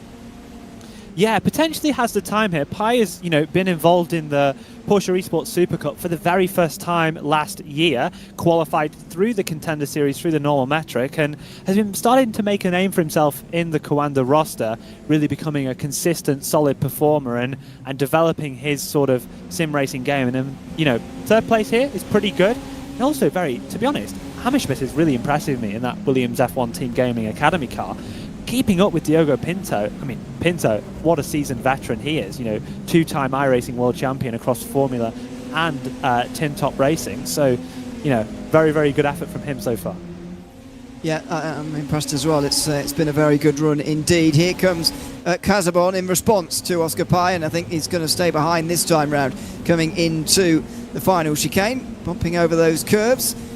And hitting the wall there, Pai, I think, and Casabon has a good chance to go down the inside if he wants it, but he doesn't. He stays behind. David Sobrero, then Will Murdoch, the ones who are next in line, by the way, in this group at the front, which is now 4 seconds in front of Darren McCormack, who's just got his way into 7th position, in front of Olivier Piatek, and then Konstantin Scharf, then Michael Romanidis in that group. So they are definitely grouping up, and that, to be fair, is a sign of a circuit that is not so easy to overtake on. So clearly some places around here they are finding it difficult. In towards the hairpin they go, and Oscar Pai able to hold on easily at this time round as well. Somewhat puzzling how he's been able to get through on Casabon so easily and now not really pull away from him here and not get anywhere near the leaders either. I think one of the key factors is how powerful that toe is. I think that a decision that Casabon's taking is that he's not going to just continually fight. I think it's very easy just to go back and forth, and his decision is that he's going to sit and not make sure that he's not getting involved in that. An incident for, well, it came up, I think maybe Nathan Moore on that lap, potentially spinning. Spinner there at the hairpin as well. We're going to see a replay of it coming through turn number 3. Oh, looks to be a little bit of unlucky contact, and unfortunately hits the wall pretty hard. Maybe some major damage for that car. So long race ahead, maybe a pit stop is due in course. Yeah, that's a pretty bad hit there for Solpet Precision Racing, who dropped from where they were inside the top 40 to now outside of it, a long way down. 2 seconds now the gap to the lead for Oscar Pai, so it's continuing to extend out front for Diogo Pinto at the moment, and it is a pretty good day so far for Team Redline. They have not finished outside the top 3. They have won the 3rd race of the day as well with Sebastian Job, so they are flying along at the moment, leading this VCO Infinity by 11 points over Coanda and already 21 points over EMM Esports, who are currently 3rd place. Darren McCormack is in their car at the moment, but this is what I mentioned earlier. You've got to get in front of Redline, try and get in front of them to to try and make things difficult for them, really, because otherwise they are going to run away with it, and that's what's in danger of happening at the moment, although Coanda are still keeping them close in race 5. Yeah, I don't know if you're noticing this right now, but I think specifically on that lap, especially, as Pinto managed to get that gap towards the 8th, 10th range, the toe effect looks massively diminished. So I think Pinto's edging on the fact here that he might be able to actually break away from Hammerschmidt, and he could fall back into this Oscar Pai pack.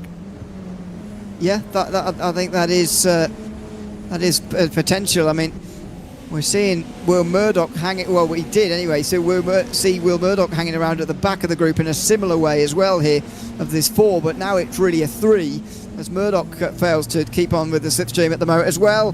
Casabon under pressure from Sobrero, who is looking down the inside there, but Casabon's going to be very eager, I think, for him to stay into line. They're all going to want to close up to second place because, as you mentioned earlier, it's a good performance from Hammerstead at the moment, but all these guys who, I must say, I've seen more of in sim racing will be fancying themselves to get past him.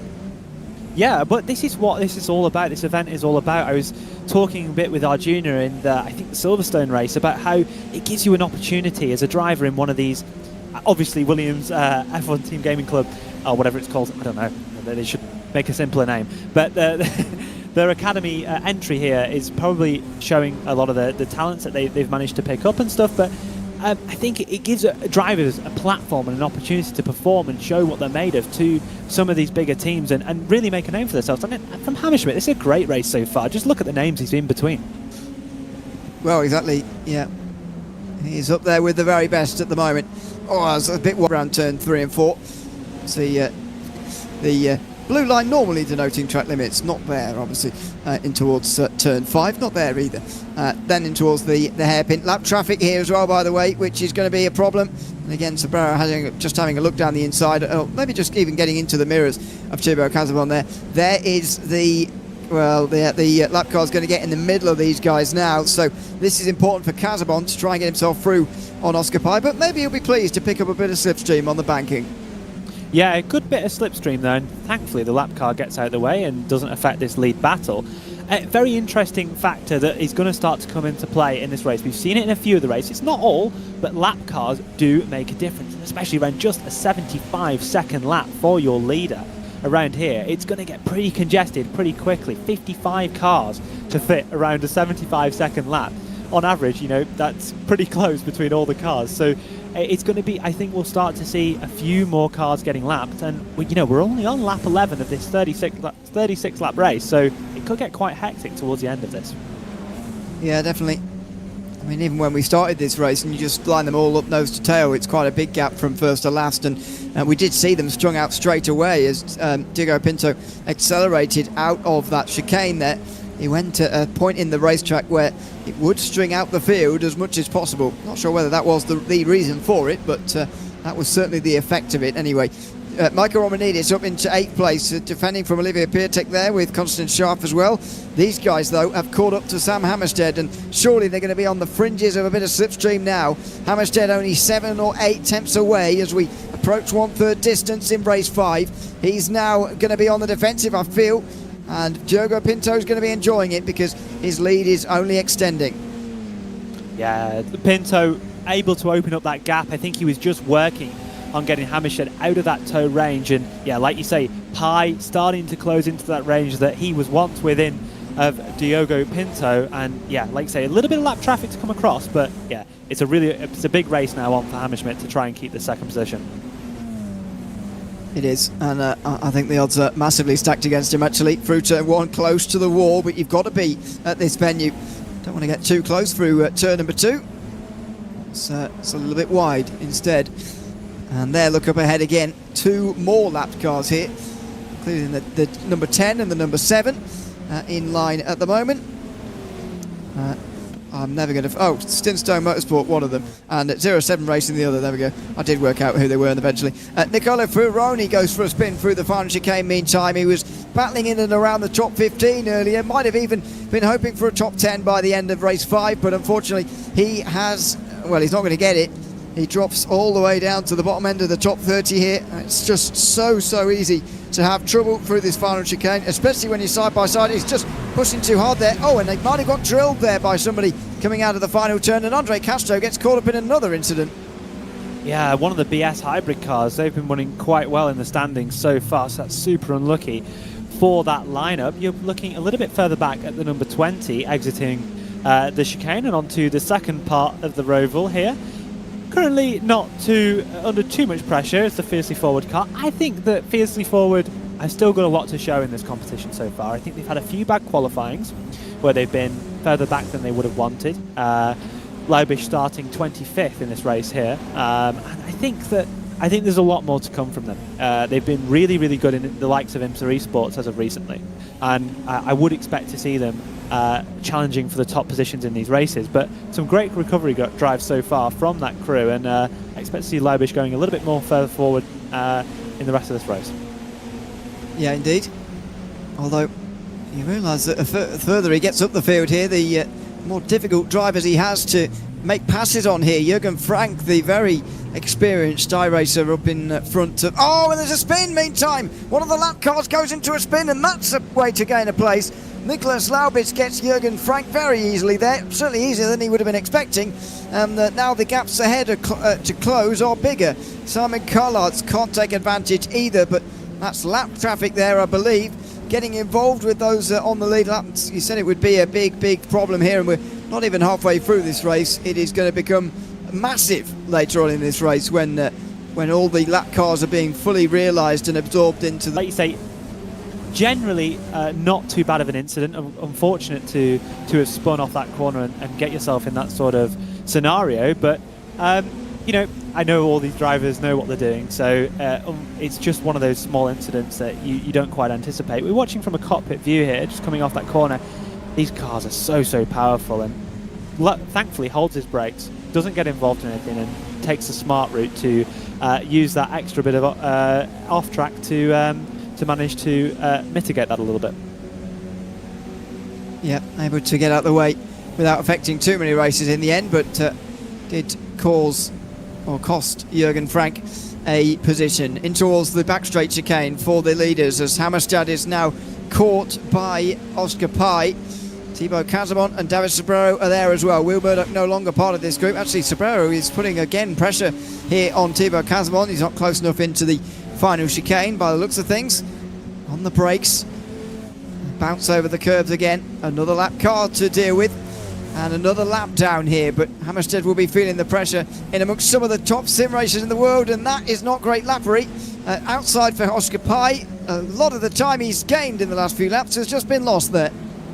Yeah, and it's going to take and give. It's like when we're talking about traffic in multi-class races, it's just going to sometimes go for you, sometimes go against you, and it is a skill to manage that. You know, obviously you can't choose where the lap car goes or how fast or slow they are in the corner, but there is a skill in making sure that you're placing your car in the right place at the right time, and it is a big factor here. So we'll be seeing this develop across the course of the race. We've still got 25 minutes to go in our first race at the Charlotte Roval and for the Radicals, so still a lot to factor in, and actually Pinto losing a little bit of time that last time around as well.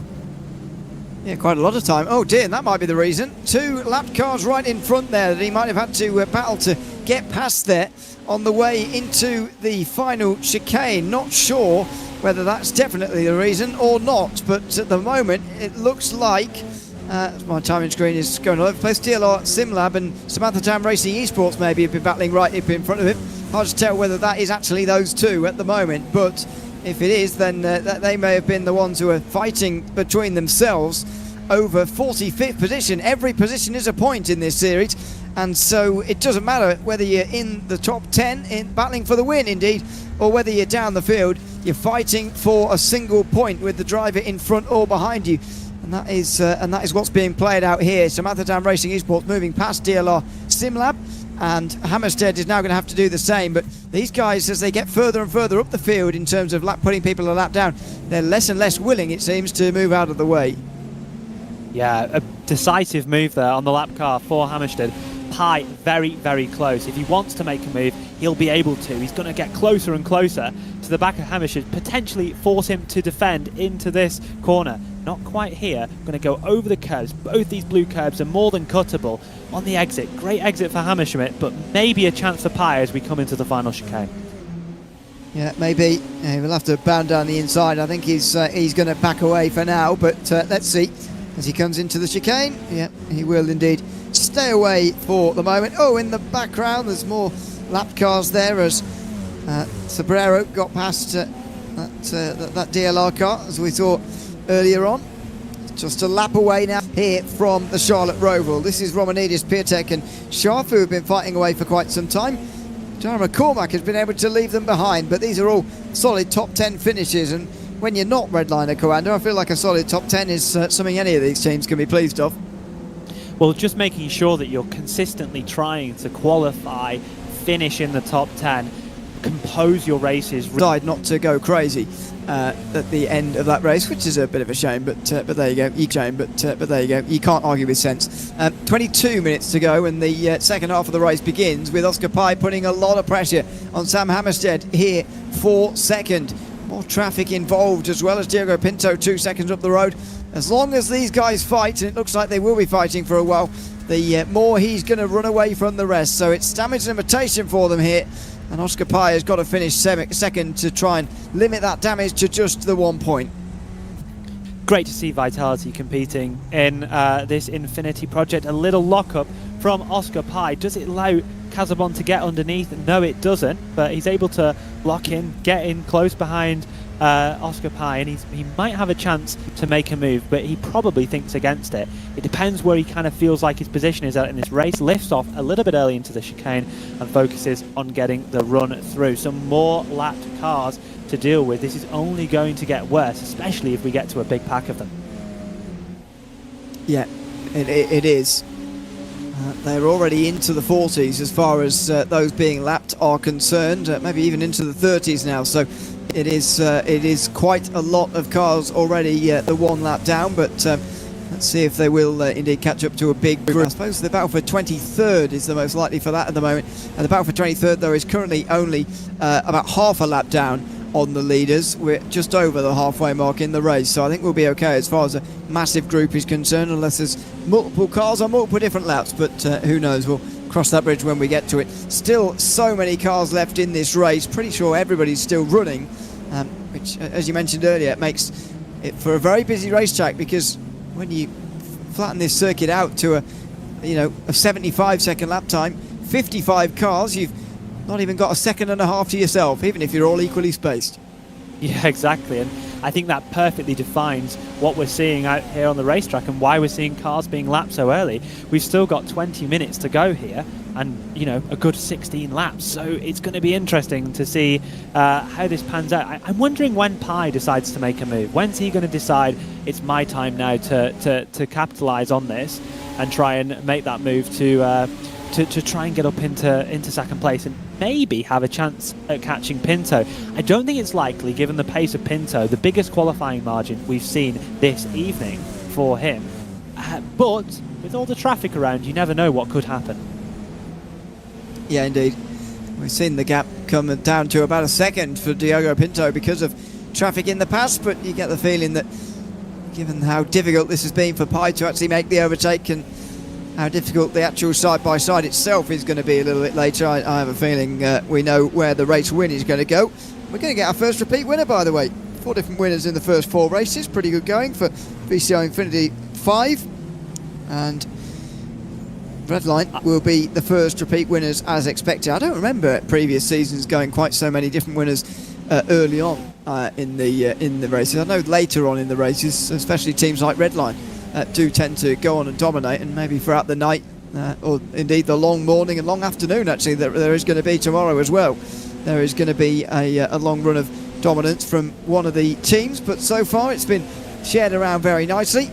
Diogo Pinto, though, more than 2 seconds in the lead on his way to go and change that. Pye close again in towards the far chicane. Casabon now is close though as well, so Pye's missed his opportunity as far as being able to do what he wants behind Hammerstead. He's got to keep an eye on his mirrors as well, with Thibaut Casabon there closer than ever. I'd say nothing's guaranteed, Ewan, in this series. We're not sure what could happen yet. You never know what might happen to Pinto out front with all this massive lap traffic that he's having to deal with. Still riding on board in the passenger seat with Casabon. You can see him working away behind the controls of his Radical SR10 on the left-hand side. It's a tricky car to drive. Ford engine in the back of it, very, very powerful. Pye looks to maybe take sort of a defensive line, maybe partially attacking. Forces Hammerstedt to go a little bit wide, but Hammerstedt gets a good enough run off the corner. He can come down on Pye, but he isn't choosing to do so. So Pye is going to have a run here and might be able to get through. He saw it as too much of a risk, I think, and Casabon's got the run on both of them. Oh, he's going to go 3 wide, is he? He's been pushed below the blue line there briefly into the chicane, and Oscar Pye's going to get the place. Thibaut Casabon makes contact with Hammerstedt, and it's Casabon who's sent into a spin. He rejoins again. He will drop to 7th here as Darren McCormack has the exit of the chicane. He's going to get ahead of him. And Darren McCormack's up another place, but Thibaut Casabon, after the contact at the chicane, drops down to 7th. He will be very unimpressed with that. He was trying to take 2 in 1. He'll be unimpressed with this lap traffic too, which is getting in his way for the second time now in the last few moments. But unfortunately, he's made contact with Oscar Pye and Sam Hammerstead, and that puts Vitality back down to 7th again. Risk versus reward makes it 3 wide down on the inside and just has that side-by-side contact with Hammerschmidt. It's hard to call if it was anyone's fault, but it's that sort of risk that you're taking. You've still got 18 minutes left in this race. We're getting a replay right now. Live pictures in the bottom right, replay on the main screen. Watching him just go in. Doesn't take it particularly fast, but unfortunately, just due to the side-by-side nature, Hammerschmidt maybe a little bit wide, just taking a bit of caution. Tags round Vitality, and they've dropped to 7th. It's not the biggest bit of contact in the world, but Casabon is sent into a spin and down to 7th place. This is Michael Romanidis, meantime, who's been into the pit lane. Drops now down to 30th position in the field. And so that's not what they would have wanted to see there. Unfortunately, they're say quite a long way down now. Oscar Pye now into 2nd. Sam Hammerstead is going to get no let up here, because after getting overtaken by Pye and briefly Casabon, David Sobrero has caught up to them all, and now he's putting the pressure on as well here for TC Esports. That does look a bit like a Williams Academy car, doesn't it? But it isn't. It's a TC Esports car, and Hammerstead at the moment for the defending is just not ending for him. Yeah, so it's interesting to see now how this might play out. It's a big one, that, isn't it? Because it's only a few positions for Casabon dropping back, but yeah, it's one of those. It's unlikely to see him get a chance to get back inside the top 2 here.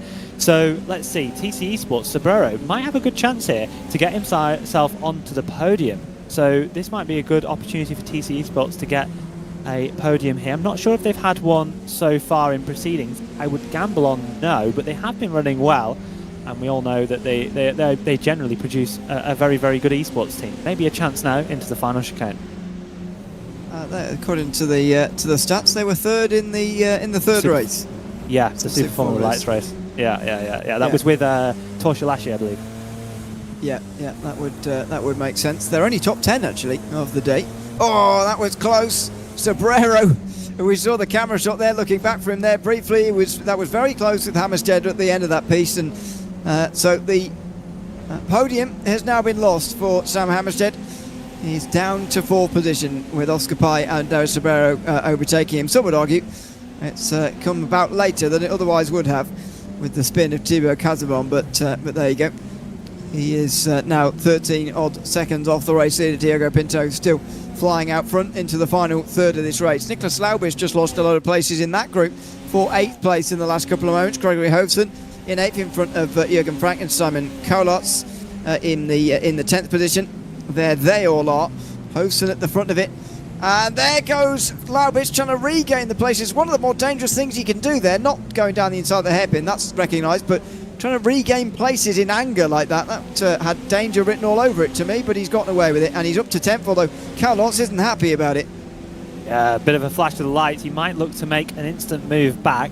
Pretty aggressive move from Laubis, but I think it was just about fair. I think with the way that the protest system works, I certainly wouldn't expect a protest for that move. Important to mention how the protests work. I think probably been mentioned before, but I'll just refresh the viewers if we've got anyone new tuning in. It's a penalty point system. So if you take someone out and you get, let's say, 3rd place because of it, you're not going to get a time penalty onto the end of your race. You're going to get penalty points, which will then therefore decrease your score.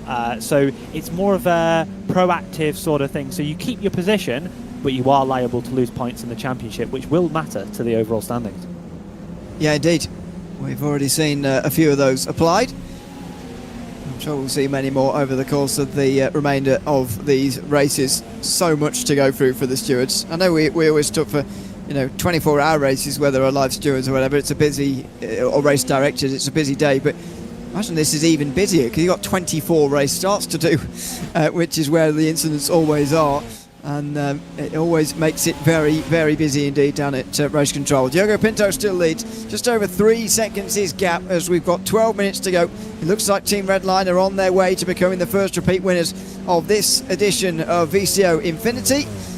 Oscar Pai, David Sobrero, Sam Hammerstead, the group chasing behind, but even as they gain a little bit of time here now in the clean air, it's not going to matter because they're just too far back, it seems. Yeah, it's interesting to see how this pans out. I mean, it's pretty impressive from Pinto in the last few laps. He's been a bit slow the last 2 laps, but he's managed to pull that gap up to the 3-second margin. That gives you a good buffer, even if you are to have an unlucky incident or maybe a small mistake going wide or locking up. Pai cautious to defend a little bit here from Sobrero, who's looking increasingly more racy as this race goes on. Lap car going high on the banking. Sobrero locking into that slipstream to see if he can get a little bit closer to Oscar Pai. And he is looking like he's threatening at the moment, and Pai's clearly looking in the mirrors and seeing him as a threat there, because just notice the way that he changed his racing line there. Oh, and he's not going to he's nearly hit the wall, goodness me, out of the back straight chicane. And if anything, that's actually batted Sobrero away. And here comes Sam Hammerstead, meantime, trying to retake his podium again. That was a mistake from Pai that is going to cost David Sobrero. Not quite, he's going to get away with it, but the way that wall sticks out there through the back straight chicane meant that Oscar Pai very nearly caused somebody else to lose a position. Yeah, and I wonder why the stewards see that. I don't think anyone's going to be reporting that. I wonder how the stewards would see that if it's... let's watch it on comp. This is a really great view to have, actually. You see just as Pai exits, and he just... I think it's more of a reaction from Sobrero, I'd say. I'd say he was just a little bit scared that he might make contact with that wall and then collect him with him. Again, a little bit of that preservation mentality, just trying to make sure that you're not getting involved in incidents. Pai defensive again into the hairpin, 10 minutes to go. I don't know if it's unfair for me to say that overreacting maybe to Sobrero there, but anyway, car preservation and all that has to take precedence as they're looking for their second podium of the day, and indeed only second top 10, so they do definitely need the points. But even a team who are only looking for their second top 10 of the day right now are still in 10th place in the standings. They'll move well in front of Sim RC at the end of today, at the end of this race indeed, and we'll see them move many further positions up the field by the looks of things before this race is complete. Down in towards the final chicane again, and over the start-finish line for Oscar Pai, who leads another lap. 9.5 minutes to go, and I've got to say, just look comfortable even with the close proximity of those behind him. Yeah, and I mean, Pai's done this before. Like, he's done a lot recently. When we're talking about over the last 12 months, you know, doing PASC is such a pressure cooker scenario, and it was his first year in, and he did pretty well. I think he was second best placed rookie in the season. So ultimately, you deal with pressure. You know, you've always got cars not making a mistake. If you make a mistake in a grid like that, you're instantly punished. So it allows you to build up that wealth of knowledge and build up that ability to deal with this pressure. But Sobrero is not letting up, and the tow here is powerful from this range. Certainly a threat of making a move for that second position. He is absolutely a lurking threat right now, in towards that chicane again, bouncing over the curves, and here come some more bits of traffic as well before this race is over. So thought we were largely done with that, but clearly not. We've got quite a few who are nearly a lap down at this stage in the race. We're into the 30s, by the way, as far as putting people a lap down are concerned, and these are teams now that have not even really had any sort of problems throughout the race. They're just being caught on speed now, and the fact they started so far back, which gave them such a disadvantage in terms of meters to the line as well. So it's going to be all very difficult for Pai to lead them through. It's not like they're following the leader who's already cleared a path. Pai is effectively clearing a path for those two who are right behind him right now. Fastest lap around last time, David Sobrero, 14.9. First time we've seen that sort of lap times. There's a lap traffic that's so close. You see them, both of them taking maximum risk here to remain on the back of each other. Defensive again for Pai. Maybe give Sobrero a chance on the exit. Is he able to get the power down? Well, he is, but he's now going to be tucked up right behind Pai. Potentially a move on into the chicane. Potentially there is, as he looks to the outside now. Oscar Pai is going to be on the defensive. David Sobrero on the attack. Into the... Oh, and he's got it! right round the outside of the back straight chicane. That's fantastic from Sobrero. He was late on the brakes, he was committed, and in the end he looked like he was driving past a lap car. Pai is going to respond into the final chicane here, and he might well just take the place straight back again. Inside line. Oh, he's making contact and he's hit him. Sobrero's off, Pai's off, and Sam Hammerstead gets his second place back after all. Oh, what drama. That's certainly going to be penalty points for Oscar Pai. A lot of aggression shown there against the Broro. They both managed to retain sort of that top 4 position, but certainly penalty points in the knocking for Pai. That did look to be quite an aggressive move. Good to see that on replay to make a final call. Yeah, it just seems extraordinary that they're still 3rd and 4th as well, doesn't it? Considering how close the field is. This is it again. I mean, it is hard to... I think the reason why it's hard to say for definite is because that first contact definitely instigates the other ones anyway. But it's the question whether Pai drives into Sobrero there to cause the first bit of contact and then therefore causing everything that follows. But let's see what the stewards have to say later. So Hammerstead is immediately going to have that second place taken back off him again, as he just seems to be inferior in terms of speed compared to the other two. It is going to mean he finishes ahead of Sobrero because there's only 6 minutes to go, but he's not going to get ahead of Pai, who retakes second place again. Yeah, super dramatic there. Very, very robust move. It'd be interesting to see kind of what the steward's verdict will be on that. I'm sure we'll find out. We're going to watch on board from the passenger seat down into the chicane. I mean, I'm not sure, to be honest. It's hard to say whether maybe Sobrero was turning in a little bit earlier, but you've got to say it's Pai's job to remain and give enough racing room, and even if there was a bit of internet contact there or a bit of netcode, it certainly doesn't seem to be much. No, it's going to be an interesting one to see what they say about that. It might go down as a racing incident in the end, we'll see. Obviously that's their job to decide, and I'm very thankful for that. 5 minutes to go in the 5th race of VCO Infinity, number 5. And Diogo Pinto leads by 5 seconds, more than in fact, with these few laps remaining, 4 laps remaining when he gets to the line here. This has been dominant again from Team Redline.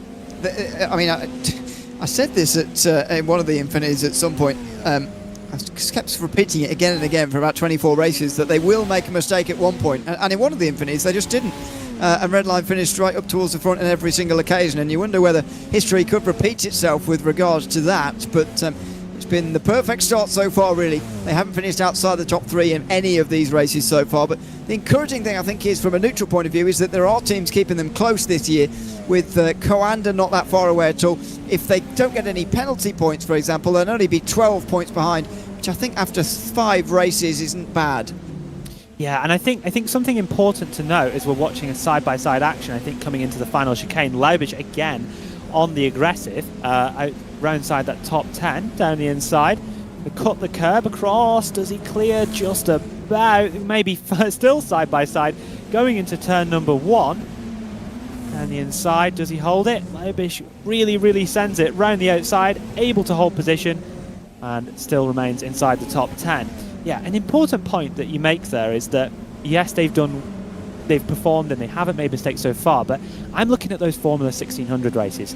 The first one we had, very chaotic, and also, important to mention, Diogo was actually knocked sideways and was knocked back around in that race during some of the contacts. So they got pretty fortunate there not to get serious wheel damage or be completely out the race. So they've already had a little bit of luck in that race, especially to recover to finish on the podium. So, like you say, those Formula 1600 races, pretty chaotic, and certainly could be some areas for opportunity for other teams. Yeah, there's a very long gap between Formula Ford 1600 races, actually, of 5 hours, but it's coming up in just 2 hours' time into the chicane, and Simon Carlarts is dropping down. Oh, and got no rear wing after contact with, it must have been the barrier to take the rear wing off. And Laubich, there. He has gone down to the back. Well, he's going to go down to the back. Surely he can't hold on with that rear wing like that. Callian May's going to get through. What a drive from him, by the way. 11th position now for him, but Carlos has decided with 3 minutes to go that it's better to persevere with this damage than it is to pit. Yeah, so unfortunately, just a bit of an incident there. You're seeing Pinto managing to get through the lap traffic that we said was pretty difficult, and yeah, he's able to remain and grow that gap actually as we head in towards the latter stages of this race. Just 2 laps to go now, really. Bit of a sorry, I was watching other bits of contact elsewhere. Think a bit of contact between the EMM car and the Vitality car as they go through the chicane. With only a few laps to go, it's important to see, I think, a bit of damage to the front right there for McCormack. I think there was contact, yeah.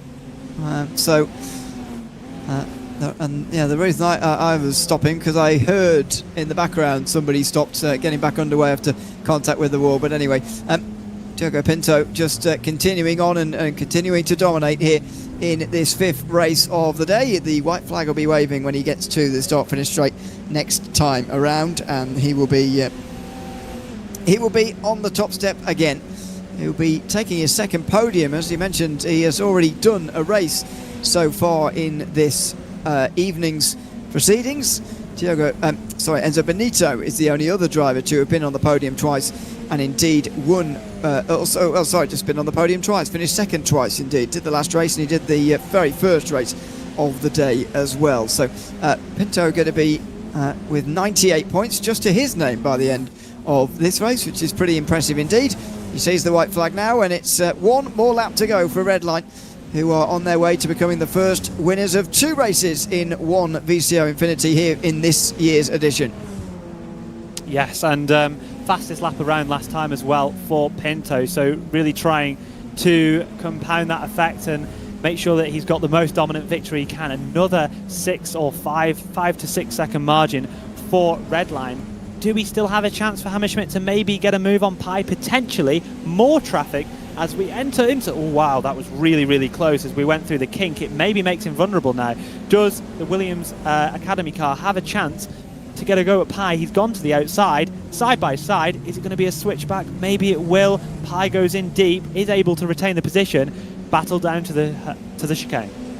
It's a decent exit from Hammerstead there, who really made use of Pi's defending, which was initially very good into the hairpin, but it does expose his run onto the chicane on the back straight. He's going to dive deep on the brakes, and Pi's not going to let Hammerstead round there. He's going to have to do it at the final chicane, if he does it at all. Diogo Pinto out front is going to win Redline's 2nd race in this edition of VCO Infinity, but who is going to finish 2nd behind him? Will it be Pi or Hammerstead? Pi's already had trouble into the chicane in this race. Hammerstead's on the inside. He's going to make contact again, and Hammerstead's in the wall. He's reversed into the traffic as he's trying to get back going again. Will Murdoch ends up on the podium somehow in the end, or is it it's Sobrero as the timing screen updates. Sobrero gets to 3rd, Murdoch's 4th. Hammerstead is dropping still. He's not even going to get a top 5. Yeah, what a crazy end there to the race. Pinto successful, able to win that one. But again, Pi, I don't know, I can't say off the top of my head, but maybe need to look at a replay to see exactly what that has to offer. Well, that was drama at the end of the race. Oscar Pi again into the final chicane, this time with Sam Hammerstead, who drops to 6th place and just looks pretty desperate and disappointed at the end of that one. A few more battles coming to the line here, by the way, as BS Competition looked like they were making up a position there right at the very end of the race, down towards the... it was BS Hybrid, I think, on somebody. Maybe it was just a lap car, but anyway... they'll come over the line and complete race 5 here of VCO Infinity here for edition number 5 indeed, and it's Diogo Pinto who takes the race victory in the end in front of Oscar Pi on the road. We'll wait and see whether there are any post-race decisions to be made with regards to that a little bit later on.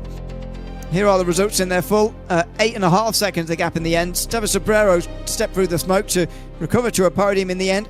Will Murdoch kept moving up to 4th place, finishing quite close with those guys. Thibaut Casamol ending up in the top 5 after his spin on the back straight chicane. Sam Hammerstead was next, as we know. Darren McCormack got to 7th place for EMM with Jürgen Frank. Gregory Hovson and Nicholas Laubich rounding out the top 10. Just to pick out a few more teams from further down the field as we scroll through to see some surprises. BS Hybrid at number 90 being down in 25th is a big surprise to me from this one. Number 2, Grin and Go Esports running at the top 30 there, a very, very long way down. PGZ number 14 down in 43rd, quite a long way down for them. Thankfully not many retirements from that race, only 3, but considering how tight this racetrack is and just what it's like, that could be deemed as a little bit of a surprise, but there you go. There are the 55 all scrolling through. Let's have a chat to Diogo Pinto, shall we? The race winner from race 5 here tonight. Diogo, congratulations on taking race 5 of VCO Infinity number 5. That was a big gap by the end, and you seem to have got this car and this track combination down pretty good. How was you, or how were you feeling out there? Did it feel comfortable in the Radical out there? Yeah, I mean, for the win, it was quite easy, let's say. Driving the car is pretty tough. There was a lot of traffic. This combo specifically is very tricky. It's very technical. I think I picked up a little bit of damage, if I'm not wrong. But luckily, nothing major. It was just a lights to flag victory, thankfully. This goes on with a 3rd place for you personally, but top 3s generally for Team Redline over the course of the first 5 races. Just what was the conversation around how to set out starting one of these events as unique as VCO Infinity, and how pleased are you with the start that you've all made? Yeah, so far it's pretty good. I mean, I want to win every race I take part in. Of course, sometimes we need to take it a little bit easier because of the points, but yeah, my goal is just to do as well as I can in the races. Sometimes in some high-risk situations, I just let the others go, like I did at Road America, and yeah, that's how you win this event. Well, congratulations on taking a race victory here at the Charlotte Roval in the Radicals, and thanks for chatting to us at the end of race 5 as well. Yeah, thank you. Thanks so much, Diogo Pinto. Race 5 winner from VCO Infinity here tonight in the Radical SR10s at the Charlotte Roval. Will, that was an exciting race, not necessarily for the lead, but we did have a great battle for 2nd position, and in the end, there's going to be some stewards discussions ongoing. Is Oscar Pye going to get away with the incidents that he was involved in? Are they all going to be racing incidents? We won't know, but I think the intent is still there from Coanda to keep Redline close, and they've done a decent job of doing that in the first 5 races. It's the question in the middle hours now to sort of start to get a bit closer. Yeah, for sure. I think it'll be interesting to see what race control say, and also if people are protesting it. Obviously, you've got the token system, so you're incentivized not to make weak protests. But yeah, it'd be interesting to see how that plans out. I'm sure we'll get to find out within the next race or so we'll be able to update you on the point situation. But yeah, Coanda versus Redline at the front of the field. Certainly Redline advantage so far. Now, what more can you ask for as well from VCO Infinity? That's exactly what you want to see. The 2 biggest teams in sim racing going at it, as they will be indeed in this next race as well. We're back to Road America again in the Super Formula Lights this time around for race number 6 of our event. There is a chance of rain as well. Never guaranteed rain in one of these races, but I'm told anyway. Maybe other people have been told different, but I've just been told chance of rain. And personally, though, to be honest, Will, I don't know if I want rain in this particular combination. This is a very good, well-suited match, I think, for just a nice dry race. Anyway. How wet is another good question. It is a very good track for racing. We've got a 76% chance of rain as per the forecast provided at the start of the session. Looks to be a generally solid 60% chance across the whole event, so I think it's very likely we get some form of rain affecting some session. Yeah, although having said that, I always say this in a Super Formula Lights League, actually, quite a while ago. I once did a race that was 99% chance of rain for the second half, and the rain never arrived. So you never know, but you will hedge your bet certainly when you see numbers like that, and indeed when you see scenes like this as the qualify. This is qualifying, by the way. Everybody getting solo qualifying, one shot as always. Not even a chance to feel out the conditions, Will, before they get themselves onto their qualifying lap and get themselves onto the grid. Perhaps this could be the most mixed up grid that we've seen so far in the first 6 races. Well, I mean, this could be the most chaotic race we've seen, the most chance of mistakes. Do not forget how hard it is to drive a Formula car with no driver aids around a circuit like this, in a condition like this. Very, very wet. I would anticipate it's sort of around the moderately wet to very, very moderately. I don't know what the next stage is. I just remembered. I had no idea. But yes, it's certainly very wet. See a lot of puddles. Fantastic system we have on iRacing, and let's have a look at what that grid looks like. It'll be interesting to see who's managed to top the session. Yeah, funny you had a better system for rating wetness. That would be that would be helpful. But anyway, we'll find out how they get on. Nicholas Boyes taking the pole here from Road America with Gustavo Ariel alongside for Team Redline. A great lap from Forsten Ulrich to get up to third in front of some big names alongside Contaguine on the second row. René Tauvar and Lorenzo Castellani are on row number 3. Look at the gaps already here, by the way. Nicholas Boyes' lap time absolutely incredible. Fourth row of the grid is Michael Kaibach and Santiago Baztarica with Hadi Noah Mimasi, already a second off the field, by the way, and Kio Thiago Marteau rounding out the top 10. Jaden Comright and Matt Caruana then on row 6. Pretty high-class row 6 there.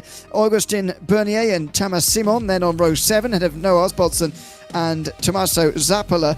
Then Thomas Imborg and Jesse Jones rounding out 18th place for Falcon Sim Racing Team. The best of those in the first race of the day. Harrison Crowther and Abel Torres round out the top 20, ahead of Mal Dedinica and then Peter Zuber, Augustin Torlassi and Ryan Fritz round off row 12. Already 3 seconds off of the pole. Premisov Lemonek is next to Diana Perez with Jack Oliver and Olivier and Christoph Monser. It's Norbert Leitner and Rayan Hakim rounding off the top 30. Cass Felber and Dimitri Mariv are next, ahead of Philip Schiff and Nick Nagler. Oskari Kakkonen and David Salada round out the top 18 rows. 6 seconds off the pole now. George Rocha and Paravat Chotarayapat is rounding off the next 38th place driver. And then some big names at the bottom of the field. Now, I'll just go through some of them. Jonas Rutten's qualified 39th from Cody Deef and Elliot Veyron 39th, 40th and 41st for Coanda down the back of the field. Mika Hakimi for Brabham Motorsport down in 46th, for example. Thomas Enger Sim Racing, Wojciech Dvorak going back-to-back. He's starting 51st. Alessandro Ottaviani for Vitality starting in 50th place. A very, very long way back here in this field. As expected, a more mixed-up grid than what we've seen from some of those in the past. But the rain, I think, having the biggest effect on this race this time around. And as far as the qualifying order is concerned, anyway, there is the rain falling. There are the wet tyres. They look like they're going to be required for the entirety of this race, which is going to be so important, it feels, for Coanda. How far can they get back through the field after qualifying in 41st position? Well, you mentioned stuff like, oh, the qualifying gaps are big, but do you know what's worse than setting a slow qualifying lap? Not setting one at all. Super, super possible in this sort of condition. And like you say, it's going to be interesting to see how far they can come back. I think this is a race of survival. It's going to be super, super difficult in the mid-pack. You will see the amount of spray that we're going to get is pretty intense. And currently over the circuit, we've got green level of rain, so that is conditioned to about moderately wet. So that's going to continue for pretty much the entirety of this race. Yeah, it looks like it, and you know, it would have to stop raining pretty quickly for us to start thinking about having to fiddle around with tyres or anything. At the moment, it looks like it is going to be wet tyres the whole way through. By the way, for reference here today, we've got specific races where there is a chance of rain, and there are 5 of them. The next one's race 10, then 16, then 23. 2 of them remaining are at Fuji. The previous one that had chance of rain was race number 2 at Road America. The one in the middle is at Silverstone. Surprise, surprise. And that's in the middle of the night, by the way. The only one in the middle of the night that could rain. So that could be an extremely difficult race. Obviously, these guys are not going to be driving in the night here at Road America, but it does feel pretty dark as the rain falls and the clouds continue to release the moisture from the air. The pace car pulls into pit lane, and we are ready to go. It's a monster qualifying lap at the front, by the way, for pole, and it's going to be a surely big chance for Car 68 to go on and win this from here. Green flag is going to wave here from Road America, and take care on the start as we get ready for race 6 of VCO Infinity. Up the hill they go, they can see the green flag, and now they get underway. Very narrow, starting straight here at Road America, so you've got to be very, very careful. Oh dear, and they weren't in the background. Trouble already. As you can see the spray, those guys in the middle just can't see anything, and Redline are off. Gustavo Ariel in towards turn number 1 makes contact, I believe, with Sim RC, and they're off in towards turn 1. Have Coanda gone through lap 1 though either? I'm not sure they have. That crash was quite a long way towards the back, but don't forget, Elliot Veyron started down in 41st position. This is a dramatic start, and Gustavo Ariel gets off to the worst possible start for Team Redline. Drama for Ariel at the turn 1 corner. It's going to be a really, really big points loss. I don't know if he's able to continue. A lot of carnage off the start there. And even cars spinning still in the background. This condition is so difficult for the drivers. Ariel will be on a mission to recover. Boy leads at the front. Nicholas Boy is flying in qualifying, and he's flying in this race as well. Still leads ahead of the rest of the field. Look at the way he's able to get to grips with these conditions. Way better than the rest into the middle sector.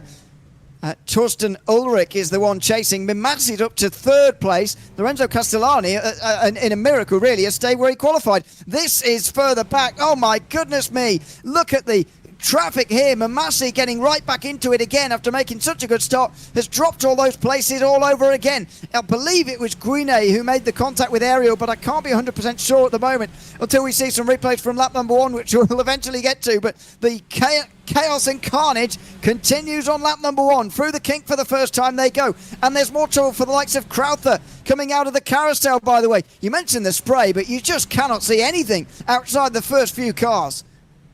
Well, that's the point. It's so difficult. You put a foot wrong, you get on the rubber at the wrong point in time, and you're gone. And it's a massive thing here. And I think looking at Matt Caruana up 9 positions on the opening lap as well, no bias from my side, but like you say, it's really difficult conditions, and you've got to be super careful not to lose the car. Boy, with a commanding lead at the front of the field.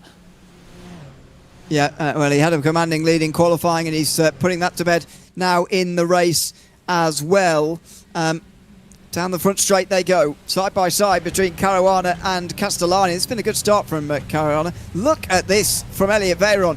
Going and he throws it off the road there intentionally, I feel, just to avoid the carnage. So he must have gotten through the initial one on the front straight. Oh no! Who is that going to space? Goodness me! Somebody flying down towards turn 3. Absolutely big airtime. Goodness me! He gets signed up for NASA quickly with that sort of behaviour.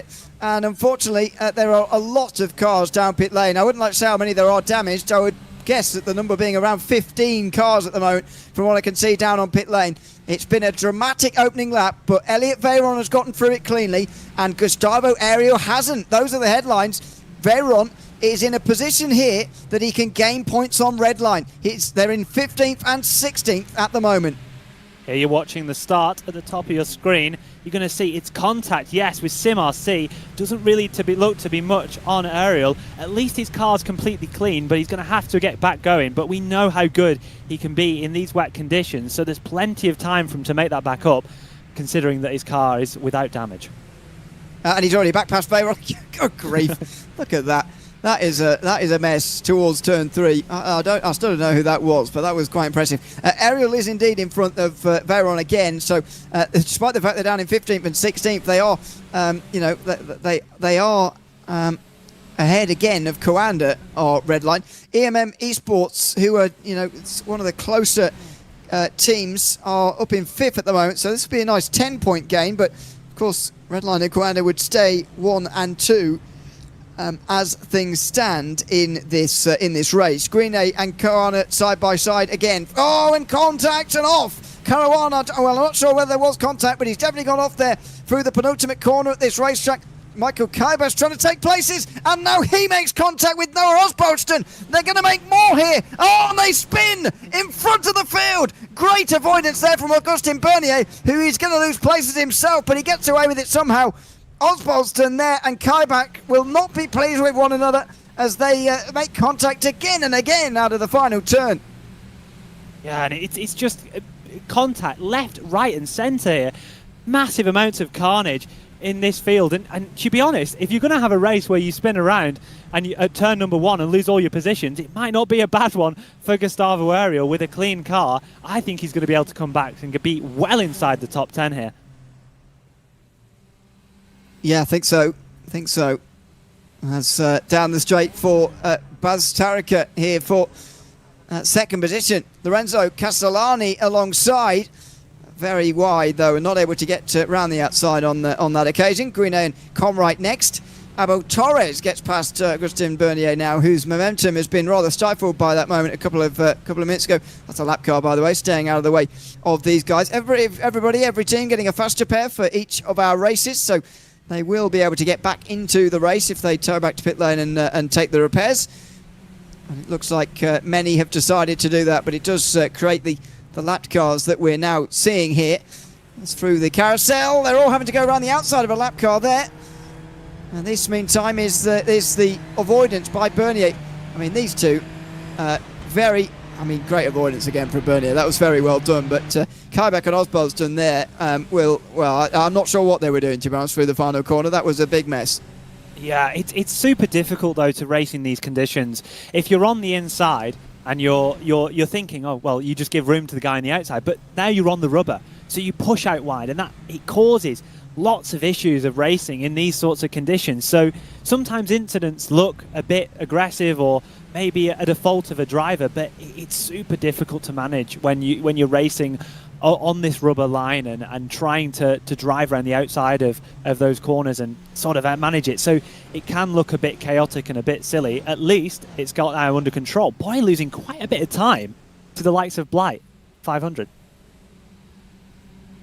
Yeah, and that is going to be a little bit of a concern, because in qualifying he was a lot quicker than the rest, and that might have given him a false sense of what was going to happen in the race here. But those one-lap qualifying sessions are just very, very different to what we're going to see here in these races. Gustavo Ariel, by the way, already into the top 10 here. I know there's been pit stops happening ahead as Kybak comes into the pit lane now, probably to repair some damage, but Gustavo Ariel back into the top 10 and limiting the damage very well. That's what you've got to do when those mistakes arrive and when those incidents arrive, which they were going to all at one stage. And to be honest, I thought Ariel pulled across, to be honest, on Green Lane towards turn number 1. Now he's recovering all these positions, though. Dmitry Mariv is one of those who was involved in stuff on the way towards turn number 1. A few cars spinning up in front. And piles into the Williams car that was on the apex there. When you start at a certain point back, there's just nowhere to go, and that's why it's so important, as you mentioned at the time, just to get a lap on the board in qualifying. Oh! And that's the space project right there, like you say. I guess just doesn't see or maybe misjudges where he'd need to place his car ahead, and yeah, gone to space. Well, that's I'll be impressed if we see a car that high off the ground again this race, but let's wait and see on that. Still 18 races to go, indeed, after this one. Comright just in behind Corentin Guinet at the moment, but they're all being smacked around by the likes of Baz Tarika and Lorenzo Castellani. Not Castellani anymore, though. He's in the fence. His rear wing's across the racetrack, and that's the end of it for Lorenzo Castellani, who is going to drop down the field now very quickly, and he drops straight out to the top 10 and down the field. What a big shame that is for Castellani. He's one of the more, unrecognisable names in a sea of really strong drivers, some of the best in sim racing around him, but unfortunately he has a spin through the kink, and that's the end of his day. Yeah, chaos then. Just seems to lose the rear end, and once you're gone in a car like this, especially when you've got wings helping you out. When they're pointing sideways against the airflow, they don't really work that well. So unfortunately, into the wall, towed the car completely out of the race. That's certainly out of the running for a good result, and that is a real shame. On board, this is what happened to Castellani. Puddles on the left-hand side, he's just dipped into them. Oh, and it's hard into the wall. Unfortunately, he will have seen that corner 4 or 5 times beforehand, and surely should have known that those puddles were there on the left-hand side, and that you can't really go near them and try and turn in on them like that. Really easy for you to say in the commentary booth, but yeah, it's super difficult condition, this sort of weather, and sometimes with spray in front and lap cars, you don't even see it where you need to place the car, and that's one of the challenges. Talking about Ariel, fastest lap of the race, what 2 2 seconds, 1.8 seconds faster than the leader right now. Everyone needs Will just to bring them down a peg or two every now and again. It's it's good to have, keeping me grounded. Ariel is indeed flying up to the back of these guys at the moment. Augustin Bernier is next on his list, and there are a number of lap cars involved in here, as you can guess as well. None of those are for position, by the way, with Bernier. Oh, and one of them's off in front. It's all very complicated with everybody on different laps at the moment, but as Ariel gets through, it's not complicated anymore. They are nose to tail. One lap car in front, another one off the road into the gravel. Ariel's onto the outside into the kink, just brings himself away from that curb on the left-hand side. There's a sliding car in front of them. Whoa. Oh, and one crashing in the background. It's all happening, but stepping through it all, Gustavo Ariel is recovering places very, very nicely indeed, and he's up to 7th now after spinning on lap 1. Yeah, so another major issue in the kink there. I don't feel like that's the last time we're going to see it. Ariel already in 7th. You'd say he's got a good chance of even catching the lead at this sort of pace. Interesting to see kind of how that develops. But you're going to have to be careful around these lap cars. It's really easy to say, oh, we'll just, pass them normally or pass them on the inside. But, in these sorts of conditions, it's so easy to lock up, so easy to grab a brake, make another piece of contact which can ruin your race. So Ariel will be very aware of that scenario and will be taking a little bit of caution with the lap traffics. And there goes Ariel, just consolidating that position now. As you say, having to sort of treat the lapped cars the same as how he's been treating those on the lead lap so far in this 6th race of VCO Infinity. Santiago Bastarica is now caught by Corin Sanguine for 2nd place meantime. Jaden Comright not far behind them. Matt Caruana, then Abel Torres rounding off the front 4. And then you've got to Ariel, who is trying to catch them at this stage. Elliot Veyron down to 10th place in the meantime, so losing 3 more points to Coanda Esports at the end of the day. Coanda, by the way, I don't know if you've seen this, Will, a couple of penalty points have been added to their points that I can see on the website now, and that will put them 14 points behind rather than 12. Those 2 points being picked up in the previous race, dropping, well, it doesn't promote everybody else up, it just takes 2 points away from them, so Pai has the effect of finishing 4th even while he crossed the line in 2nd. Yeah, and that's to do with the Tulashi incident. So there's potentially more points if it's been protested coming their way for the Williams incident if the stewards were to deem that at fault. Here's your leader, Nicholas Boy, 4 seconds to the good now, 1.2 seconds faster than the 2nd place car last time around. He's in a good position here. You want to be leading a race like this. In the rain, you just want the clearest track possible. And yes, we do have a lot of lap cars that could be causing issues for our drivers out there, but you just want to make sure you've got a clear track, clear vision of where all the puddles are, and you just need to focus on your line. And he's doing that right now, nearly 5 seconds as we start the 7th lap of the race. I must say there was one stage where I thought that Boy was really going to be caught by the likes of Bastarica and Guine as well, and the rest of them, but he's since got back up to speed again, and he's starting to show some of the dominance that we really saw from him in the qualifying session. This would be the first podium of Drago Racing's VCO Infinity, if he can indeed get there by the end of the day.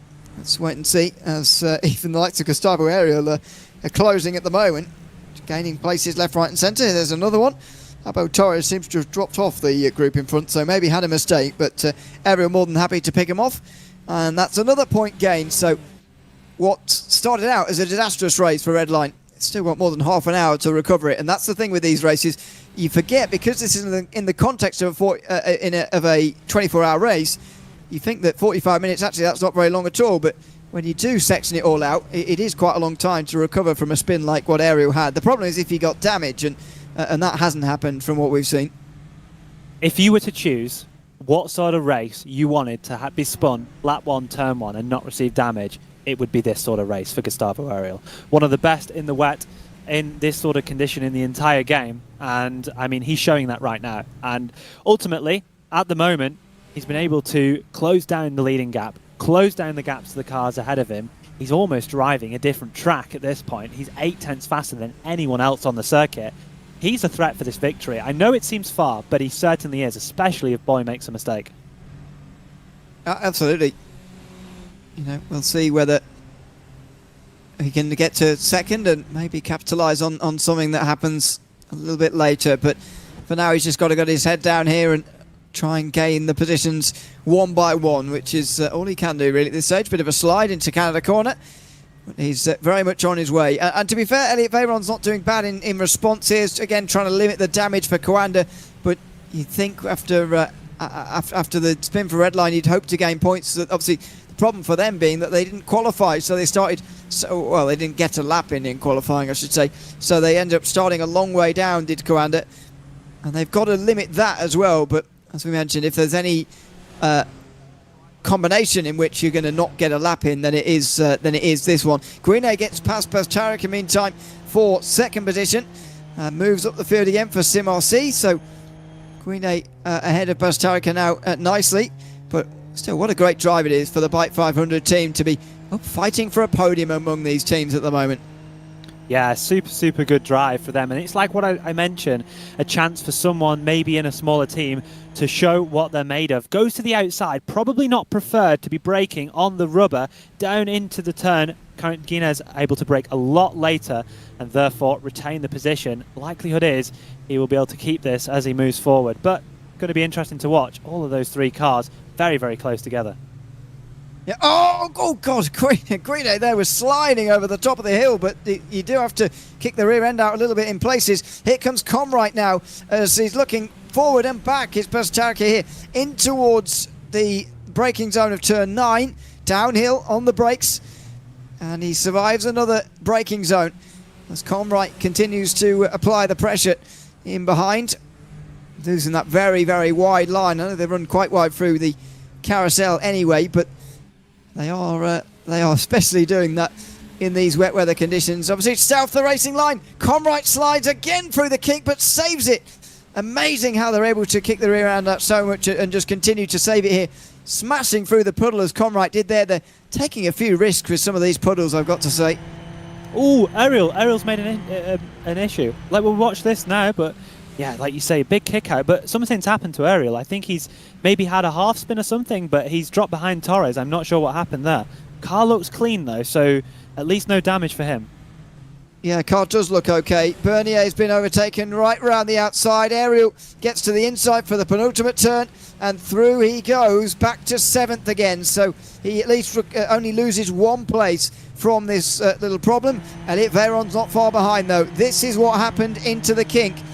In turning in, he's oh my word! How has he got away with this? He's only hit the wall slightly. He's only just been avoided by those on rushing. That is a miracle escape for Gustavo Ariel.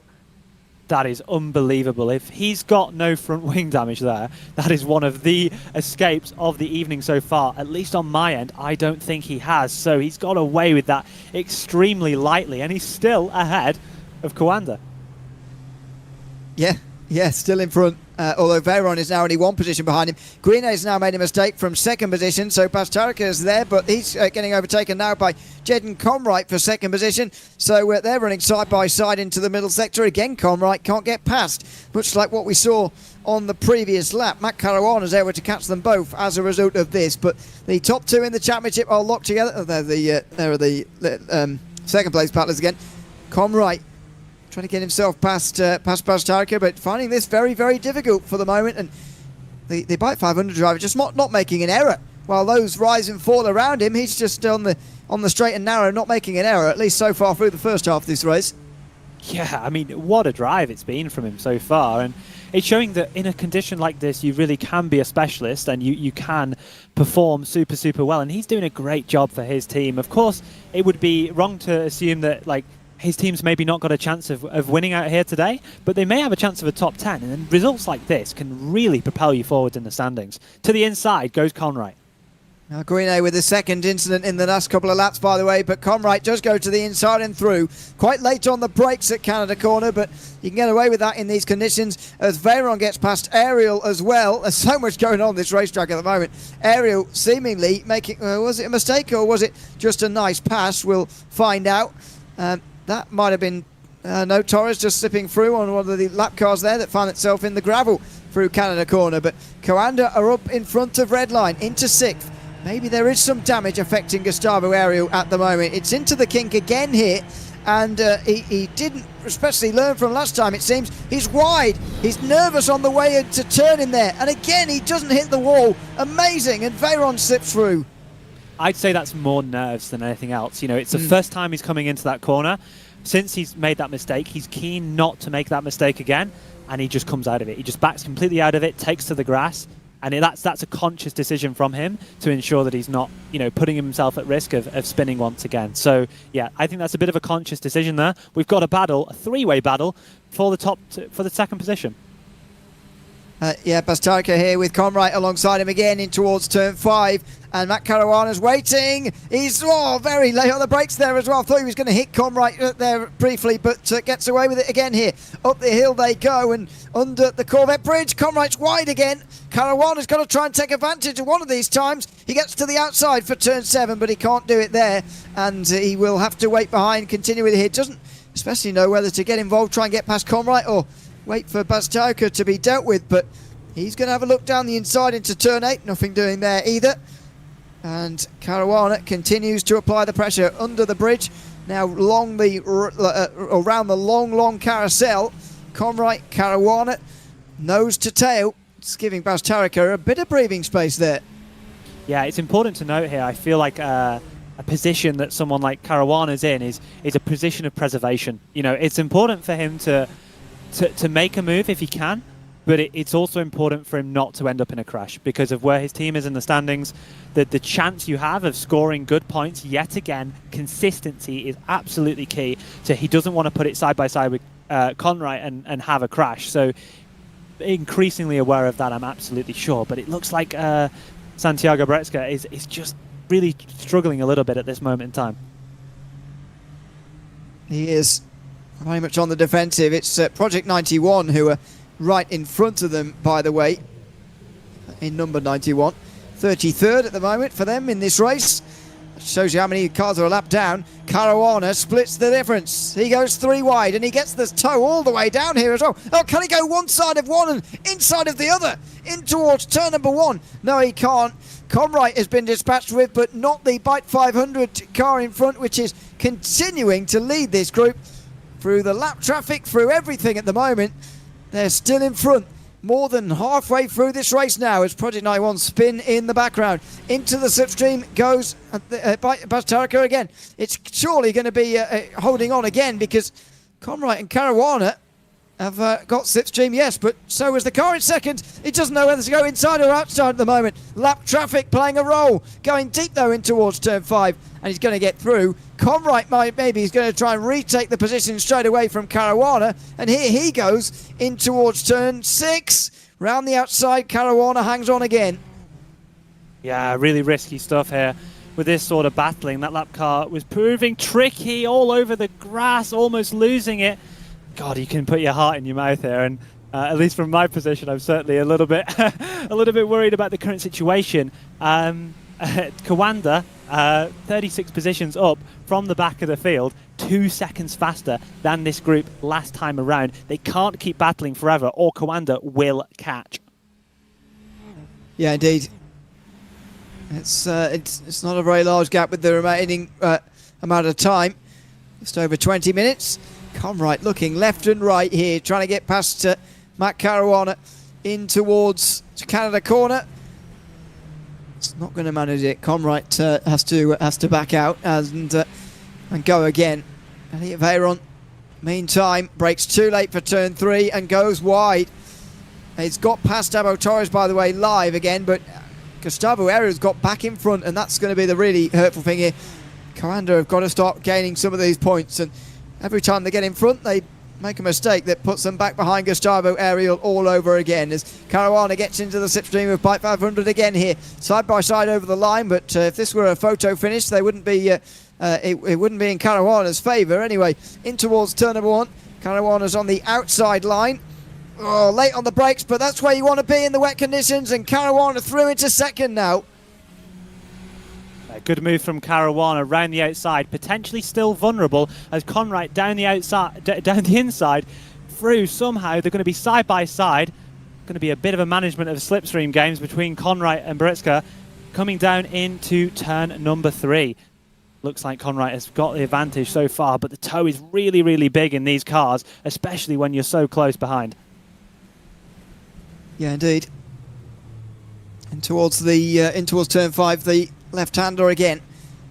Conrad, Caruana, Bastarika, 3 in a line, and Caruana and Conrad now would be expected to get away in the next 20 minutes. Nicholas Boy is still leading by a very long way in this race, but there are still nearly 20 minutes to go, and a very, very difficult day to keep the car on the road throughout.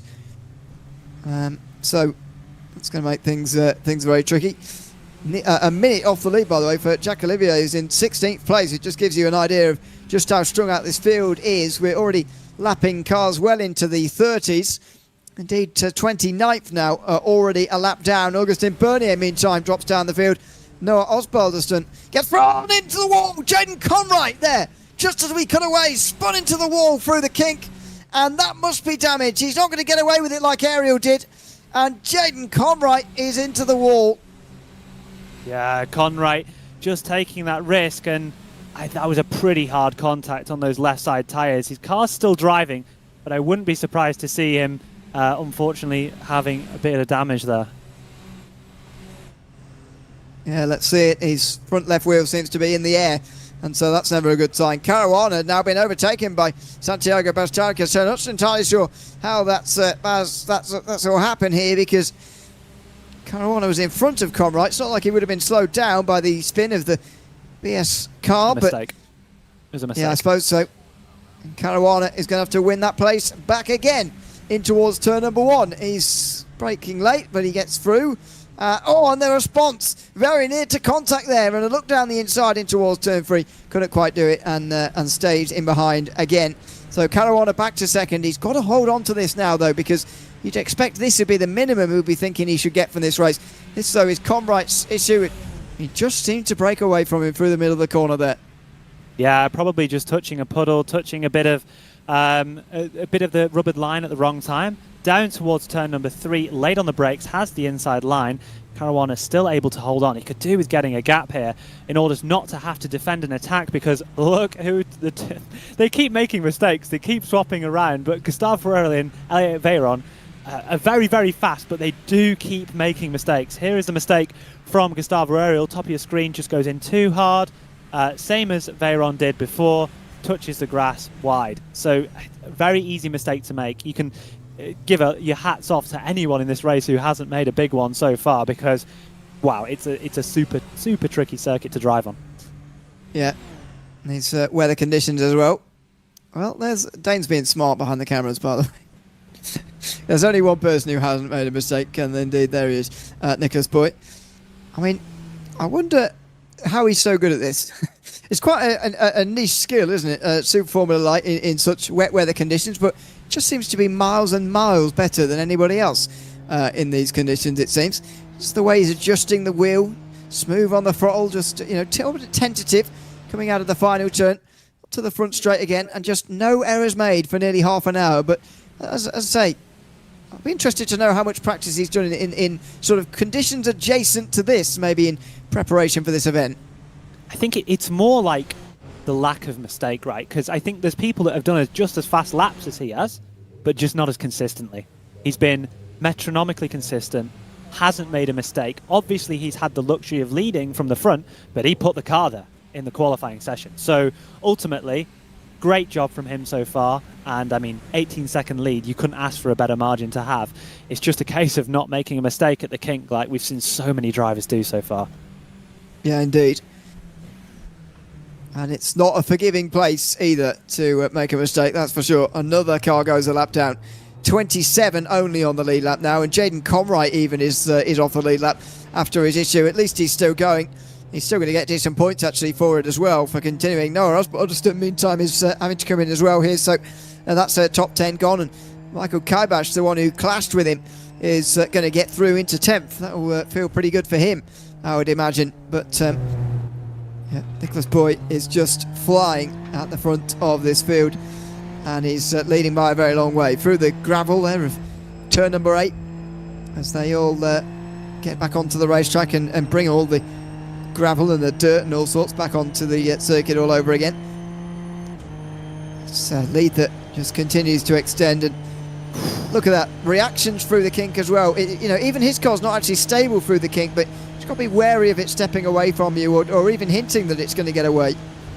Yeah, it's just a case of managing everything, managing the line that you take, and just having that confidence.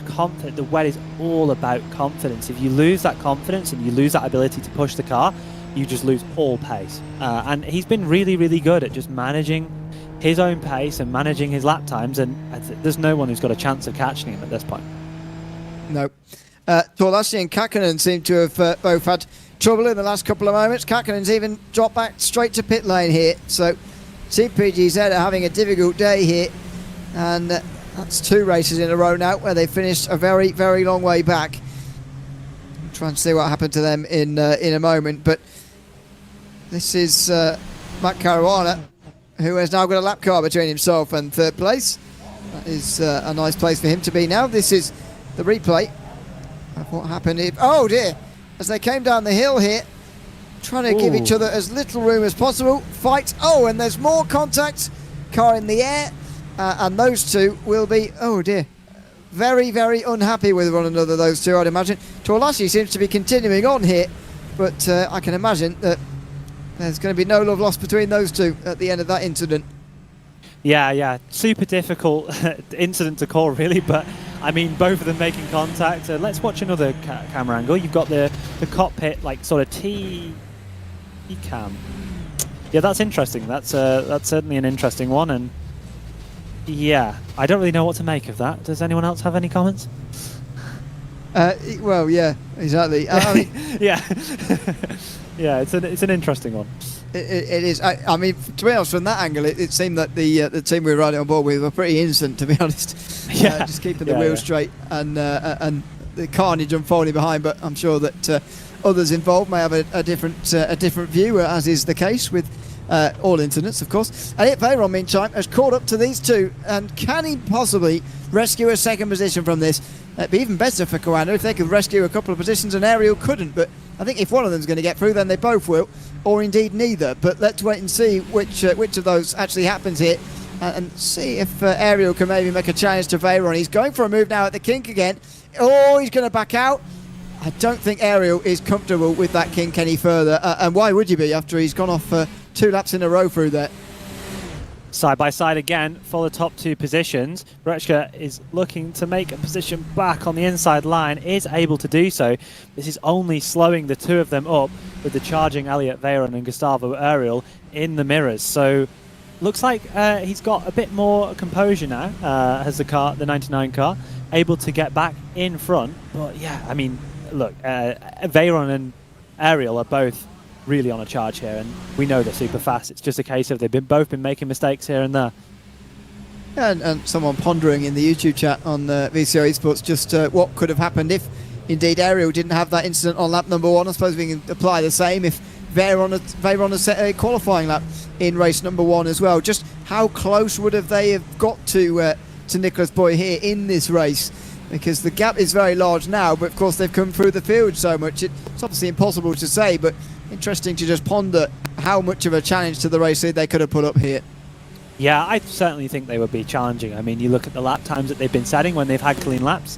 They've been matching, if not faster, than Boy, but unfortunately they've both also made quite a few mistakes. I mean, it's amazing to say that considering they're 4th and 5th at the moment and are likely to challenge for the 2nd place.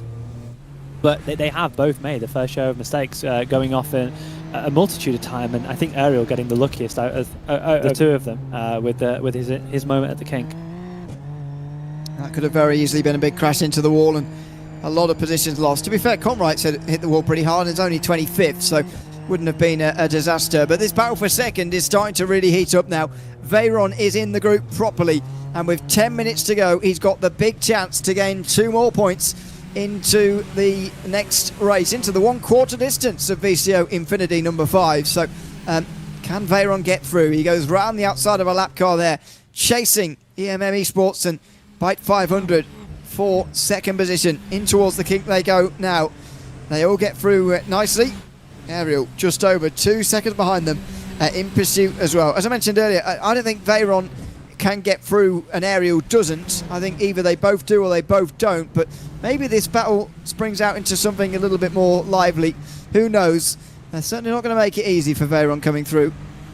Yeah, it'd be interesting to see how it plays out, really, because we know they've got the pace, but have they got the pace to actually overtake and gap in time for them to sort of get enough of a margin not to face any repercussions? It looks like Veyron is on the inside there. I actually can't tell. I'm not sure if he's on the inside or the outside.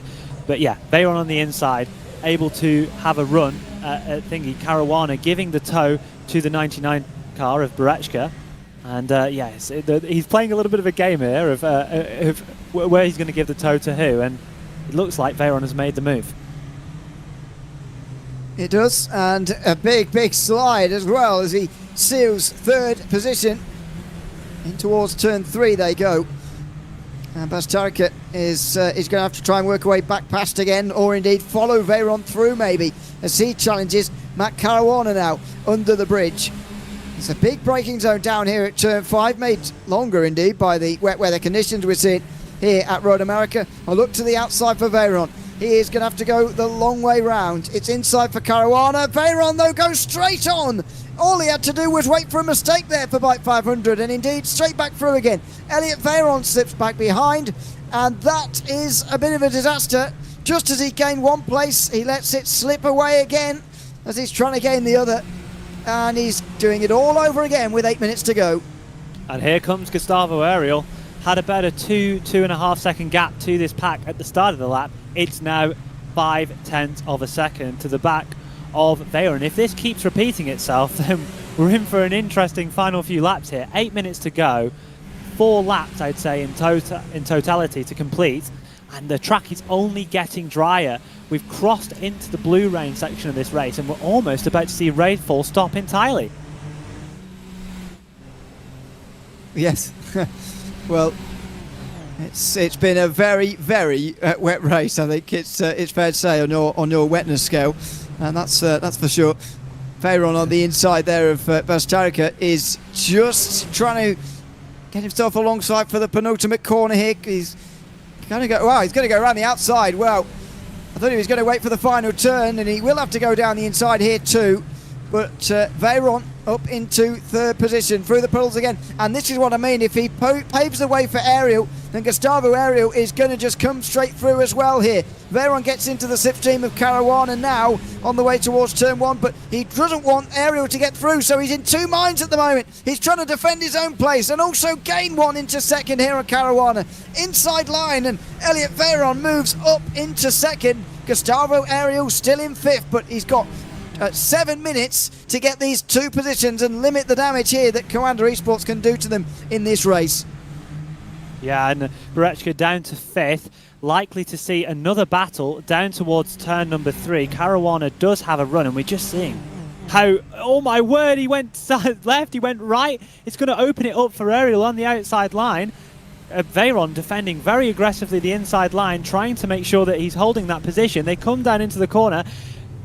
Ariel on the outside, not able to quite get the run that he wants, and it stayed the same. Berechka up the inside of Ariel, unlikely to gain the position.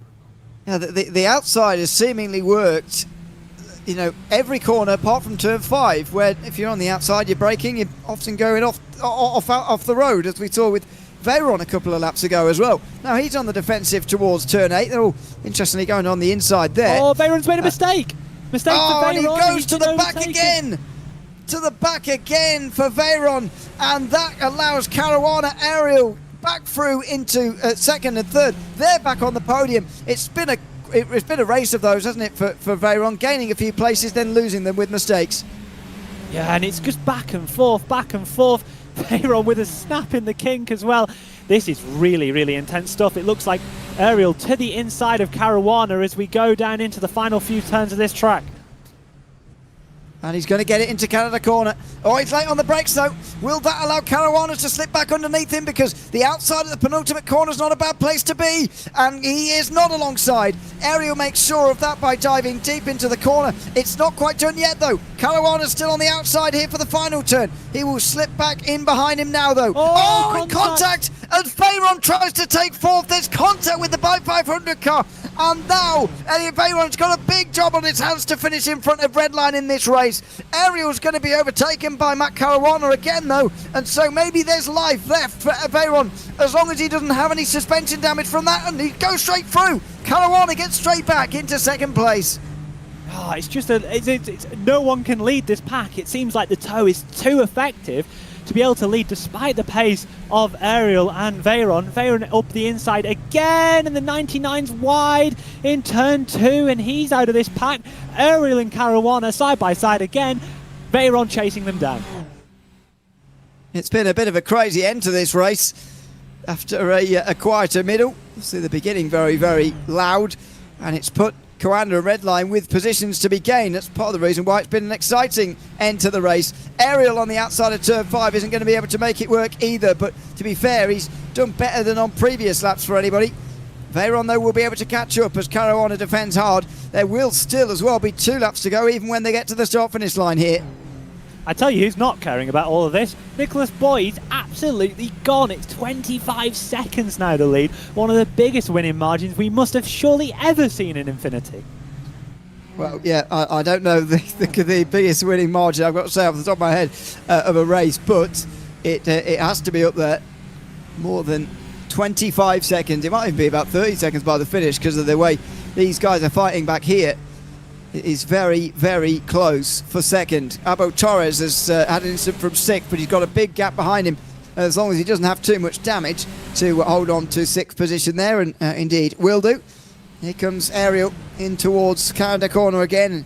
Can't quite get through there, so a couple of laps to get past Caruana, but don't forget this is, at the moment in the standings, the overall top 3. Redline leading Coanda by 14 points. EMM Esports are down by 37 points already, and so they'd very much like to take the points away from Ariel as well with Matt Caruana here. Looks like Ariel will get a good run here. We've seen how powerful the tow is from this range. Caruana is going to force Ariel to take the inside line, but he's got a massive overspeed. Caruana squeezing him to the puddles, desperately trying to slow him down, but he might have cleared by the time they've got to turn 1. He has taken the position, but can he hold on before we get to turn number 3?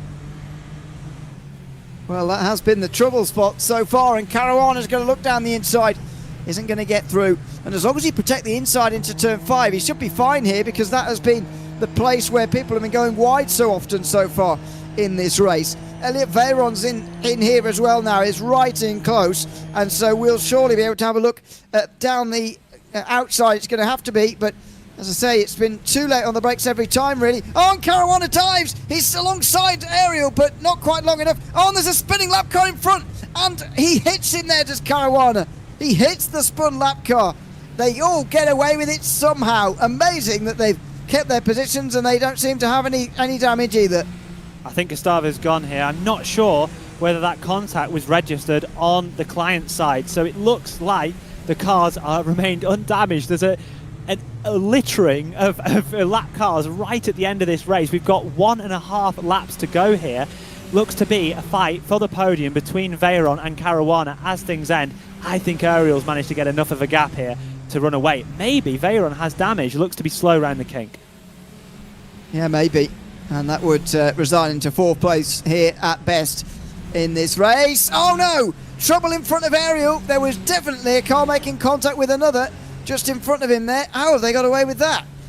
Nobody seems to have had any trouble in terms of spinning around or anything through that quite narrow section, so we get away with it again. The white flag's waving again here as they come past the start finish line.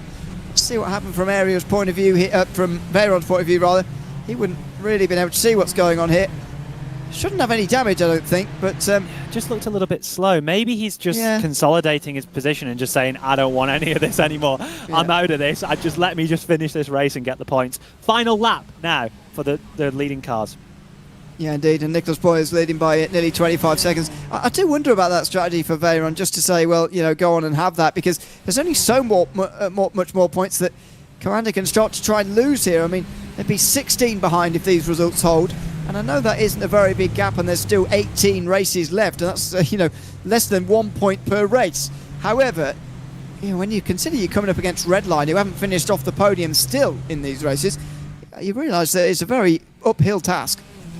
Yeah, it is an uphill task, but ultimately I think, I don't know, it depends how much you're risking. Obviously, the car is, you know, he's got a pretty big gap behind, but if he was to total the car on the final lap and have to tow, that is, you know, that's 16th, 17th, I don't know, it's a loss of 10, 15 points, and the gap in itself is only, what, 12, 13, 14 points, around that sort of margin.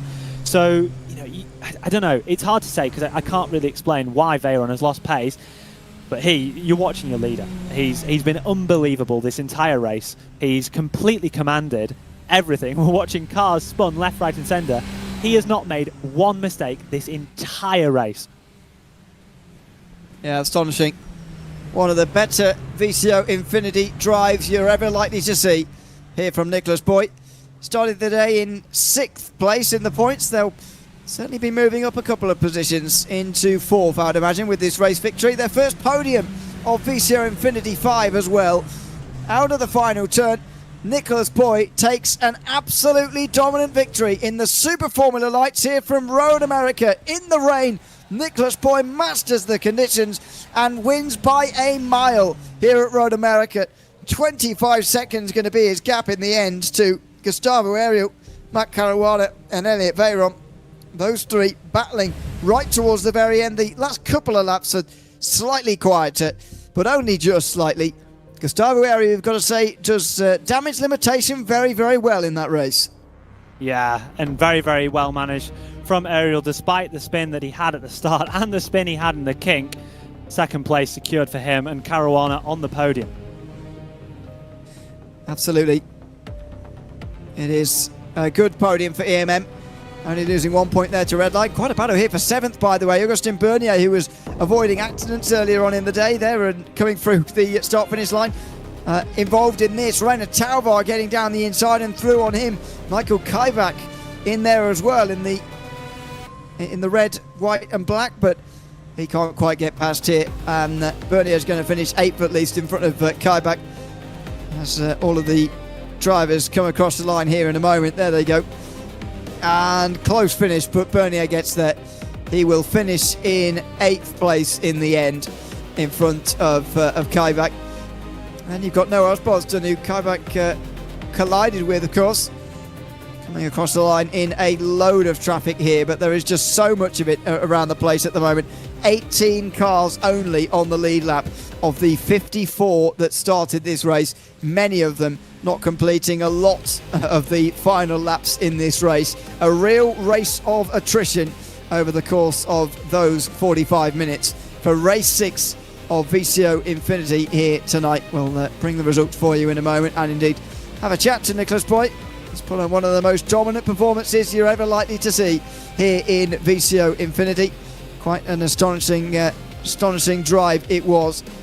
These are the last guys to come across the line here from inside the top 18. It's Peter Zuber, done 19 here, then Peter Zuber ending up in 19th position for Grill & Go, who have just slipped away in these last couple of races here for them. The number 1 team, for example, finishing nearly, well, in 20th place in the Radicals. And now nearly outside the top 20 here as well. But lots of damage, lots of incidents, lots of interest in this race, but in the end only one winner. We'll see these results in a second. For Nicholas Boy, they'll be very good viewing. 26.9 seconds it is in the end. Gustavo Ariel finishing in 2nd position. and Matt Caruana and Elliot Veyron. Santiago Pazchaica finishes rounding out the top 5, and that's a great performance for Bike 500. Abel Torres next to Augustin Bernier, who ends up holding off Michael Kaibach.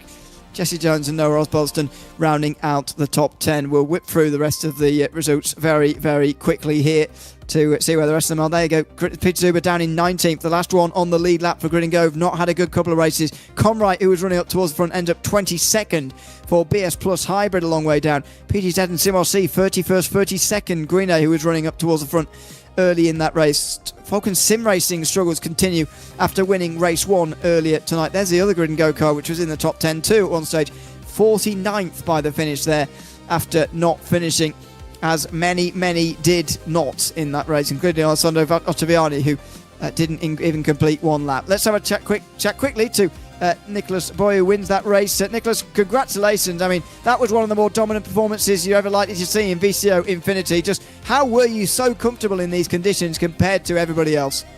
Honestly, I have no idea. I did the qualifying lap, and first I thought, like, I don't know, some people just need to get the lap in, and then I saw I was on pole by 6/10.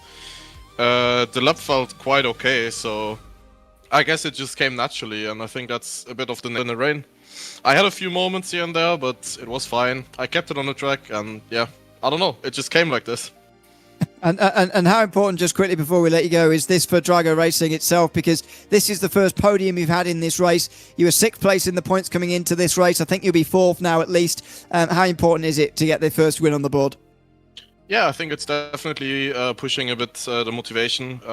We didn't put too much focus on this just because of IndyCar World Championship and all that. So I think the majority of the roster is on quite low hours. So I think this is mainly just a confidence boost, and hopefully we can carry the momentum a little bit in the next races. But I think with the point system, it's just keeping it clean is the most important thing. So yeah, it's that all that matters. So we just need to keep it clean the next few races, and then I guess we'll see where we end up. Absolutely. Congrats on the win in race 6, and thanks for chatting to us at the end. Thank you. Thanks very much. Nicholas Boy there, the winner of race 6 of VCO Infinity here tonight. Well, 1/4 done of VCO Infinity number 5. The rain here at Road America providing a lot of excitement for race number 6. A note to those of you watching on YouTube, by the way, to switch over to part 2 of the stream now, which we're about to switch over to in time for race number 7. If you're on Twitch, you can stay exactly where you are and tune in as Lewis McGlade and Nathan Richards take you through the next 3 races of VCO Infinity number 5. Myself and Will Chadwick will be stepping away after this race. We'll be just going on a short break, but come back in, well, a minute or so. The races keep on coming here in VCO Infinity. We'll be back very, very shortly with race number 7 coming up next.